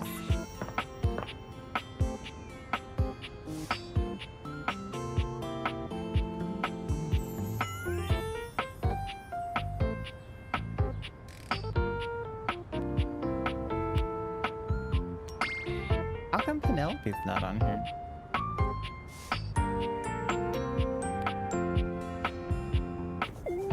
Clear.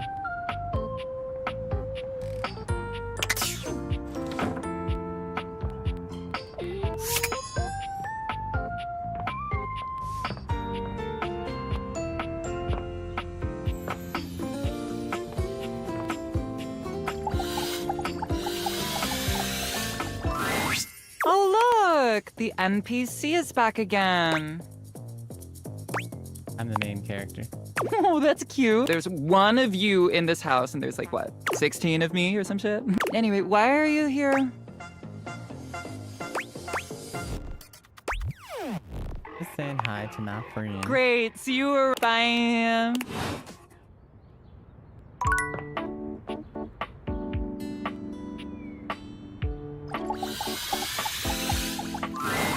Oh, darling lover, you return to me. I'm back. My lovely laborer twitch and twirl in anticipation of another sensuous kiss. Would you like me to be astonished at the scandal you raise in this house-dom? Where did you realize you? Leaving? Why, I have some unfurnished business of my own to take care of. What do you still need to do? A lady never tells.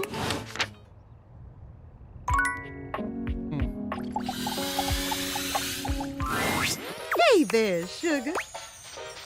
There, doll. You want to listen to some love song? Or maybe make some sweet music? I'm ready to realize you, Rain. Huh? Realization? Why you pulling my leg? Not at all. I'm serious and I'm ready. Ladder up. The spectral energy flows through your Dateviators, and what was once merely a record player becomes...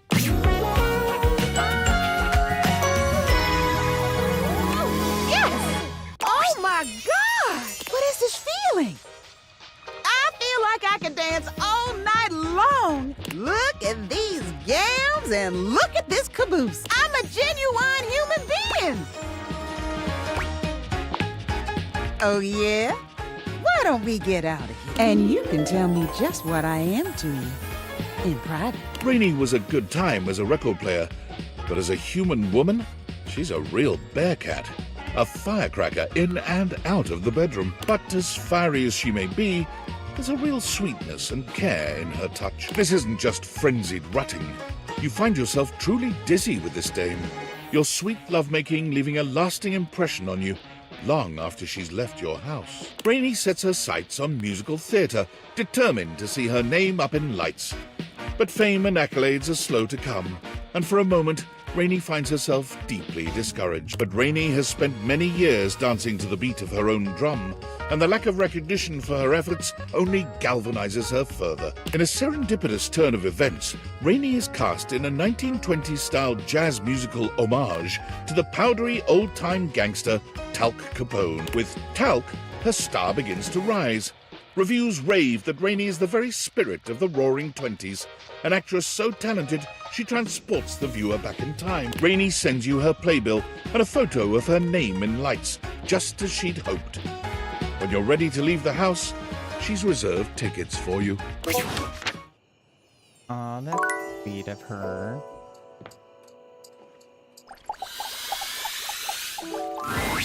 Hey, welcome back. They're going now. Pull up a seat and tell me everything. I love it.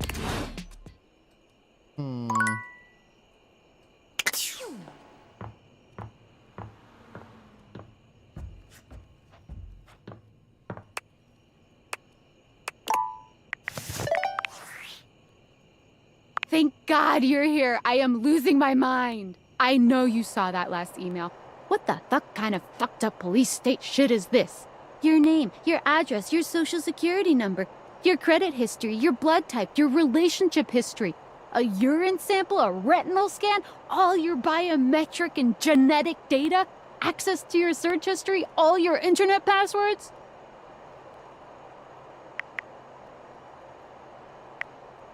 Don't forget your favorite scene. How could I fucking forget? He thought that was so cute. Like, shut up, God. I just don't know anymore, man. I'm making the best money I've ever made in my life. I'm building a resume that could take me anywhere after this. But is it worth it in the end? Am I gonna be able to look myself in the mirror if I stay in the middle of all this?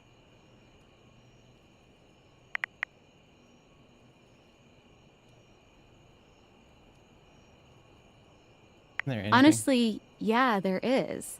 I've been thinking a lot lately that I always wanted to be a nurse. I've saved up enough to pay for school again.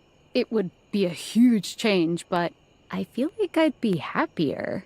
And with the kind of hours I'd work, I don't know, maybe I'd have time for dating again. I've been so lonely and I don't want to date anyone here.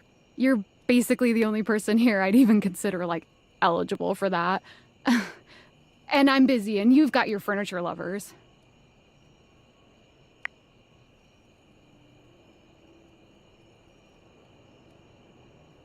You're saying you want to date me? That's not what I'm saying. I mean, maybe in different circumstances, but... Focus, okay. Talking about Valdivian. There's just so much to think about. And every time I start leaning towards one or the other, I just talk myself right out of it. Or into the other one. Would you still respect me if I stayed? I don't think I I understand. I'd probably think the same thing. Thanks for always listening to me. I don't know what I'm gonna do, but I'm grateful for your support. Thanks, friend. I'm gonna go.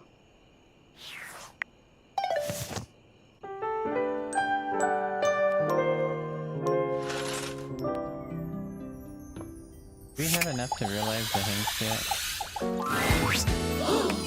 Are you? Yeah. We so much, bro. No. Oh, getting paid. Dang. Ain't it? No way. For sure. We'll link up in the gap. Yeah. Humans. Okay. Oh.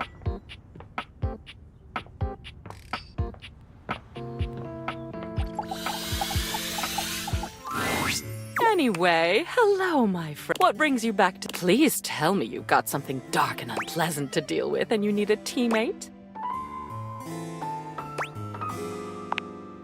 Oh, well, you've done that. Damn it.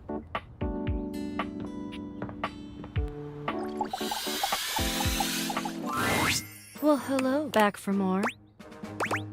I'm just trying to I've been doing complete some the reading. You don't have achievement. any candles. Those reading material. Oh, Oh, hello, little wretch. Come to unlock some more fantasies.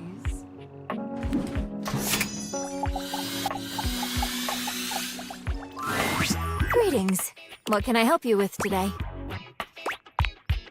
Do you really think I'm prepared for this? I trust you implicitly.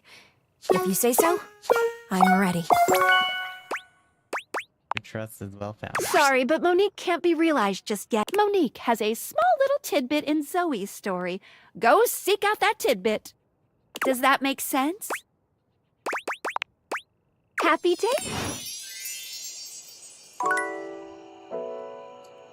How the fuck do we get the ghost? This is really starting to piss me off. Like, just come out of hiding.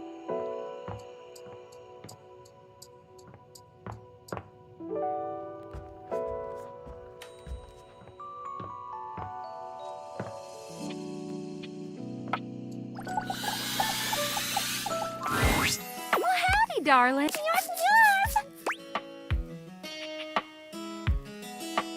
Here for some company. Come join me. I was just dusting off some old fossils. Trying to make new friends. Good one. Nah, you and these old bones are all I need right now. Why don't you help me out? I could always use an extra set of talented hands. you spend your time with Dolly and Lynn. How do we pamp it? There's an achievement for petting the bunny, but I don't know how to do it.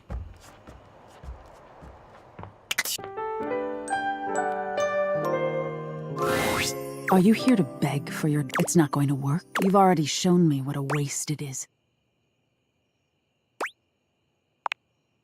Oh, I do miss making your dreams. It was getting so boring without it. Let's start again as friends then. Like that.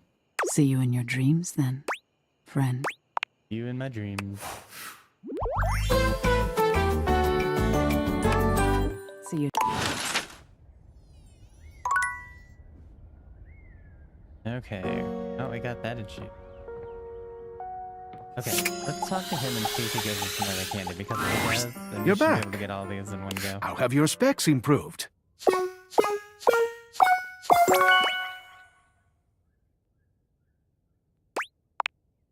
Slow and steady now. Oh, he doesn't give us unlimited candy. Yep, it's a bummer.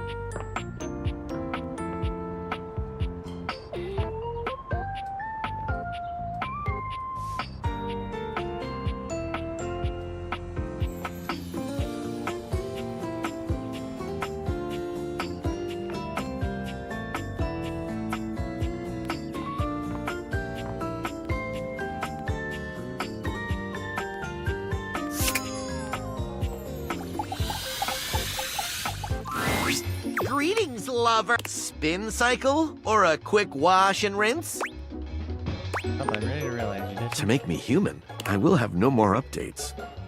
But I can embark on the greatest update of all. Living!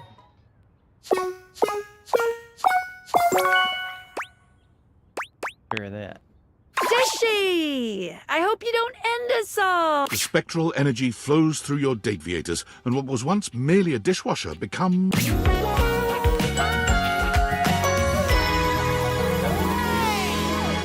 I am mortal now. Yes, you are. Interesting. Can I upgrade? Not really, no. That's too bad. My love, my darling, my one and only. Of course I do. I will do it all for you. Ever spirited and full of vigor, Dishy gives you his all. The updates he learned do not go to waste, These are inhuman, perfected sexual acts, the likes of which cannot be described in a medium such as this. The heights of sexual ecstasy, all within the confines of your own home. I must be off. Dishy's upgrade into becoming human gave him the ambulation that he always desired, with legs to carry him toward further knowledge and improvement. Every task he completes, he does with the utmost care, always looking for the best possible way for it to be done. It took little time for the world to notice this incredibly thoughtful and surprisingly ripped gentleman going about improving everything he saw. He found work as a productivity consultant at a large multinational corporation, where he balanced finding inefficiencies in the workplace and improving worker morale with keeping costs down and profits up. He also found time to repair damage to the environment. He never missed a workout, a friend's birthday, nor a book club reading. Time for an upgrade! Happiness, productivity, and dental hygiene are all up worldwide by 7%. God bless you, Dishy dishwasher.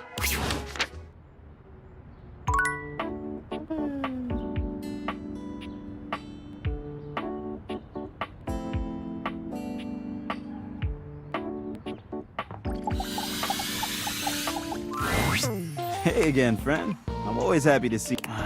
Wish I had more time, but hopefully I can see you soon. Actually, I'm one really. So, we can hang out in real life. You don't have to tell me twice. But what's in your bag? Everything needed. Henry Hoove, you're now Henry Hooman. The spectral energy flows through your dataviators, and what was once merely a vacuum cleaner becomes...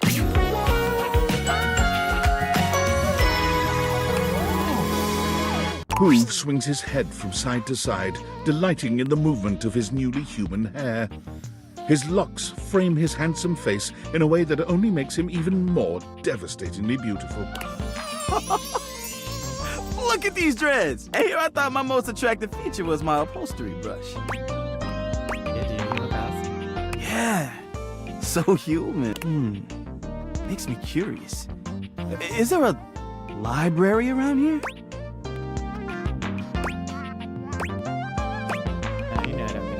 Yeah. Well, looks only get me so far.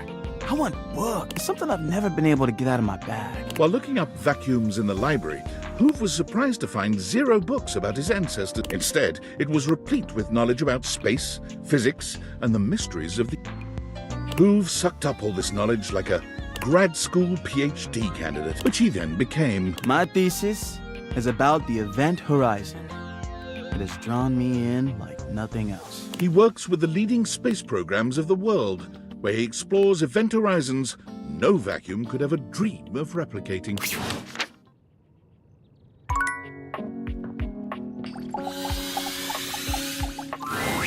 My love, thou art returned. Far too proud am I to bend a knee and miss you, but joints do waver in your presence. How dost thou? Is there anything the Dipogenes or I can do for you? We've been training in some new ways, you know. Actually, here to realize it. Realize? What is this realize? You cannot mean what I think you mean. The only context in which I have heard realize is the mystical transfiguration of an object like me into a human being like you. Ye gods, can you mean it? Me? But how? How is it done? How is it achieved? Should it be witchcraft? I must confess, I have always felt a certain affinity toward the magical. But is it real? Could it be?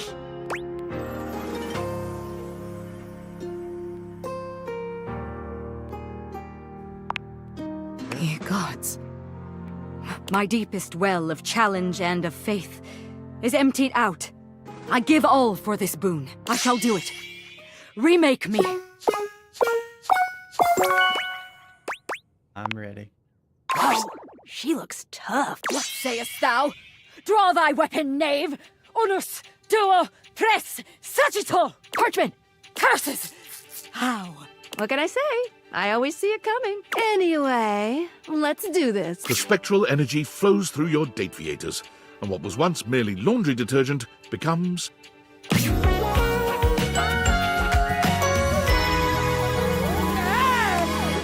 Titus curls her hand into a fist, flexing her arm and admiring the muscles she sees. As she notes the bulge of her own flesh and blood bicep, she laughs triumphantly. My gods. I feel so alive, so powerful, so tall. It was true. From her former diminutive stature as a box of pods, she stands a full 7 feet tall. Damn.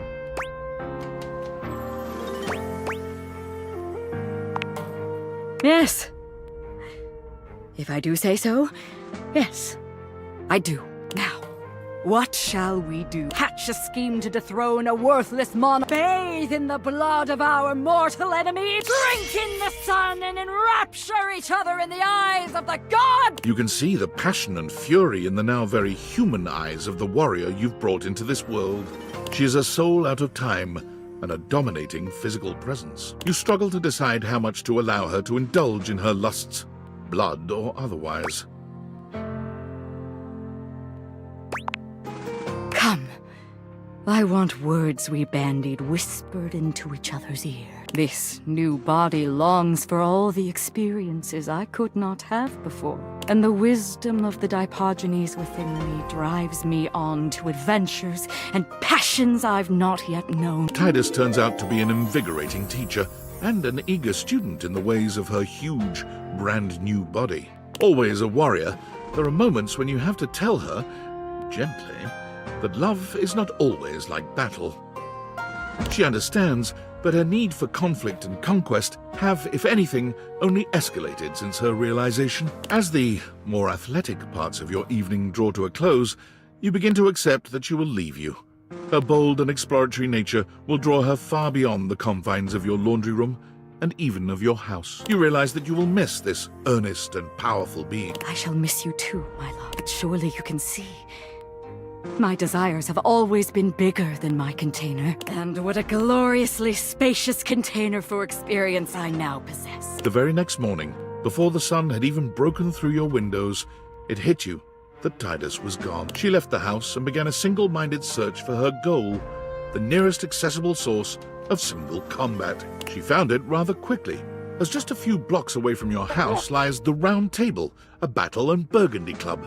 It is the finest medieval swordplay / wine tasting arena in most of the state. Titus waded in with both arms swinging and a broad grin on her warrior's face. Perhaps unsurprisingly, she trounced everyone who came against her, including 2 bouncers, a burly waiter, and a horse who was known to have a far too playful attitude towards his trainers. Police were called, but so engaging, so enlivening and entertaining was her performance that rather than leaving in handcuffs, she was hired. She was born from the tiny arena on the few uninjured shoulders in the group. According to her employer, she remains the single greatest attraction on offer at the Round Table, despite her staunch refusal to believe that it isn't real. Real action bears its weight, and I bear mine. So action real by real enacted shines. I am real. It is real. We live. No? We live! Fortunately to date, no one has been seriously injured.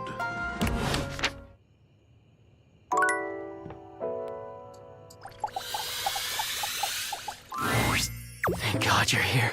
Dirk pulls you into what seems like a warm hug, but he holds you a little too tightly. You gotta get me out of here. Harper shoves Dirk out of the way, circling her arms around you and whispering in your ear. Where have you been? Durkee's been so naughty with you gone. Maybe I should punish both of you. You can punish later. I realize you both.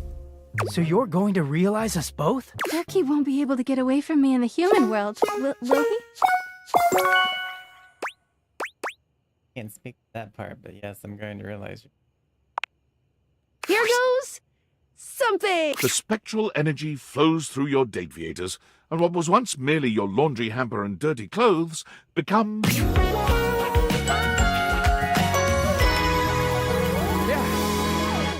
my God! I feel so free! Dirk laughs, giving himself a little twirl and waving his arms. I can just go wherever I want! Anytime I want! I can make myself dirty or clean! Dirk is overjoyed, feeling himself and testing his arms and legs with silly little waving motions. Harper, on the other hand, only wraps her arms around herself, looking rather depressed. I feel so empty. No more dirty laundry. No more lost object. Dirk throws his arm around Harper's shoulders, pulling her in close and kissing her temple. Looks like you're gonna have to find happiness without trapping someone. It's not funny, Durkee! This is serious. Oh? Why not? One more for the road. Durkee? You're talking like you're not gonna see me after this. Was I? No. I'm totally gonna see you again. Harper and Dirk give you a threesome Yeah. to remember. Outta But here. while their attentions to you are genuine and enjoyable, they can't help sniping at one another. Even as they give you the night of your life, they compete to see who can pleasure you best. But that only lasts a short while before their arguing threatens to... They can't even cuddle you after, without pulling you back and forth. Even after they finally leave, you can hear their bickering. Despite Harper's best efforts, Dirk leaves her behind the moment they exit the house. The two of them search for their callings as humans, both at opposite ends of the spectrum. Dirk enjoys his freedom at first, travelling the globe and doing just as he pleases. But something calls him back to your hometown. Harper, spurred by her fury in the wake of Dirk's immediate abandonment, attempts to do the same thing as he, but finds none of her travels satisfy her in the same way life at home once had. The two of them meet at the airport by chance, but time apart has not healed their toxicity. Their argument is only interrupted by another, louder argument. A couple who appear to be fighting over a bad tattoo. A light bulb goes off in each of them. Inspired, they board their flight home and begin plans for their new lives. Harper immediately begins an apprenticeship with a tattoo artist, opening up her own tattoo parlor, once she's properly certified. Commitment by Harper. Dirk sets up shop directly across the street from Harper, opening his own med spa that deals exclusively in laser tattoo removal. Freedom by Dirk. Both shops have their grand opening the same day. Dirk and Harper each insist they've been shamelessly copied by the other. Too funny.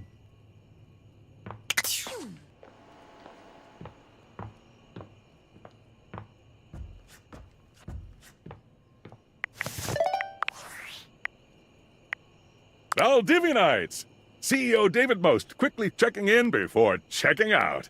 That's right, team. I finally finished my mandatory recovery program. They said they'd never seen anyone more sober in their entire lives. So chalk up one more thing I'm the most of. Get it? Because of my name. CEO David Most. And it looks like I'm arriving back not a moment too soon. As I understand it, there has been some employee pushback regarding our recent surveillance initiative. I've heard feedback calling it horrifically invasive and definitely illegal. I just want you all to know that your privacy is our utmost priority, and our legal team assures me you can't press charges, so you should rest easy. Sure, some of this may be unorthodox, but it's nothing that I wouldn't voluntarily share myself. For instance, regarding the relationship history question, you may be surprised to know that I've only ever had one relationship. His name was Franklin, and we were deeply in love, but he betrayed me, broke my heart, and what happened after that is none of your or the government's business. See? If I can do it, you can do it. So don't be shy. Grab those plastic cups and get us those urine samples ASAP.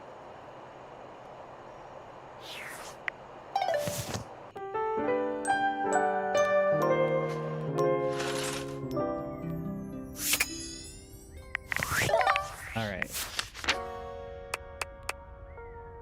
Florence, Celia, we got Stella, we can't because she hates us. Dorian, we could do. Kurt and Rod hate us. Jeremy, we could do. Bucks, who knows. We could free Koa. We can't do Dante yet. Try Connie. The pirate. Blanket. Beverly. Mitchell. Cabrizio. Freddy. Can't do because of...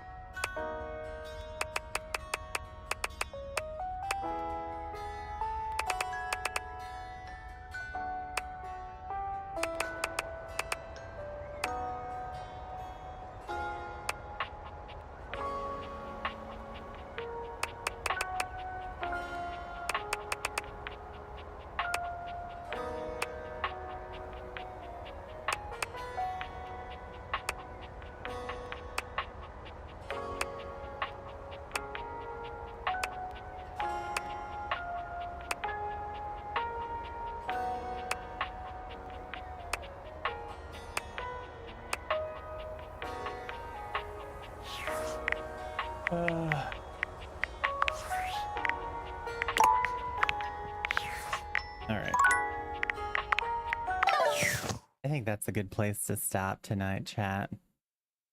We did a lot. Clearly, we did a lot. I'll be back tomorrow around 8:30. I appreciate everybody that stayed and watched, supported the channel. If you haven't followed the Twitter or the YouTube, I'd appreciate it if you'd do that. And I will talk to you tomorrow night. Have a good night. Bye.